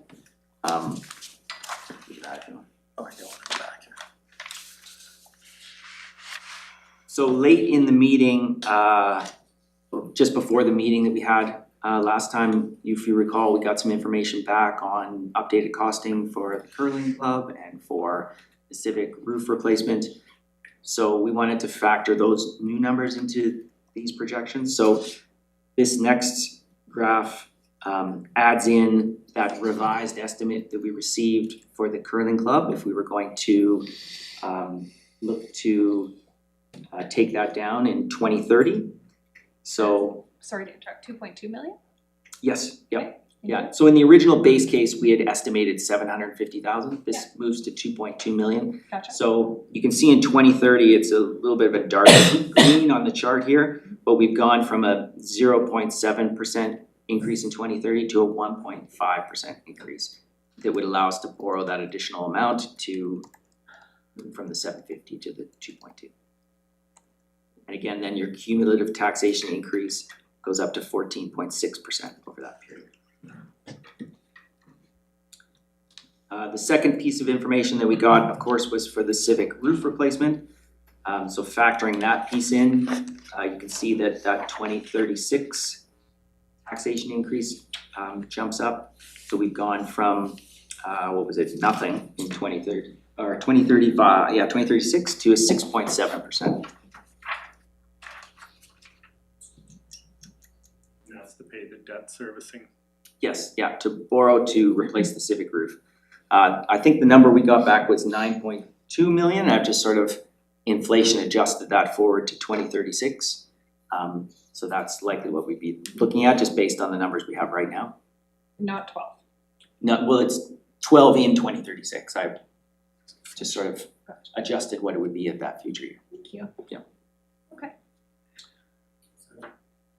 Chris, on the sheet here, then sheet is 15. Oh, sorry, it is, 15, yeah, that's, the sheet is correct.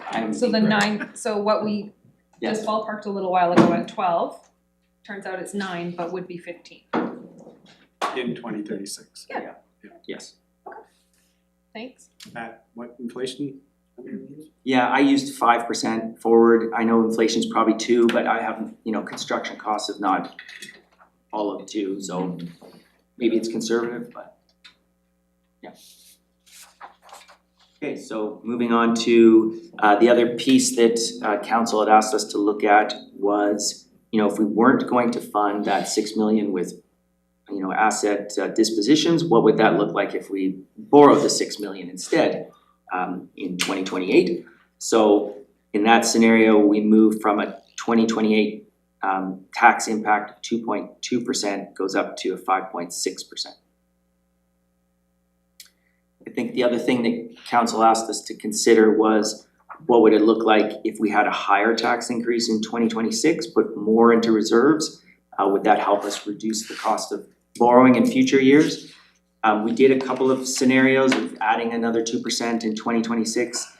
It had a minimal impact on overall. It reduced the cumulative tax increase by 0.3%, so probably wasn't something really worth considering as a scenario, but really just, we're talking about small amounts into a reserve for a couple of years that long-term, don't really move the needle much. Thank you, Mayor. With these loans, like when somebody takes out a mortgage, they can, once a year, they can pay off a larger amount. Is that also in these, or? No, you're locked in for 20 years. Oh, you have to pay a certain amount? Yes. You can't pay more? Yep. Should have been a banker. Man. It's because MFA gives us a preferred rate, Uh, right? So. I'm just thinking if we did a really good, the council did a great job managing and there was some spare money. I guess there's never any Sorry, spare money. I was gonna say, is he gonna say spare change? No, but I mean, I was thinking sponsorship. So that is one of the reasons why, and we spread the fire hall debt out over 3 years that because you can pay off short-term debt anytime. Once you lock it into 20 years, But you have to, you're but locked for the in. big projects, you're in. So you would wanna borrow short-term till the project's done, and then you know exactly how much you ended up borrowing before you lock that in for 20 years. I have heard of a municipality that borrowed up front, then got a grant, and they still had to carry that debt for 20 years. Wow. Okay, that's kind of what I was saying, is that if there was an input of cash, could we pay off debt, but no, you can't. Our realistic situation is you would use that money to pay another capital project. Right. Not have to borrow against it, so Right. it's not like we have a house and we only have one mortgage, we have Right. many capital projects that we would use that money towards. Right, okay. Yeah. Thank you. Councilor Tate? Thanks. Just with regards to that 20 years, how did we end up in the conundrum at rec where we had to renew the interest rate and it doubled the debt payments? Is that true here as well? Yes, you're Okay. locked in for 20 years, but the rate is set for 10. 10. And then at the end of 10 years, that rate resets for another 5, Five, and then it another resets 5. for another 5. Okay, could go down. But yeah, it could go down. Well, rec made a big gain when that borrowing for the rec center was first done, it was around 7-8%. Yeah. Then it dropped to like 2 or 3%. We never talk about when it goes down and the payment goes down. We all went into sticker shock when it went up. Yeah, Yes. no, it had dropped like in half. Gotcha. Thank you. And I have a question.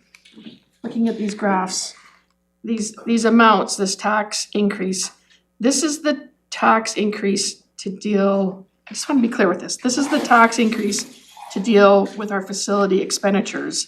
And these increases, these numbers that I see on the bottom there are on top of what the tax increase would be in a given year. Correct. Have I got that right? Yes. So like in 2023, it could be police wants 2 more people, fire wants somebody else. We had to have some wage negotiations that we gave everybody 5%. So we could be looking at like an 8 or 9% operational tax increase, and then I would be putting 6.7% on top of that, so then it would be. 2036, yeah. Yeah, so then it would be like 14.5%, okay, just as long as I'm reading the graph right. Okay, so then the next, and these are all the sort of the same scenarios we brought to you last time, we're just sort of looking at them a little bit different, so it didn't change too much here. Then we wanted to look at what would happen if we took on the Kootenai School of Arts. We have some information from there facilities outlook that's, I don't know, whatever the next 5 years or next 5 years, yeah, so we don't have a whole data set there, but we've got what the infrastructure deficit is at least over the next 5 years. So if we were to look at taking on that capital cost, we assume that whoever the tenant is in there is at least paying their operating costs, so we would be just responsible for the capital cost. That 2027 increase went from a 2.3% to a 5% in order for us to complete all of those projects that are in that work plan.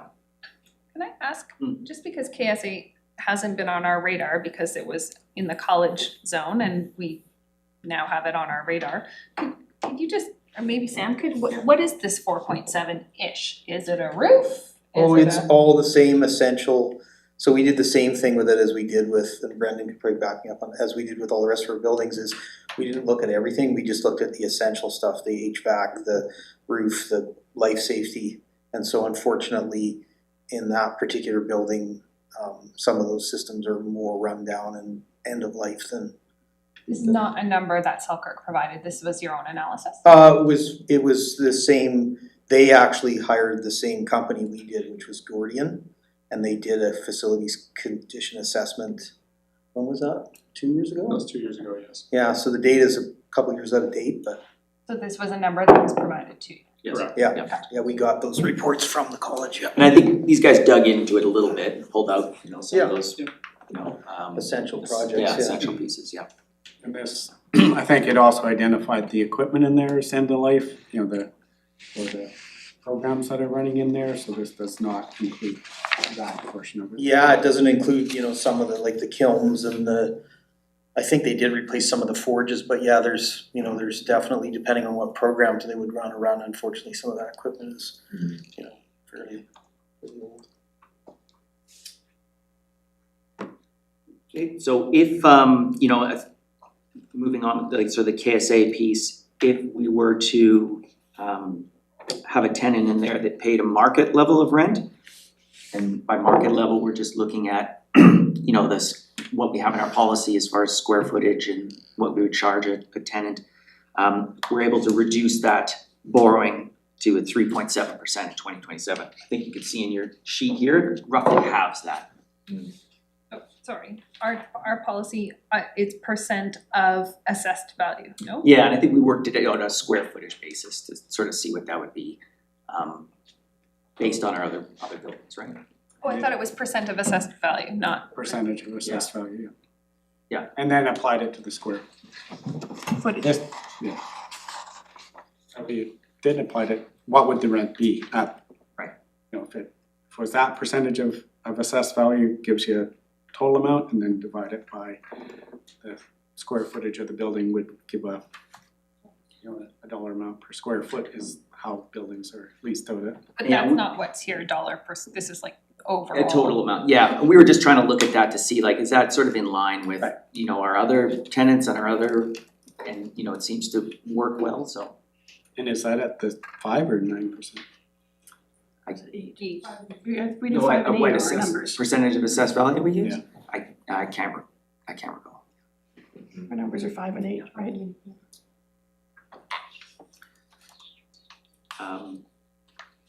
Okay, and then the sort of that last piece is looking at, what happens if we retain the old fire hall? It does have some deferred maintenance pieces on that we want to look at doing, so that 2027 taxation impact moves from a 3.7% to a 5.4%. I think there's some work we would wanna do there if we knew we were holding on to this building, kind of initiate. So you can see kind of as you're following along on the sheet, so that funding gap there, that column, if you go to the very bottom, that 40,676,505 is what we would be looking at needing to finance. It's just assuming we didn't dispose of any properties and we just finance all of this work, holding on to all of these assets. And Chris, just to be clear, the amount of money we're transferring into reserves, this borrowing is needed in addition to that. Correct, yes, yeah, so we have in the budget 2.1 million to go into the building reserve this year. And then we would increase that by 100,000 each year for 10 years. And then this borrowing would be needed over and above that. So looking at all of this and kind of going back to what our recommended strategy was at the end of the last meeting, really the focal point here, and because we're in the last day of our budget meetings, is we need to put together a 5-year financial plan. So what does that look like? Staff are recommending that we include in our 5-year financial plan those essential capital replacements that we showed over the next 20 years, but we'd have that in the next 5 years for our 5-year financial plan. We'd also include the fire hall replacement, the public works expansion. We would have that curling club demo in 2030 at the new cost estimate. We would include the potential for property dispositions in 2028. And this would ensure that we have borrowing capacity still available for all of those other essential city projects, should we need that. Councillor Payne. Is the costing for the public works expansion on this sheet you just gave us? Yeah, it was included in that base scenario there. I don't think we So it's pulled it not out broken out, okay. specifically. Okay. I think it It was was an earlier one, yeah. the amount. This is presented systems identified as essential to building function, public works, garage expansion. Yeah, it's just bundled into the base. One. Yeah, I think it was about 1.2 million, I think. Right around there. Yeah. Thank you. So what we would also look to do is to dispose of or bring opportunities for property dispositions back to council prior to 2028. We would not include the KSA or old fire hall capital projects in the financial plan at this time. And we would consider putting the civic roof replacement project in the financial plan, but looking for grant opportunities to be able to accomplish that.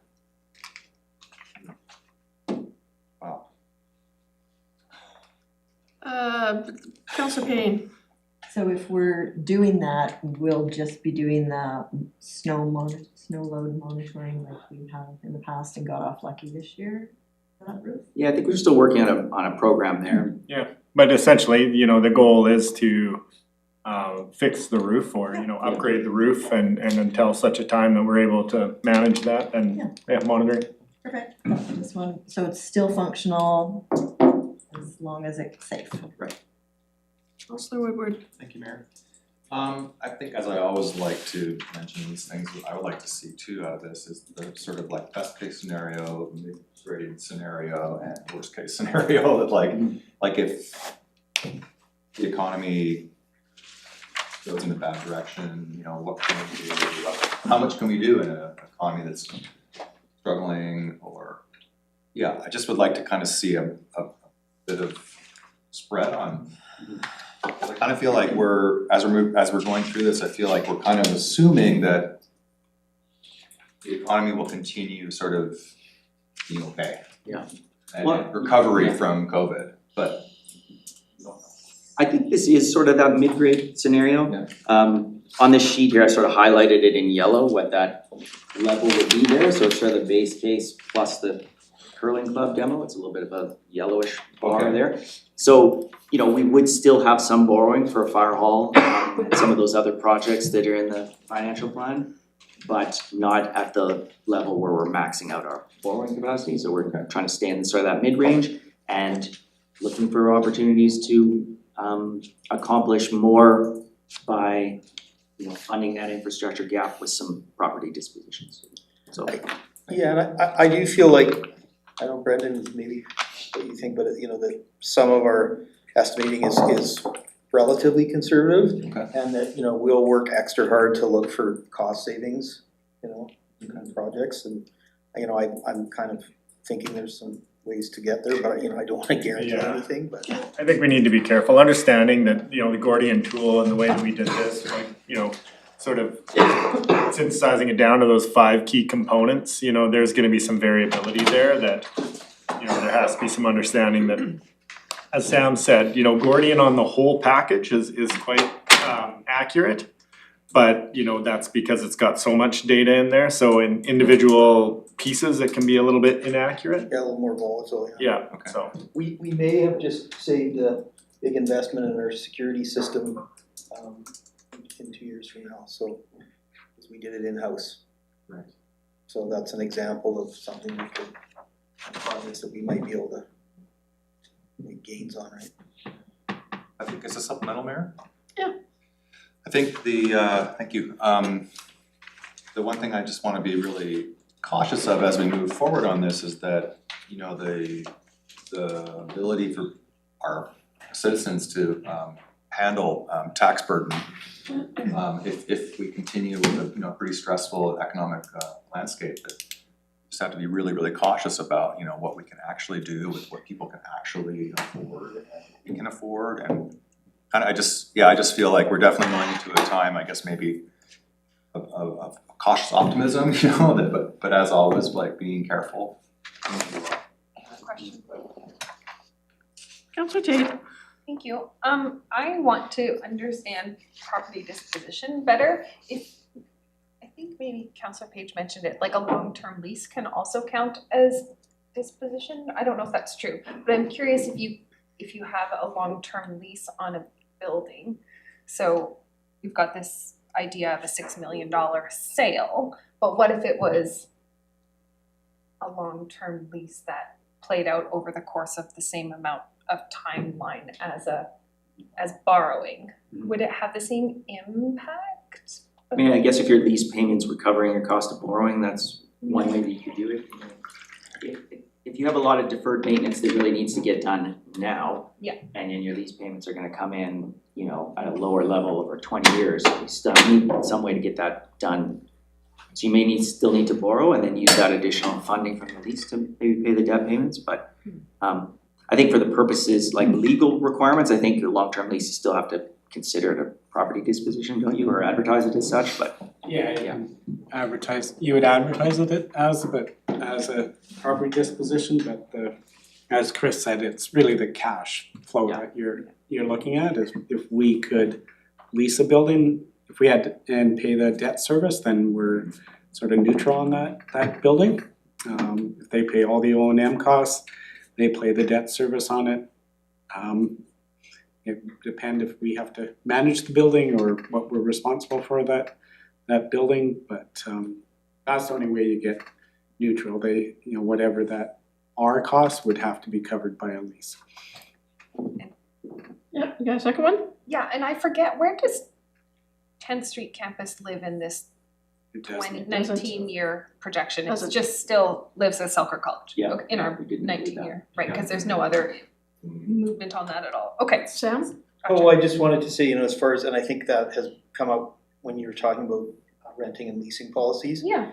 Is that, we do have to be more mindful in moving forward when we're leasing or renting these buildings to make sure that the lessees, if they are responsible for capital replacements and that they're doing them. Because unfortunately, that's part of the story is that, even though that was sort of in these agreements, it didn't happen. Yeah. And so now we're facing this big backlog of maintenance, right? So, We kind of went back in 10 years, it's now been run down again, is not gonna be, it's just pushing that problem off to future. Yeah, we went to the model of we'll charge you nominal rent, you maintain the building, we charge them nominal rent, they didn't maintain the building, so now we get these buildings back without that work done, and that's part of the maintenance deficit we have. So what, legal mechanism is there to ensure that doesn't happen again? Probably we can charging require- market rent we take. We ensure that take we have the money then responsibility to make the repairs. So you don't enforce them doing it? I think you collect the money from them ongoing so that we can do the maintenance, right? So you Gotcha. charge the market rent, so. would also start with better controls in place with the agreement where you have to provide a report annually of what you're doing, and what needs to be done so that we're actually ensuring they're doing their jobs too, right? But the challenge is, what do you do then? Yeah, right, fair enough. They go, I have no money. museum, I'm Selkirk College, I'm whoever. Oh, we don't have funding for that, so now what do? Kick them out or, Yeah. right? That model has not worked, unfortunately. Thank you. Okay, so I just sort of have one slide here. Again, that's that same projected tax increase that I showed on one of the earlier slides from an operational perspective. What that would look like if we added in the recommended funding strategy for facilities as a projected total tax increase over the next 5 years. Sorry, can I have a clarification? Yeah, you sure can. Thank you, Mayor. So when that's 7.75, 8.3, these are taxation increases just for buildings or total? This is now becomes total. So Total, that okay. top line there was just the operational side of things. Right. And we didn't have anything for facilities, and I've just sort of added in what that baseline scenario would be for facilities. To sort of see what your total taxation increase would be over the next 5 years, including everything. And again, these are just projections, right? Like, we get to 2027, 2028, these numbers will change, but. Yeah, that's assuming no increase in service levels for any department other than fire that's built in. Sorry, just a point of clarification, is inflation built into these numbers? Inflation's built into our, yes. To these totals? Yes. Already? Yeah, so inflation adjusted all of our operating expenditures, and then this is the tax increase that would be required to fund that. But as the city manager says, we're not projecting in 2029 that Nelson Police asks for more police officers like that. We don't know what that looks like. Okay, thank you. And again, that's based on the recommended baseline for facilities at that Yes. 13.8% over. Well, actually, this is the 14.6 because this includes the 1.5. If I'm reading this, it's the next slide up, so it includes the curling club in 2030. Otherwise, it's the absolute base. Okay. The pages aren't numbered, so I can't say it's the second. So yeah, I don't, my intent was to bring back a financial plan that reflected this. If I hear direction from council, otherwise I would adjust that, but this is what was for the most part included, with exception some of these changes we've had as far as like the curling club and pieces like that. But. Councillor Tate. So to Councillor Woodward's point about best, medium, worst, would this slide 12 basically is worst, give or take. That's maintaining all of the buildings, fixing all of the things that need to be fixed without improving anything. This is worst case scenario. Okay. Good benefits. This is best worst. Best Worst- worst. This is highest. Best case. There we go. This is the most expensive baseline of Right. no improvement, but still maintaining and not disposing of any buildings. Right. Except for the curling building. Correct. Okay, Okay, thank you. Yeah, good summary. I found your worst case. Thank you. Worst best, Yeah. highest. I mean, sorry, I'm just gonna keep talking. I think we have to, I think it behooves us to plan for worst, best case. Yes. And to know that and I really appreciate that you made sense of this for me last week in that back and forth.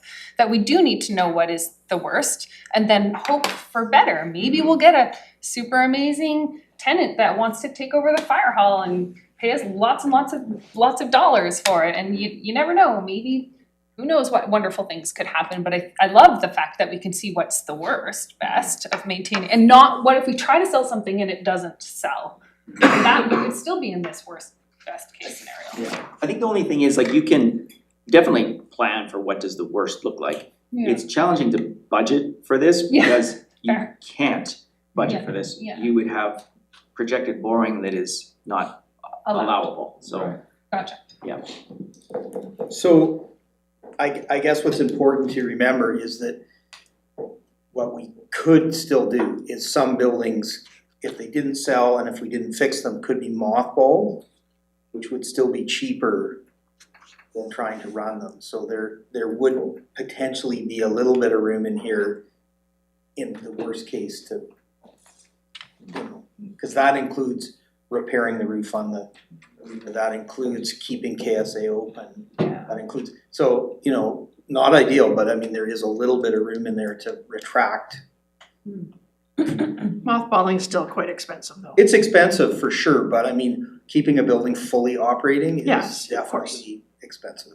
And long-term mothballing has other economic Oh, impacts. for sure, Yeah. but you know, But I think that's why we're Don't. proposing disposal.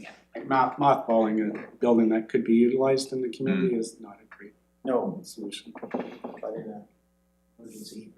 And I just want to remind you, this is no new library, no new police station, no new, so I wouldn't say this is, the worst case scenario if you had to, you wanted to add other facilities and, yeah, it's a scary debt number. If we had to borrow 40 million for facilities only, we're in a world of hurt. And further to Kevin's point, nor does it include any upgrading. You know, Yeah. Councillor Tate made the point as well, but you know, we do have some buildings that are getting very long in the tooth, and in the recommended scenario, we actually have money to upgrade further out. I think it's about 10 years when the reserve starts coming back up, where we can actually start keeping these buildings up, because I mean, at the end of the day, they can only sort of degrade so far before, you know, and just looking at those 5 key components before, here you see the reserve, there's actually room to upgrade some of those buildings. So again, to Kevin's point that, you know, that big scenario of whatever it was, 28%, that's still just keeping the lights on, not upgrading, and it doesn't include any new facilities. So council, I'd like to ask, because I don't see any hands up, we wanted something to come back that we could look at that integrated what this all looked like in terms of, because we weren't clear on how much we could borrow, what debt servicing looks like, where we are. I mean, I have to say thank you for that first slide. I think that's one that you should keep in every year going forward in terms of looking at that and where we sit, because I think that we have over a number of years done a very good job of keeping our debt servicing low, because you never know when the catastrophe is gonna happen, and you might go for something that's not even on any of these pages, God forbid. But I think that we've done a good job that way, and I think it's important to look at the fact that we've been managing our debt well. My question is, has this presentation in this format answered the questions that we left facility meeting number 1 with? Has everybody got a better picture of what this looks like going forward?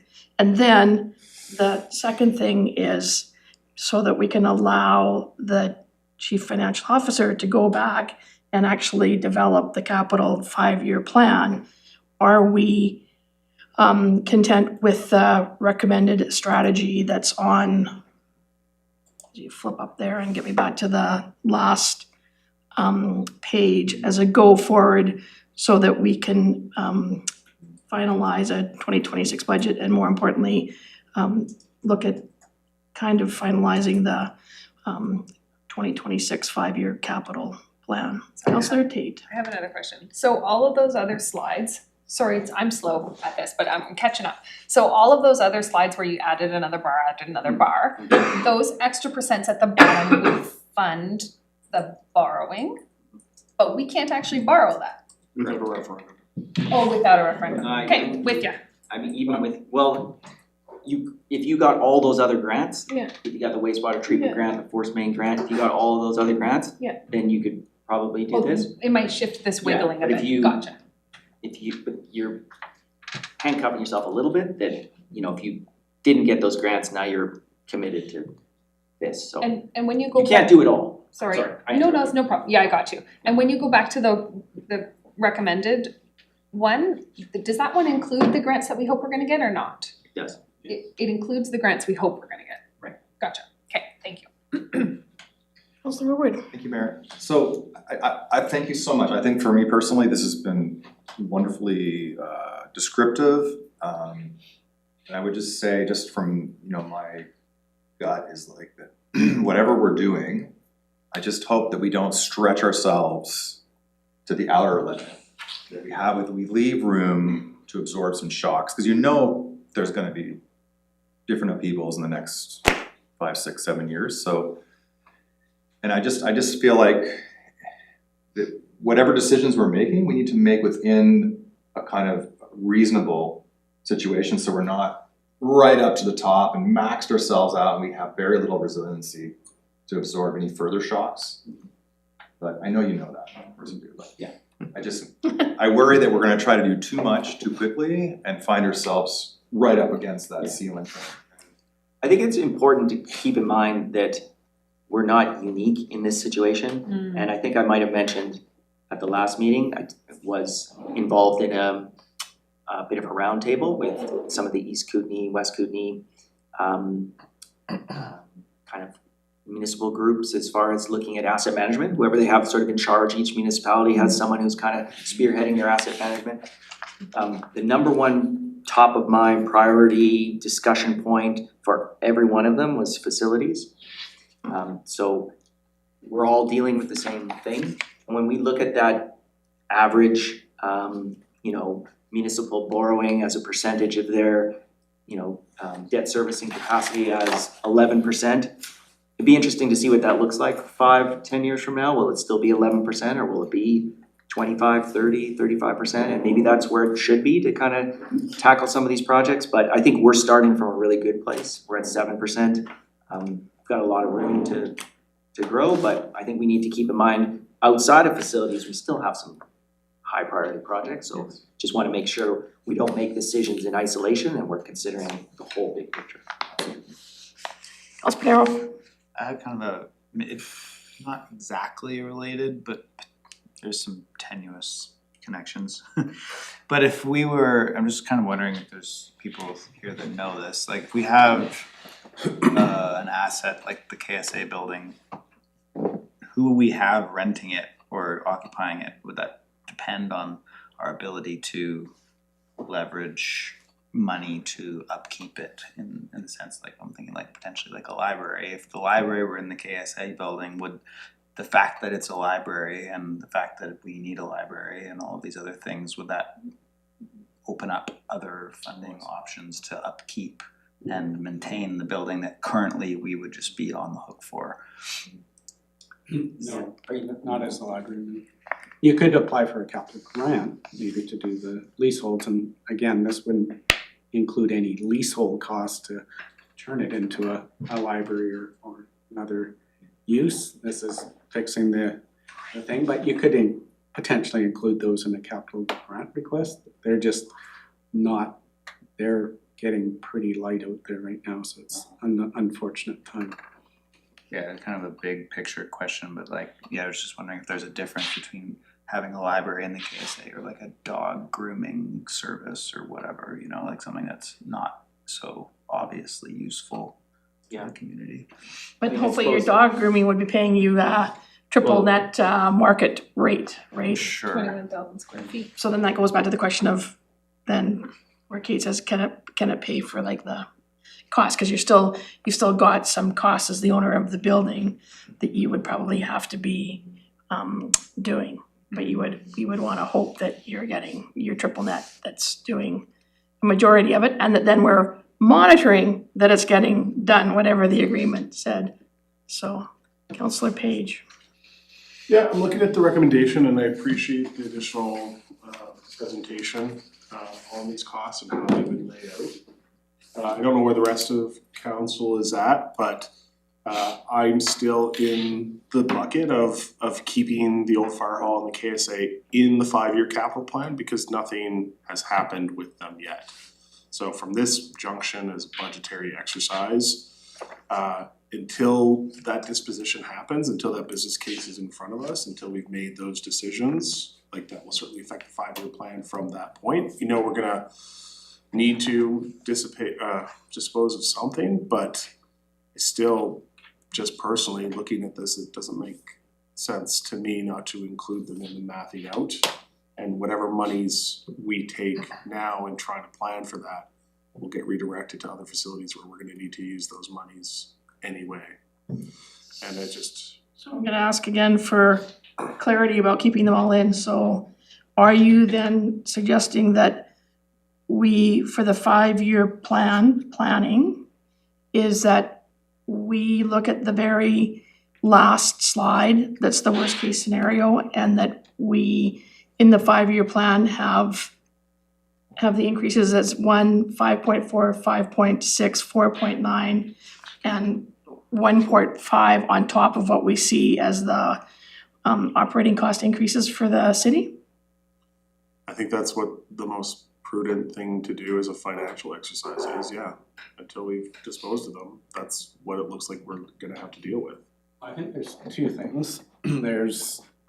One is, are we gonna do capital repairs in this 5-year period and borrow, That's fair, yeah. right? Or, if you're just holding on to them without investing in them and with the intent that to make a decision in the future of what you wanna do with them, those are sort of different scenarios. So the one we presented, the last one is we would actually borrow and start doing those capital repairs, so there's something in between there. We could not show the disposition, but we could show that we're not going to invest any money in there. If we hold on to them, we probably need to budget O&M costs, and we're gonna incur some level of upkeep to those buildings over that period of time, and I agree with that. Under either scenario, we're probably short actually budgeting for those costs we're gonna incur whether we dispose or hold. So yeah, I guess just the clarity is that you wanna show us spending capital on those over the next 5 years and borrowing and increasing taxes to cover that, or just showing that we're holding and we're gonna incur some likely O&M costs over that hold period.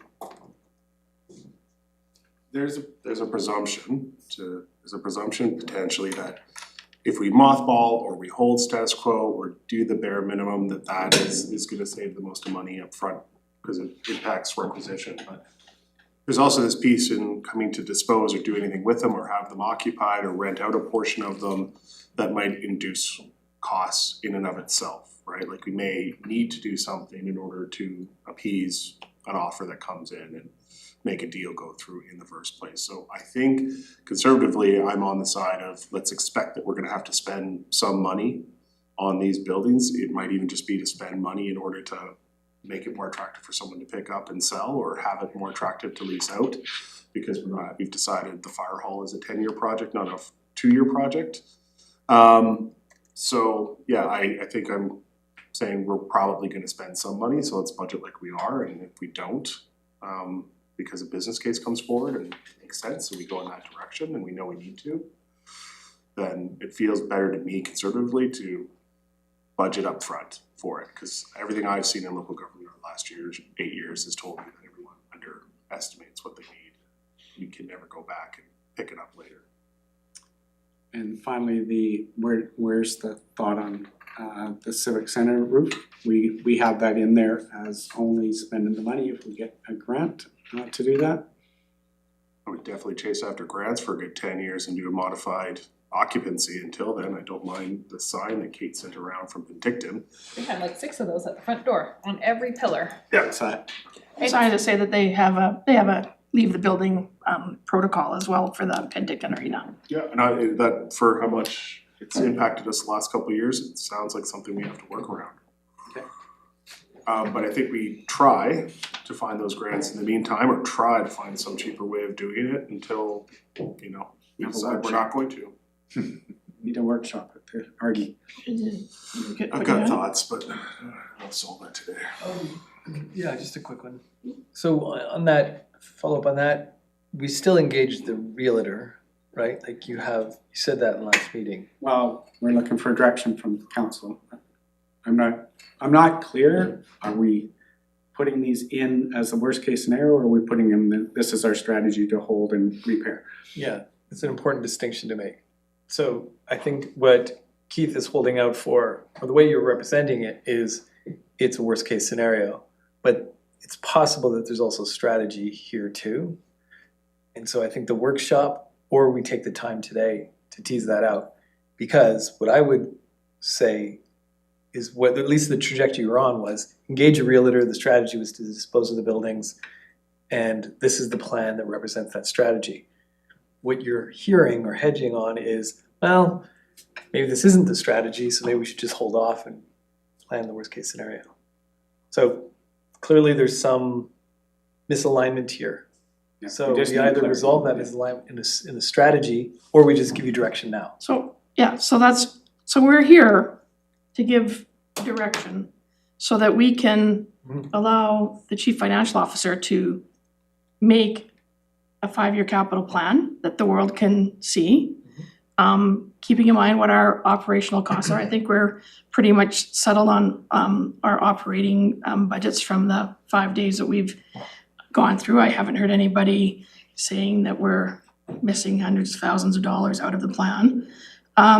So what I need from council at this point is either sort of, and I don't want to sort of like then spend the next 2 hours trying to figure out where the middle ground is, where we toss out that baby with some bathwater, but we keep that over there, is either we're going with the recommended strategy here, or we are asking for the CFO to come back, and that this last page is the 5-year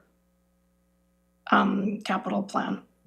So, The thing that you need, staff needs from us yes. specifically is clarity of whether to What they're engage a doing. realtor or not. Well, it's not about getting a realtor. I mean, that's That's what Kevin just suggested. well, that's one of many things along the way. I mean, there's many options, and I think that's us getting into the weeds. We're not directing Kevin to go and get a commercial realtor to assess our properties. It's a tool. Agreed, but what the signal will tell us if we achieved the outcome of this meeting, is it a strategy or is it just a contingency planning? What he needs to know is What he how to needs to action know. it. He needs to know how to budget for it. Kevin needs to know to action it. So the question on the table, sorry, roundabout here, but the question on the table here is, do we pursue the disposition of these 2 buildings in particular? In 2028. Right, but What says that though? right, but as Kevin reported in the last meeting, he's already in talks with the realtor. Does he pull back or move ahead with that? I don't think those discussions were It's to not do just- anything, they were just to get some information. And they're not just those 2 buildings. Yes. Sure. Yeah. Right. So it's not about how. Remember, that's not our I know. our job isn't the I know. how. I know, but Kevin, I'm just repeating what Kevin, because I noticed Kevin, there was some hesitation there based on what Keith said. And the hesitation is Kevin's looking for direction from council. Yeah, and I think the So- hesitation coming from the city manager, and I shouldn't speak on his behalf, is the fact that staff have once again put a lot of time into a lot of work. And what we are doing here is saying to staff, well, we don't think you got it right, we want a different plan. So the decision here going forward is, do we go with the recommended strategy, or do we just pick one of the other strategies in terms of moving forward? Right. What Keith at least represented, what I was kind of feeling was, there's the strategy and then there's how you kind of represent it in terms of contingency. So there's a lot of action, and as a conservative margin along the way, pursuing the strategy, more conservativeness in the tax, on the tax side of things. So basically build more conservativeness into the strategy. Well, I don't know that conservativeness is putting in these numbers into the making a cumulative tax increase of 27.8 is conservative, but I'm gonna go for it. I'm gonna let you guys to decide, because that's the decision is, do we go with the recommendation, which I'm hearing Councillor Page clearly not comfortable with the current recommendation. I'm hearing perhaps Councillor Lockenberg, you're not all that comfortable with the recommended strategy. So if we don't like the recommended strategy, which one are we picking so that they can finish?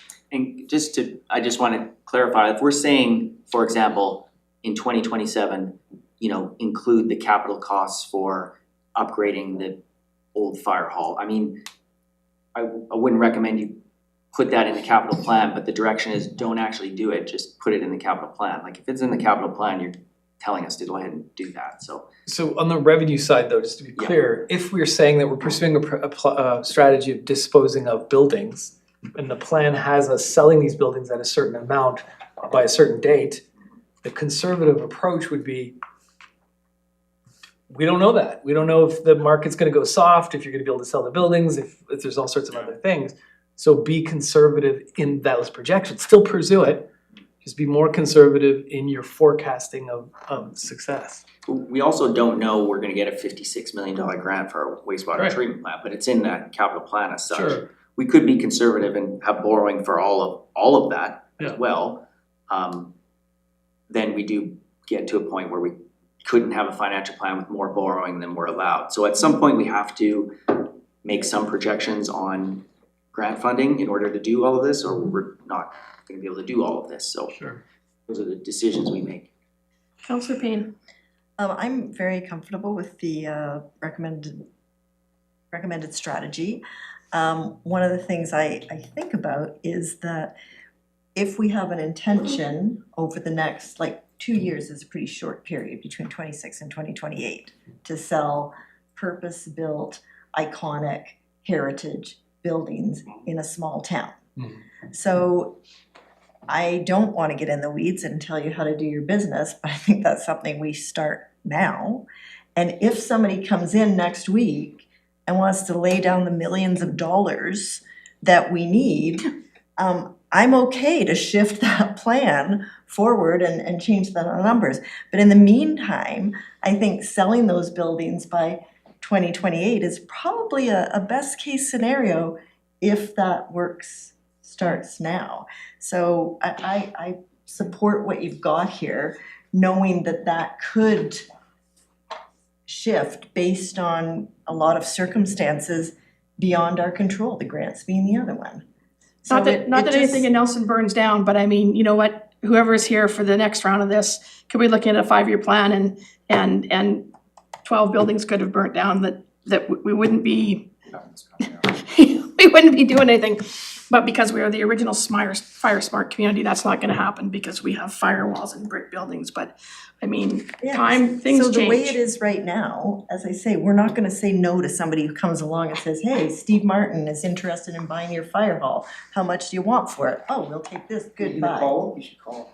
I will. No, I'm planning, if we Okay. can't get them, The when we get the mayor's new on one, that one. It come may back, have but- sentimental value with the American dollar right now, what a deal it would be. What a deal it would be. Like, we. I'm waiting for, you want, got a motion? Councillor Page, I'm waiting to get called on. thank you. Councillor She Page got for her a hand up motion. too. I don't have my hand up, We I'm did before. sitting on my hands. Yeah, her hands are under the table. Okay, so we're packing, an accounting strategy with a land disposition strategy, so I would move the retainable fire hall and nominal rent full meal deal as the strategy from a financial perspective. And then I would, as we see business cases for cases, like we're years from building a fire hall, let alone selling the fire hall. So it's in there until we know what we need to even do to get it ready to sell in the first place. So I'm in it from this perspective, from a tax perspective of putting all of them in there for now, not anticipating doing all that work in in the next 5 years, but maintaining, keeping the lights on, dealing with roofing, planning for HVAC and mechanical if necessary.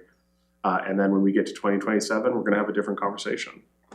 And one or two of those things might have changed trajectory, but in the meantime, we're getting our costing of what they're potentially worth, and we're hearing from the community about one of those buildings, and we're deciding whether or not we're gonna provide some sort of benefit or we're gonna put it out to the market.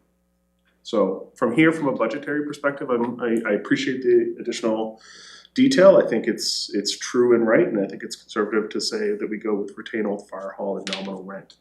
Just basically the second to last gray piece, that piece comes out and gets changed to consider KSA and old fire hall capital projects in the capital plan at this time. That's just makes sense to me. Well, that slide looks different than my slide. No, Did that's what I added one thing at the bottom maybe? You sure did. Yeah. and that's what I would move. I'll second that. Sorry, you wanna move this? I Just wanna add it? move the full meal deal, retain Old Fire Hall nominal rents, which is basically that He wants the last slide, the strategy, 27.8. second last item out of it. The last cumulative tax increase slide. Just expecting we're gonna have to do this tax. Okay, that's been moved and seconded. I think we've kind of, I'm sorry, I'm a little bit confused. Are you changing the recommended strategy? yes, Yeah. yeah,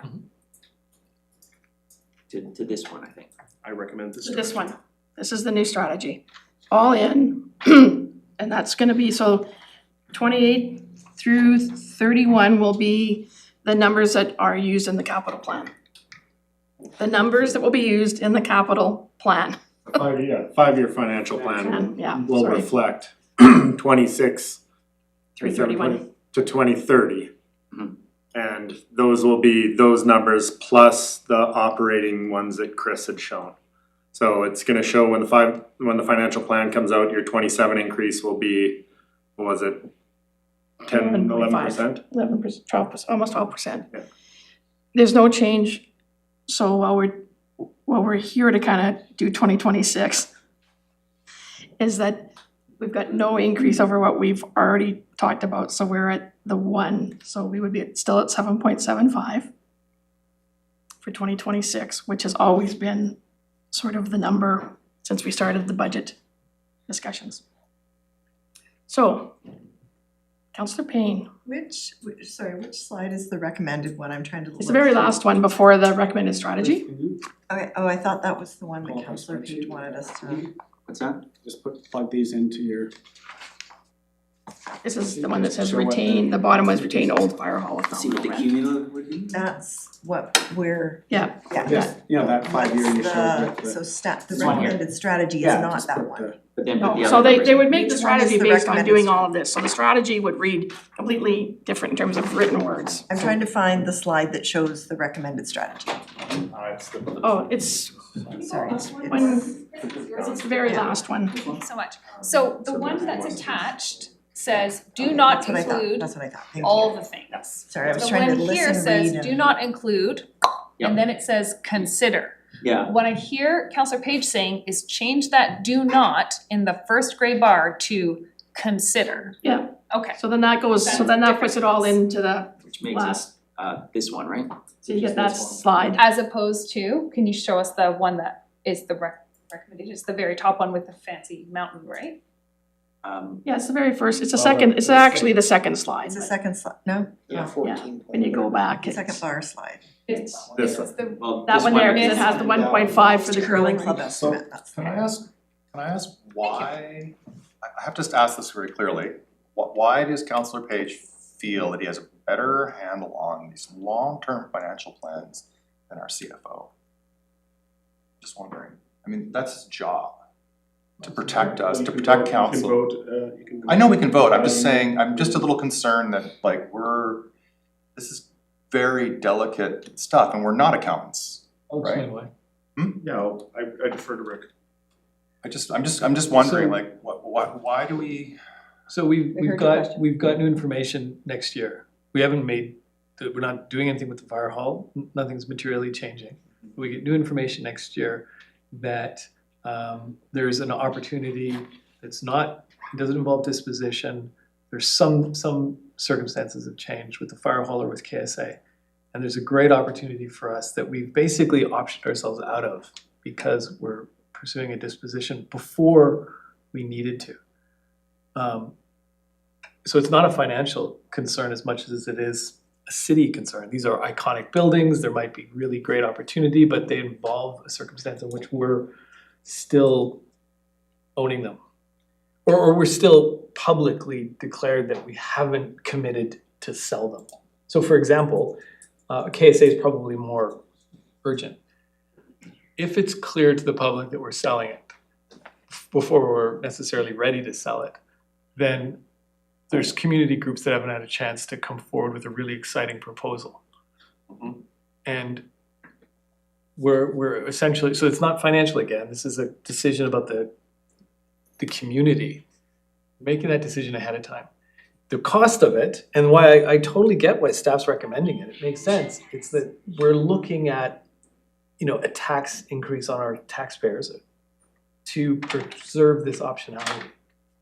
But the point is, and I think it's a good point, is that preserving, the tax increase is gonna come net anyways. Right? That's gonna come, whether it comes this year, next year, or in the future. Because if we do raise taxes this year and then sell, as staff projected, that means there'll be a lower tax burden in the following years. So it's just kind of shifting some of that burden.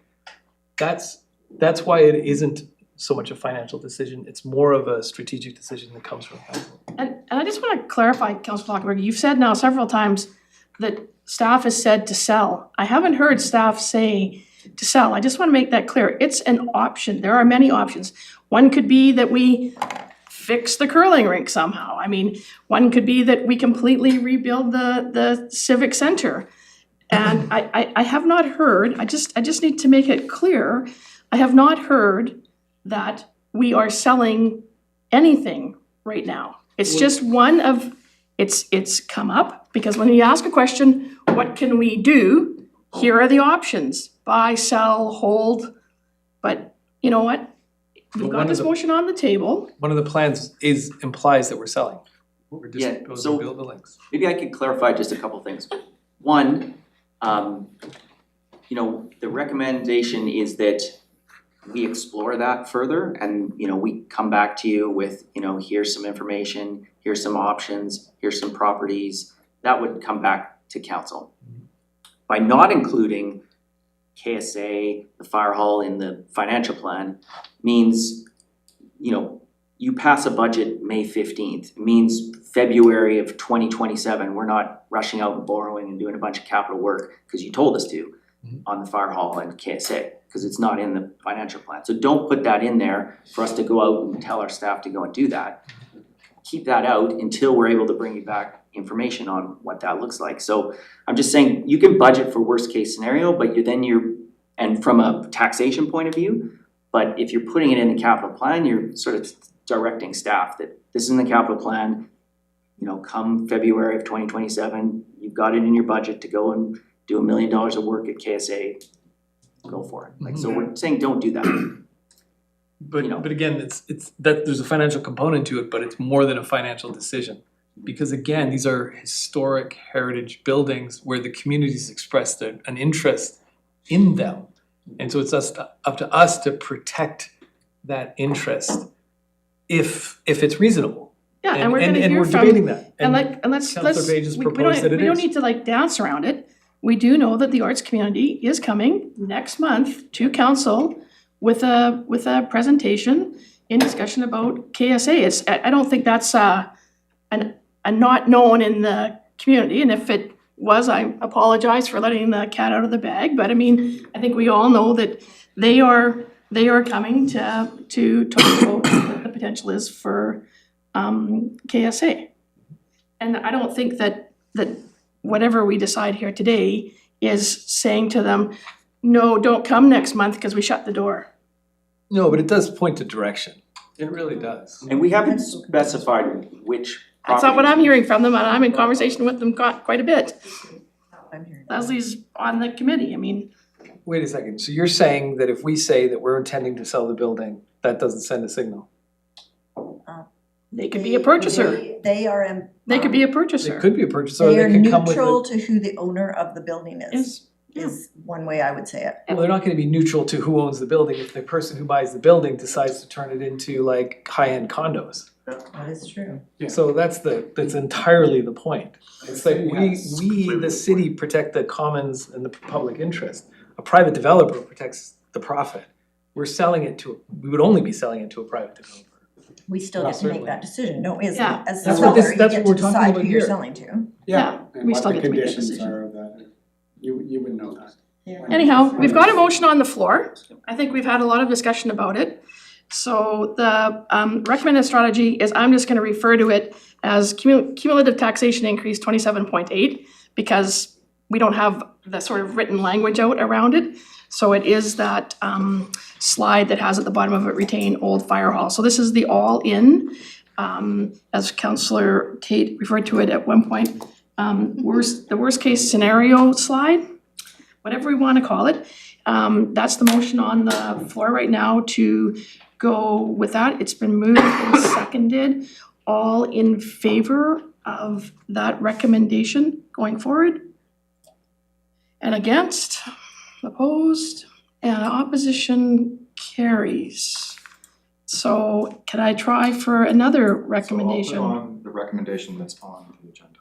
Okay, so that's been moved. Is there a seconder for the recommended strategy that's been brought to us by staff?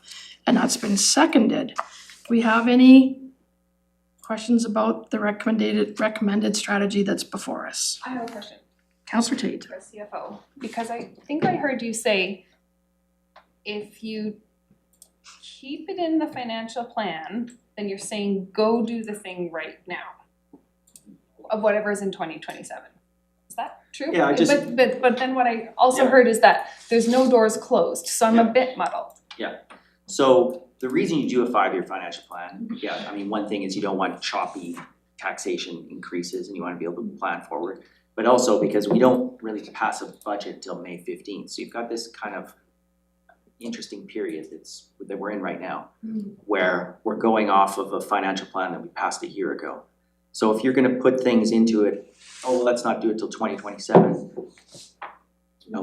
do this work at KSA or the fire hall, we will be at this point next year where in the financial plan is for us to go ahead and do some work at KSA And and the fire Brendan hall. and I will be working to figure out how to replace all the HVAC at KSA because because that's what we've been directed to do, and if we don't. So I would just we gonna get say caught. that unless your intent is to actually give us direction to do that, I wouldn't put it in the capital plan. As far as disposition is Can I just stop concerned, you there? Sure. That hurts my brain a little bit because I feel like we should plan, like it's responsible to plan that we might have to do that, but you're saying don't plan for it because we're gonna, because we don't wanna put it in the financial plan because then we'll start doing it. I feel like you need to plan like that, we might have to, so I'm a little bit muddled on that. This was what we're trying Yeah, to say. I know, I'm trying to get there, but yeah, So a financial plan gives Yeah. authorization to make those expenditures, okay, right? So if it's in your financial plan, then we can legally make those expenditures. If it's not in your financial plan, then we can't. So I think what you're hearing from Chris is, at this stage, Yeah. if you're not planning on actually making those expenditures, you're hoping to avoid those, right, then don't put them in your financial plan. Right. If next year we go, we're gonna have to spend that money, the roof's leaking and we need to make this expenditure, then you would approve that expenditure at the time. So that's really, are you planning on doing this work? I wouldn't necessarily put it in, well, what if we have to? Because there's 1,000 things that we don't have in financial plans that could happen. We had a force main breakout at the wastewater treatment plant. We didn't say, we should put in 2 million of contingency and tax for that just in case we have a bunch of things go bad. okay. But this morning, we saw something from the plan last year that went up 30% for this year. So I'm getting a bit of a mixed message. Should we have planned for that 30%? Or how do we, I think we just wanna smooth the thing, right? We're trying to bring, Okay, we're trying to bring the best information. Yeah. And last year, for whatever reason, we thought that's Yeah. where we were. Sure. So we weren't saying, we think it was gonna be 1.2 million, let's just budget 900 and so we can keep taxes down. That was,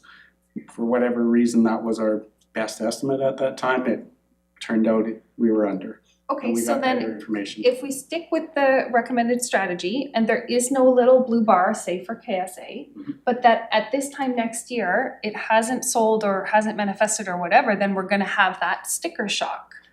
well, we don't have a tax increase this year. Yeah, we're not taxing for it No, now. we're not taxing for Yeah, it. so it won't impact what we should have done this year. Okay. Next year you might be looking at a higher tax increase than what we're showing on here because we couldn't dispose of a building and we have to borrow for something, but it won't change what you do this year. It won't change what the tax requisition is this year. So only thing it'll do is give you the ability to still make a decision on whether you want us to go ahead and do work at KSA or the fire hall. You're either telling us to do it now, or you're allowing us to bring you more information and you can tell us this time next year. Okay, I like that. And to smooth, you would say, we could be spending 30% more over the next 5 years. Let's add 6% this year and 6% next year and 6% instead of having this up and down. And again, do you wanna tax at this stage for something that may or may not happen? We recommend you don't. Councilor Lockhart. So can I, a little something that's been bothering me, but I wasn't quite able to articulate it. So the, you're saying you're looking for direction on whether you do this work on these buildings. So the implication there is we don't do the work on the buildings because we're gonna sell it, and the person we're selling it to will have to do the work on the building. If they don't do the work on the building, it's because they're tearing them down. If they're gonna maintain them, they're gonna have to do the work on the building. So somebody is going to have to do work on those buildings. And if we do the work, we would get that return in the sale of the building. Yeah. We have the ability. Unless you're saying that, Covenant. we gotta maintain it. That's a lot of assumptions in there. Yeah. Yeah, no, but that's what the exercise is, The intention is to right? put heritage covenants on these buildings. So the fire hall, before we sell it, will have a covenant on Right. title that will prevent So then it. we're basically, whoever's gonna buy it is gonna be buying a building they with a might- heritage covenant on it, they're gonna be like, Jesus, like, okay, that building's went from being worth $3 million to now being worth 500,000. Because it's got a heritage covenant on it. So the difference is, from a practical point of view, if you buy that building, you know what you're gonna do with it, you're gonna design it and set it up for what you're doing, versus we need to sort of guess what that future use of that Well, building is. like the core things, no, it's not, yeah, the core things are The gonna be HVAC regardless system, of the use. You got uh, HVAC, you've Well, got, it depends on the occupancy, and there's a whole bunch of things in planning your HVAC system depends on how many people are in that building, what's the max capacity of that. If you, like the Civic Center Theater, if you're gonna have 300 people there at one time, Right. you need an HVAC system that manages 300 people at one time, versus I have 20 people in my building at a time. so right? let's So just it play does have some. this out for a second. We've got clearly a commercial building over at KSA. If the use flips to residential, which would be interesting, we could just compare, what would the HVAC implications be either way? Well, we should plan for that, kind of like within a range. It's staggeringly different. Yeah. Yes, it would, Sure, it so would be a what's the challenging range? exercise to move through and predict what any developer would need for that type of service. Typically, for that process, it would be a massive design exercise. We're projecting our own, like what would We don't know what our own is. we What don't is know our what own? it would take to maintain them, like what would we project to maintain? Cause we're not gonna maintain the fire Well, we know hall that. as a fire hall, that's what I'm talking about. Yeah, we do, but That's what we're budgeting for, we're not budgeting to upgrade it to any random I use. think one of the things that the city manager was alluding to is, so if we upgrade for the, say, current use with the KSA, so like you said, maintain the mechanical for the current use that they have it. To your point, I'm not saying that, I'm saying maintain it so that the thing doesn't decay. Like, Which would be a roof or something like that, the building envelope, but a mechanical system is for who occupies it. sure, but what I'm talking about is if we're not maintaining it for just the Oh, we're not gonna let it deteriorate further. Yeah, it's still in the plan, just not in the plan. it's in the plan, but not in the plan, We right? still do repairs and maintenance on our buildings, we're just not full doing major capital capital projects, replacements if anything. If we thought the roof was failing next year, we bring it back to you, you would see it. Right. I think one of the Of course it a good That's what analogy, we're talking about. a good analogy, Councilor Lautenberg, would be like, if you owned an old car and you knew you were gonna get rid of that car, but you didn't know when, or you had to put some money into it, Mhm. like it needed a new transmission. Mhm. But you weren't sure, so you put the new transmission in, and then it didn't, and then you tried to sell it and you didn't recover your money because the people were like, I don't want That's your the- transmission, right? A car's. Do you know what I mean? Obviously, I know that analogy, let me put it back to you, So- which is the Yeah. analogy that I'm trying to make. You're gonna sell a car. You know that car is like, it's a vintage perfect car, like, or it's a vintage car that you're not gonna dump, you're not gonna junk it. It's a heritage So car. it's a heritage car. That Steve Martin drove. It's the heritage car that Steve Martin drove. Sure. It's a fire truck that Steve Martin drove. You're not, so the question is, do you put the transmission in or not? Of course you're gonna put the transmission in, because if you're gonna sell it, it needs a transmission to sell it. It's not like you're gonna throw it in the other option is you're gonna junk it. No, I We're not actually gonna would, jump these I would buildings. say, because like in a different matrix, I'd be like, you know, I'm not gonna put that money in because somebody else wants to put a different kinds of transmission, maybe a high Yeah, that's performance not what I'm transmission, talking right? about. We've already had that. I'm just saying, like, we Yeah, don't I know know that. what is coming on those buildings, and We're gonna so put I cover feel in. like there's like, to put a whole bunch of investment into an unknown outcome seems like not prudent. The analogy, saying the I don't opposite. think the analogy You're works not- I'm between saying cars you're and not being buildings. prudent because you're not having that, Councillors, so you're just sort of councillors. foreclosing that option. Councillors, Should've gone with my so here we go. Okay. You know, I love the fact that we're all gonna be able to come back next Tuesday and we're all gonna still really like each other. So, the one good thing about this council is that we had two options. We had one option, it was on the floor, it got voted down. We're at the recommended strategy. I think that we have time, we're gonna hear more. It's not like the buildings are suddenly gonna vaporize because we made a 5-year capital plan. So I would ask that, given that it's 3:26, and I don't know whether or not the CFO has the strength to do a summary, because that was supposed to be the last part of the day.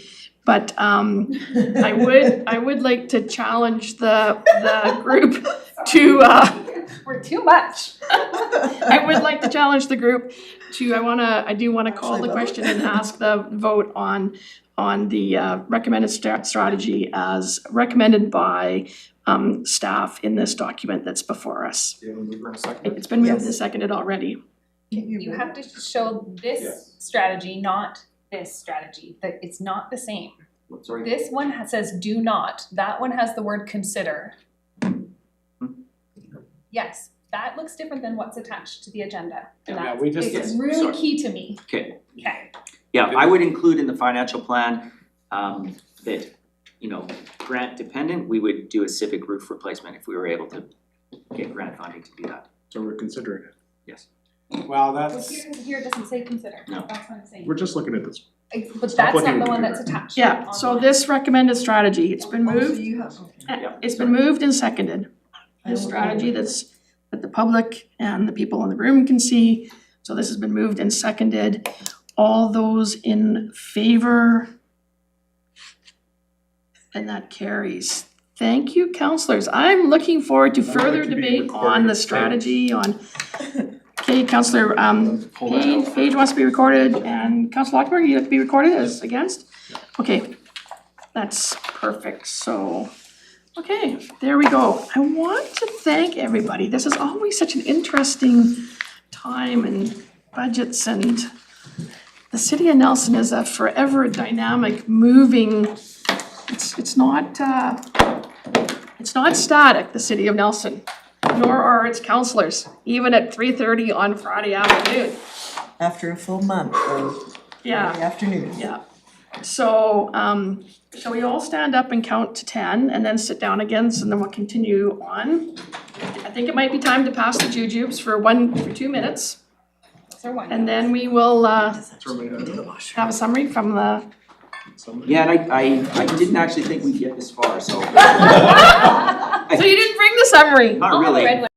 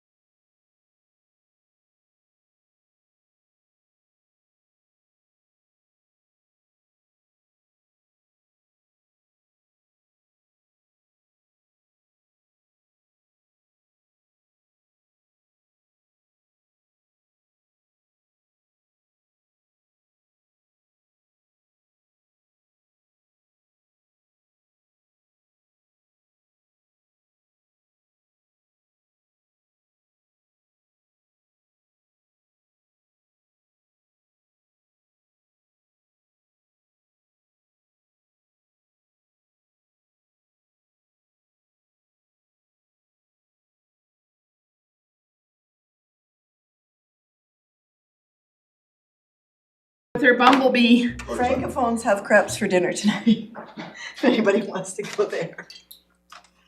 It's a full night in town, just like it always is in Nelson.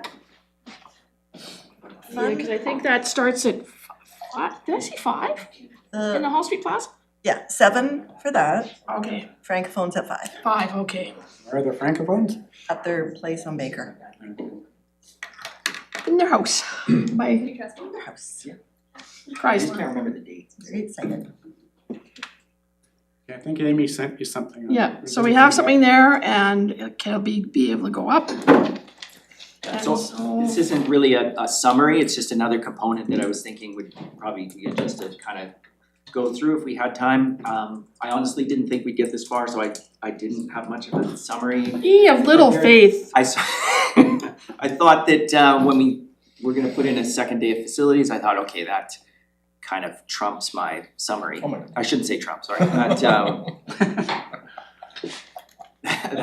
more important. Supersedes. Supersedes, yes. Supersedes. So that maybe what we would do is Amy will come back and at the end of this and sort of talk about what those next steps are, but we can probably have an opportunity in one of those next steps to provide just a bit of an overview of the 5 days of budget and sort of where we landed and what things look like before we kind of wrap things up. But here's a piece, it's short, but just to kind of go through where we are as far as reserves.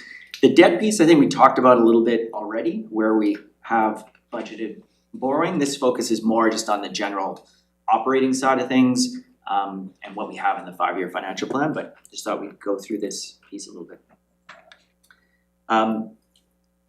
Here's just a graph of our main capital funding reserves. The gray bar shows what the balance of those reserves were at our last audit, December 31st, 2024. The blue bar is what we're projecting for the end of this last fiscal year, December 31st, 2025. And then the green bar is what the reserve level is projected to be December 31st, 2026. And I just put a little dot in there on what the annual contribution to those reserves is. So probably some places to note are that building reserve. We're contributing $2 million a year into the building reserve. We did see a little bit of a decrease in that reserve projected, like for this end of this last fiscal year. We have a pretty substantial capital plan for 2026, so we will be drawing down quite a bit on that reserve in 2026, sorry.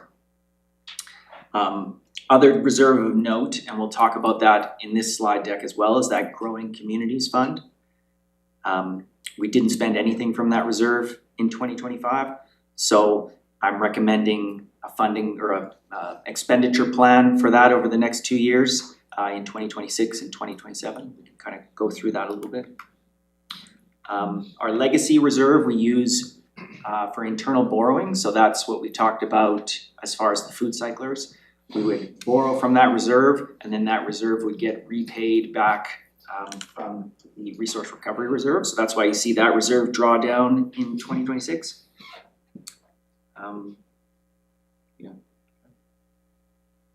Any questions on that? Okay. Just looking overall at our reserve balances, this shows you a closing balance projected in 2026 of $11 million. Interesting that we, in 2025, we had budgeted that our closing reserve balance would be just under 10 million. It's looking more like it'll be kind of around that, 15, 16 million. Again, these are very early kind of estimates, still sort of getting our last invoices in at the end of the fiscal year and trying to project where things are at. But there's been a number of projects that we're going to carry forward to the subsequent year. So that's allowed us to carry forward some of these reserves. And then you can see our projected reserve balances over the next 5 years.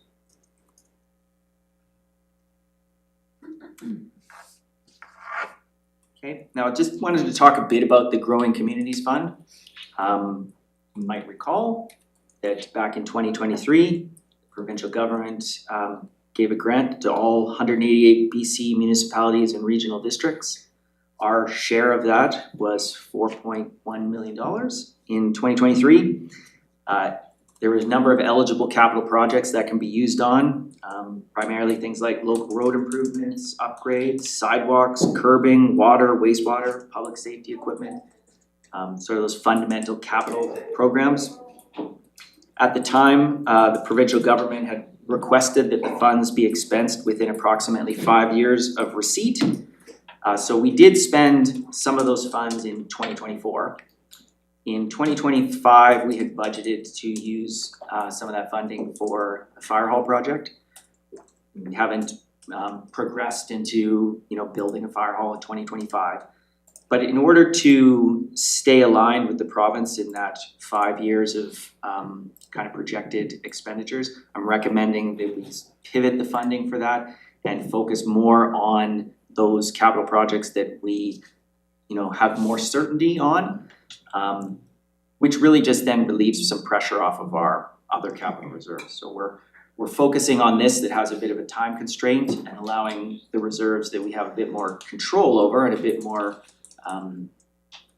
ability to use at a different pace. We're allowing those to, remain at a higher funding level.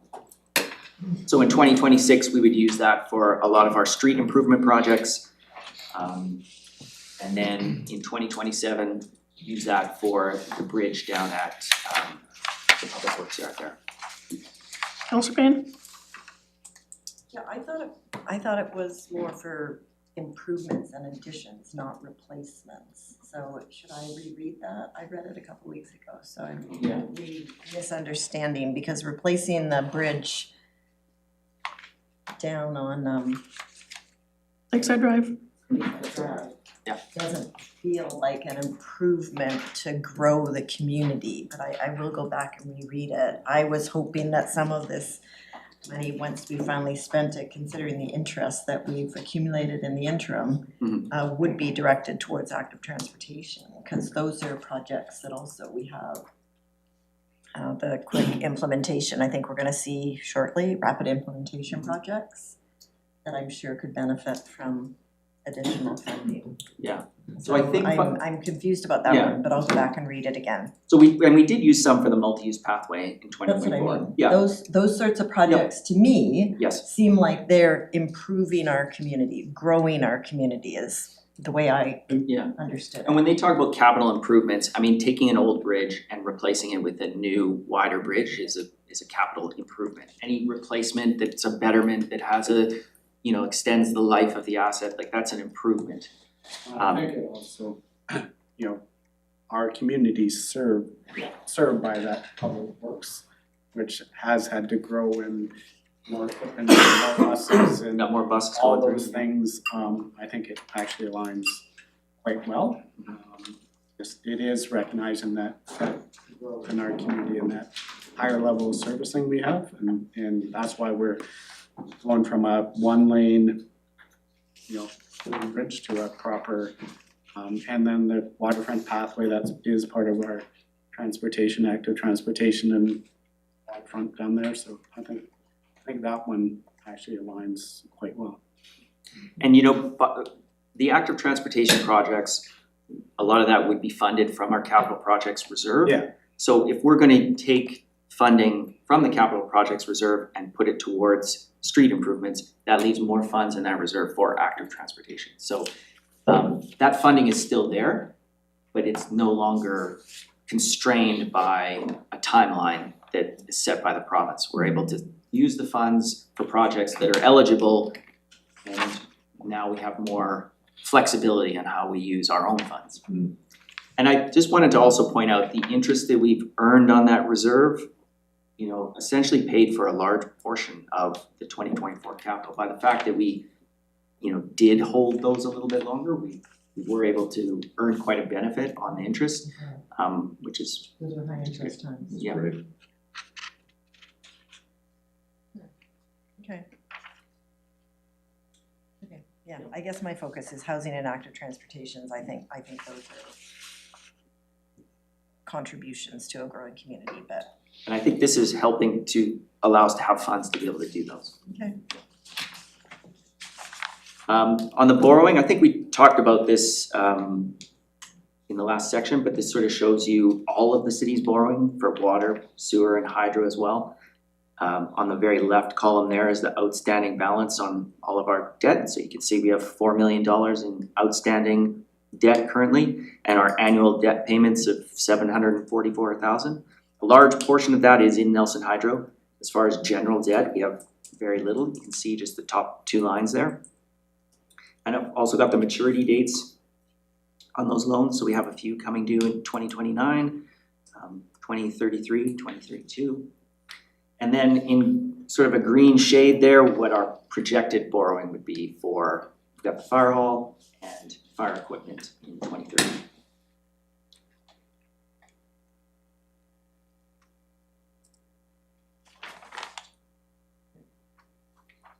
Just a few other documents that I've had requests from council that, you know, as I get those ready, maybe I'll distribute those to you via email, but I think in the past we've sort of shown you a summary of the RDC requisition and what our percentage of that total program cost is, or that service cost, and how that's, you know, maybe changed over the last 5 years. So I've kind of put something together I can maybe distribute to you all, maybe via email.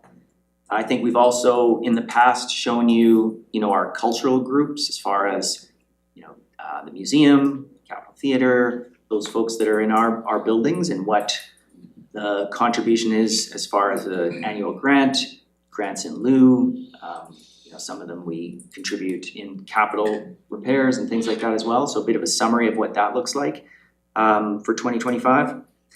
And then I think, you know, I've been working with Maddie a little bit to get you some more regular reporting so you can look at where you are as a council as well. And, you know, when you go off to conferences and how much money you've spent individually, and you can sort of see where you're at and what you have left, and, you know, that type of allocation might be useful for you to track. So we'll try and get something where we can provide that to you, you know, on a more timely basis. And I don't know if there's anything else on here that you'd like to see. We can try and provide it and distribute it, or you can ask me at a later date. Whatever you need to kind of make good decisions along the road, not necessarily for budget, but just kind of on an annual, ongoing basis, we'll try and provide for you. So, a couple of things, Chris. So we've gone through this, and I wanna thank you and staff and all the senior managers and all of your lead hands that, you know, work so hard to put this together and come in, and I know some people are like, oh, again, and we've heard that before, and I don't know, I think there's always some takeaway for everybody from every section when we redo it, and the public for sure has an opportunity to really hear the nuts and bolts of how the city runs if they were to review all of these meetings that we have. Where are we now in terms of next steps? Like, are we at are we at 7.75? Like, are you coming back with that based on the discussions? Are there things that are gonna get tweaked based on on that, so that we're coming in at something less than that, something different than that? So that, you know, I take it there'll be some an opportunity for what are we gonna do for the public presentation this year, or public input? And then looking at this as February, I know that it seems to me that we always end up passing this at the first budget in May, when we put the final stamp of approval on it so that it can meet the May 15th deadline. I don't know whether or not we would have everything wrapped up so we could at the March business meeting be able to say yay or nay, or where are we time-wise, please? So what did we have in mind for dates and public participation? I think one thing to remember is, you know, we started a lot of public participation early. We put things out after each one of these meetings, Right. Put stuff out on social media, so it's not like if folks wanted an opportunity to hear and follow along and send feedback, they've had that opportunity for the last 5 weeks, but we do have some dates in mind that we'll share with you. So, yeah, like Chris mentioned, Let's Talk is, you know, Steph's been doing a great job of updating that every Friday after council meetings. Time stamping all the YouTube, so if people wanna just specifically look at a specific department, it has been awesome. That's gonna be open until February 20th. And we'll work with staff to kind of get a bit more engagement on there too, to make sure that the public knows that they can go through it and peruse through it. And then we'll come back to council on the March 3rd council meeting to provide kind of a consolidated summary of the feedback that we've received from there, as well as hopefully bring back a summary and any changes for what the financial plan will look like. Yeah, at this point, I don't see any changes in taxation rates. There's been some changes where we've looked at things and said, this expense needs to be tweaked, here's some additional revenue, here's things like, but overall, I think we're still comfortable with the taxation piece of that. So that March 3rd meeting will be for first and second reading then? Well, yeah, I think we were thinking we'd bring back the public feedback Okay. to you, and then, get direction from you to prepare a 5-year financial Okay. plan based on that. Okay, so then that we wouldn't be passing first and second reading till April, and then we would do the third and final reading in May, so not speeding it up any for you, Councillor Payne. We could always do a special meeting at a Yeah, well, and we have done a special meeting before, yeah. Yeah, it makes sense if we can get it, because some projects and stuff, either we have to bring resolutions forward to say, let's do these things, or they weren't in last year's financial plan. I think I mentioned this before, but the link in the newsletter doesn't work. Pass that on, so it still doesn't, I'm pushing it right now. but and that's still the last. January newsletter, where it says, let's talk, and it Okay. says the budget. Yeah. And when you press it, you get That's the to OCP. the official community plan. I'll ask Steph again, I So mentioned it. you can get to it. Yeah. But, I think one of the objectives of our communication is like, if I'm busy and this came from somebody else and I hit it and it didn't go to the right place, I'm next. Bye, if you've had your chance, Yeah. so. Yep, apologies, we'll make sure that that's rectified. Yeah, and I don't know how many people got that newsletter, and I think it's a couple weeks ago now, so maybe that ship has sailed and you have to find another way in. I guess the one large expenditure we really haven't given much information on is transit. So I'm not sure if we can maybe give you a bit of a breakdown of transit. And May have something we can show you, wanna see some transit? You have 7 minutes? 7 minutes. May have something? I would love to see 7 minutes of transit. Are we gonna have to make a vote on it or something? No, it's included in. Yeah. And a lot of it's. Somebody had asked about having transit come, whether or not we were gonna hear from transit or. Yeah, it's a $4.5 million expenditure. Yeah. You're working on it, or is that on mine?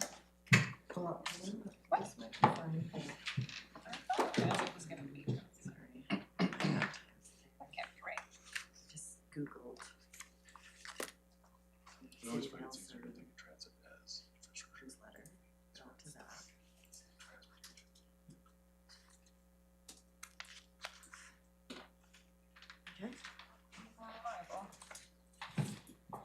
And I can send out a copy of these slides afterwards. Okay. So a quick overview on transit, and I hope Jody's not listening, I'm gonna butcher this. You won't tell So we kind of have, everyone knows we have two streams of transit. We've got the Nelson Conventional, so they operate within city limits. And then we also run Kootenai Lake West, which is outside of city limits, run by our team at the city. And we run that as like a cost neutral project. So what it allows the city to do is allocate some of our overhead and our staffing costs to be covered under the Kootenai Lake West transit team, and that's why we took it on as a new project. We took that back in 2024. So yeah, on the right hand side, we've got a bit of the org chart. So they fall way underneath Chris Johnson. Under Jody, he's our fleet and transit manager. He's got Barron, that is the transit supervisor that leads both of those teams. So on the Nelson side, we've got 7 full-time staff and 7 casuals, and on the Kootenai Lake West, we've got 10 full-time staff and 9 casuals that run services.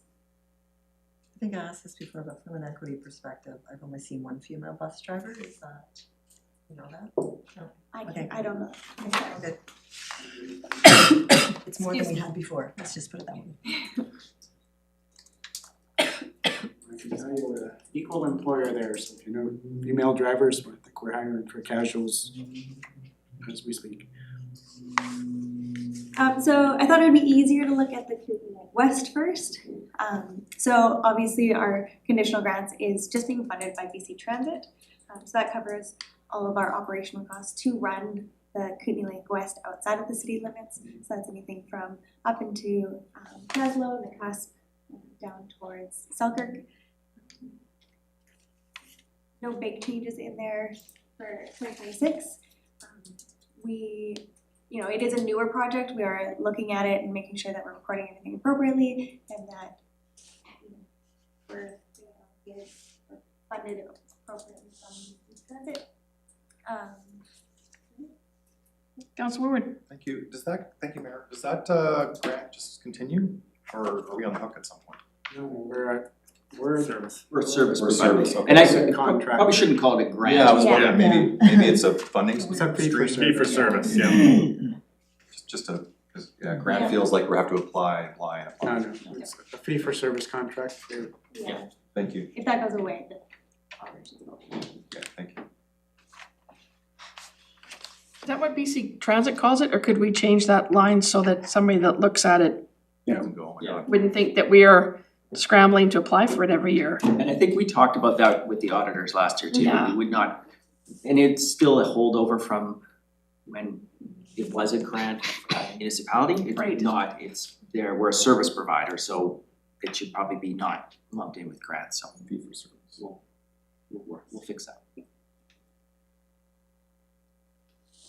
Switching over to the Nelson side, we're showing this a bit differently. So I'm gonna start at the top. So revenue, that's gonna be our ticket sales. And we're looking at it as Nelson Transit System as a whole. So that's funded by us, BC Transit, and the RDCK. So when we're looking at those numbers at the top, that's the entirety. So the 408 revenue that is split between us and the RD, BC Transit doesn't take any of that. The next section is total shareable costs.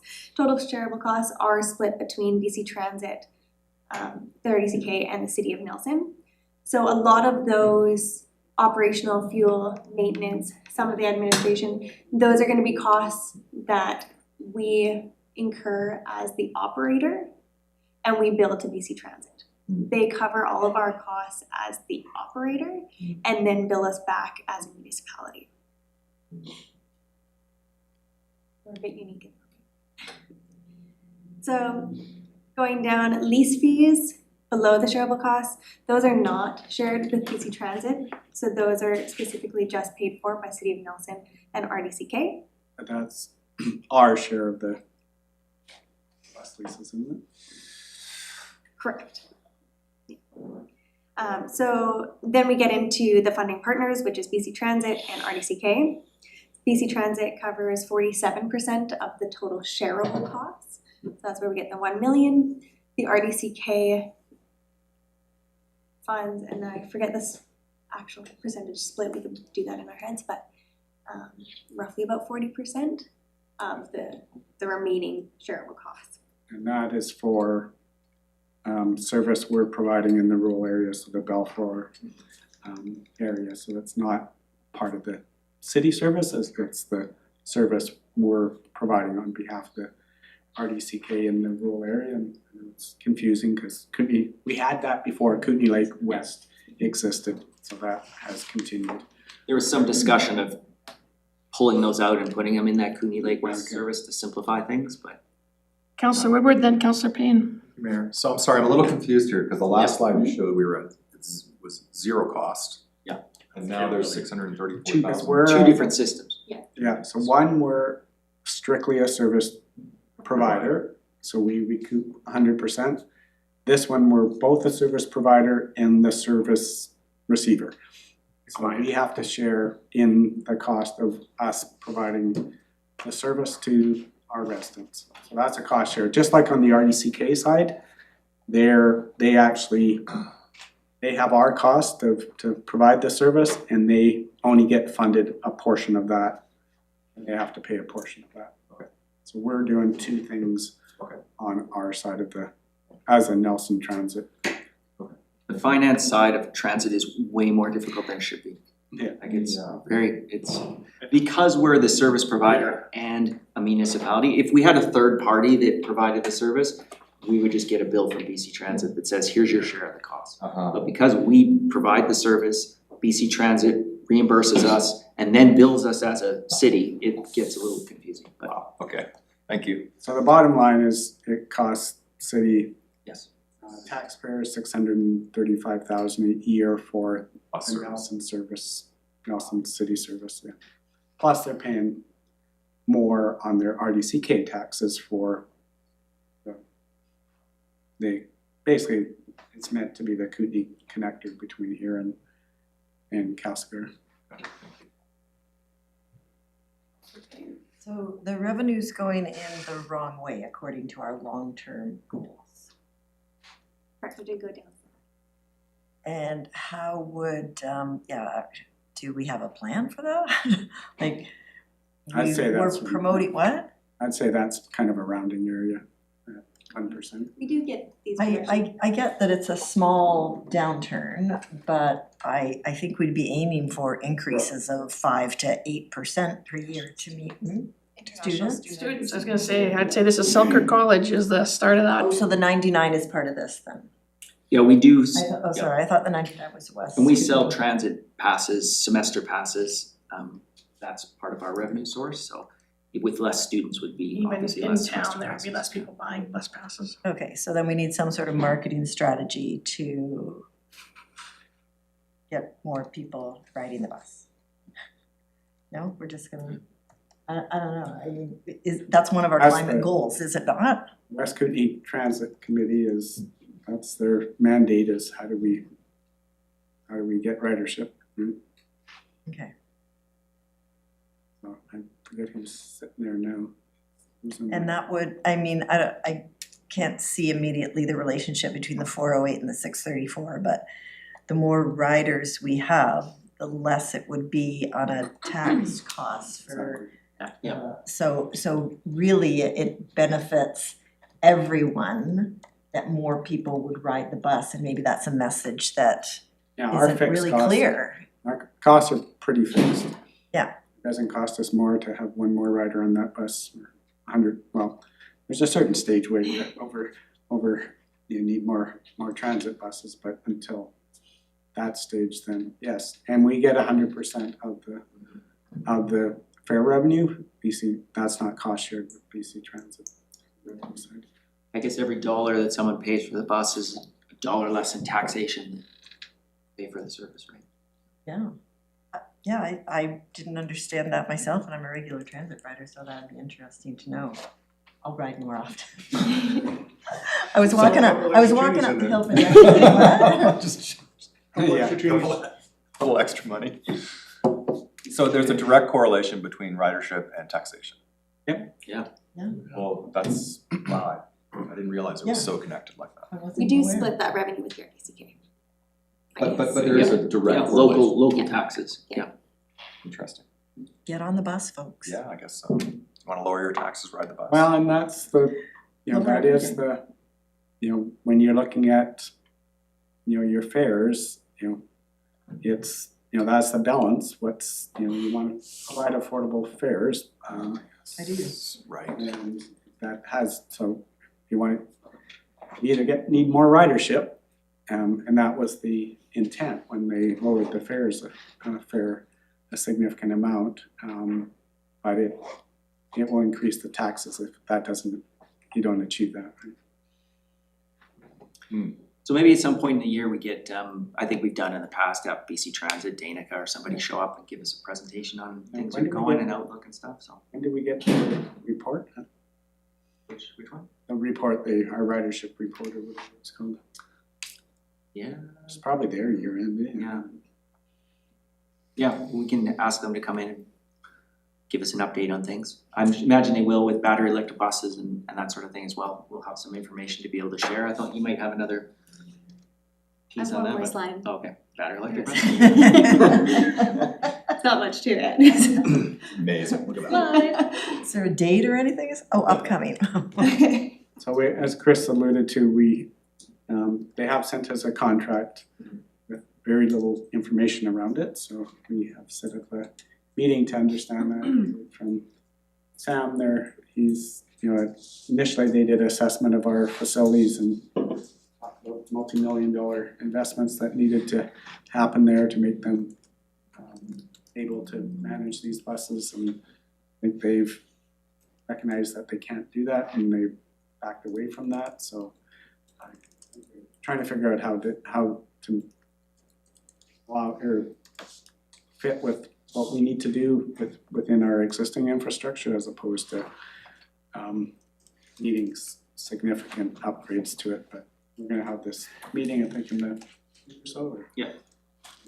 Find out the details, but they're on track to have those buses, or the intent is to have those buses delivered either late this year or next year. Cool. I'm thinking like party buses, do we put musicians in buses? Magicians. I'll be on the magician one. To increase Win your fare, I mean, I think there's lots of things, we just need people to try it.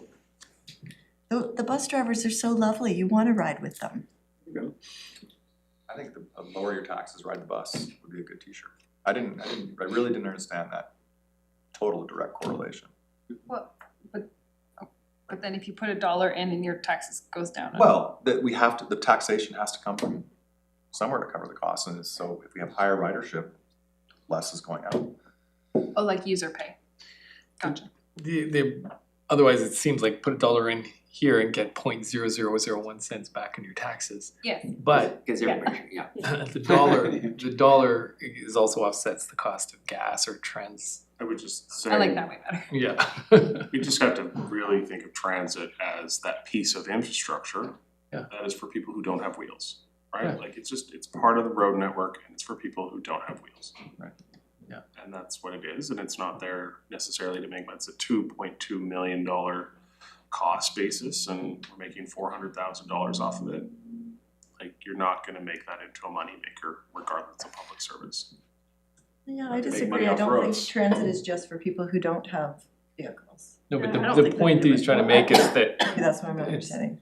it's the cost thing. It's $400,000. Like, you're not gonna make that up significantly. Yeah, you're not gonna find another $2 million worth of revenue in the bus service. It'll never be that positive anyway, Yeah. but it is an extension of the road network. Like, it's infrastructure. And everybody benefits from it. Sure, it's by for having people this. who don't. That's the main thing, You people, don't have to worry not about just the park. person on the bus, yeah. Less traffic, less people parking. Yeah, for parking. While we're on the bus, are our little fold down seats coming anytime soon for the north side of the transit exchange? I'd have to get an update on that. Okay, Yeah. just pops up. We did get I an, keep looking, I keep hoping. we did get an agreement with the province for the pink building there that we can have a lunchroom, right? Yeah. Yeah. Did we receive it back? Yeah. We're working on the details. Yeah, I think it's, we got a contract to sign, so. Okay, perfect. So that's gonna be an additional cost. Yeah. How many people do we have to ride the bus for Just to those? pay for those seats. Well, and my one is we are working on a covered shelter for the bus stop at Grandview, Fairview Gardens, Fairview Gardens. And that's in the budget. Fairview Rain Garden. Yeah, I wasn't gonna go there. and I guess there isn't any urgency because there aren't any clients in the building, so we won't go there either. But yeah, that really needs to happen, because it's a long walk to start with to get out to the roadway there, and then to have to stand there to wait for a bus is definitely gonna be a bit uncomfortable.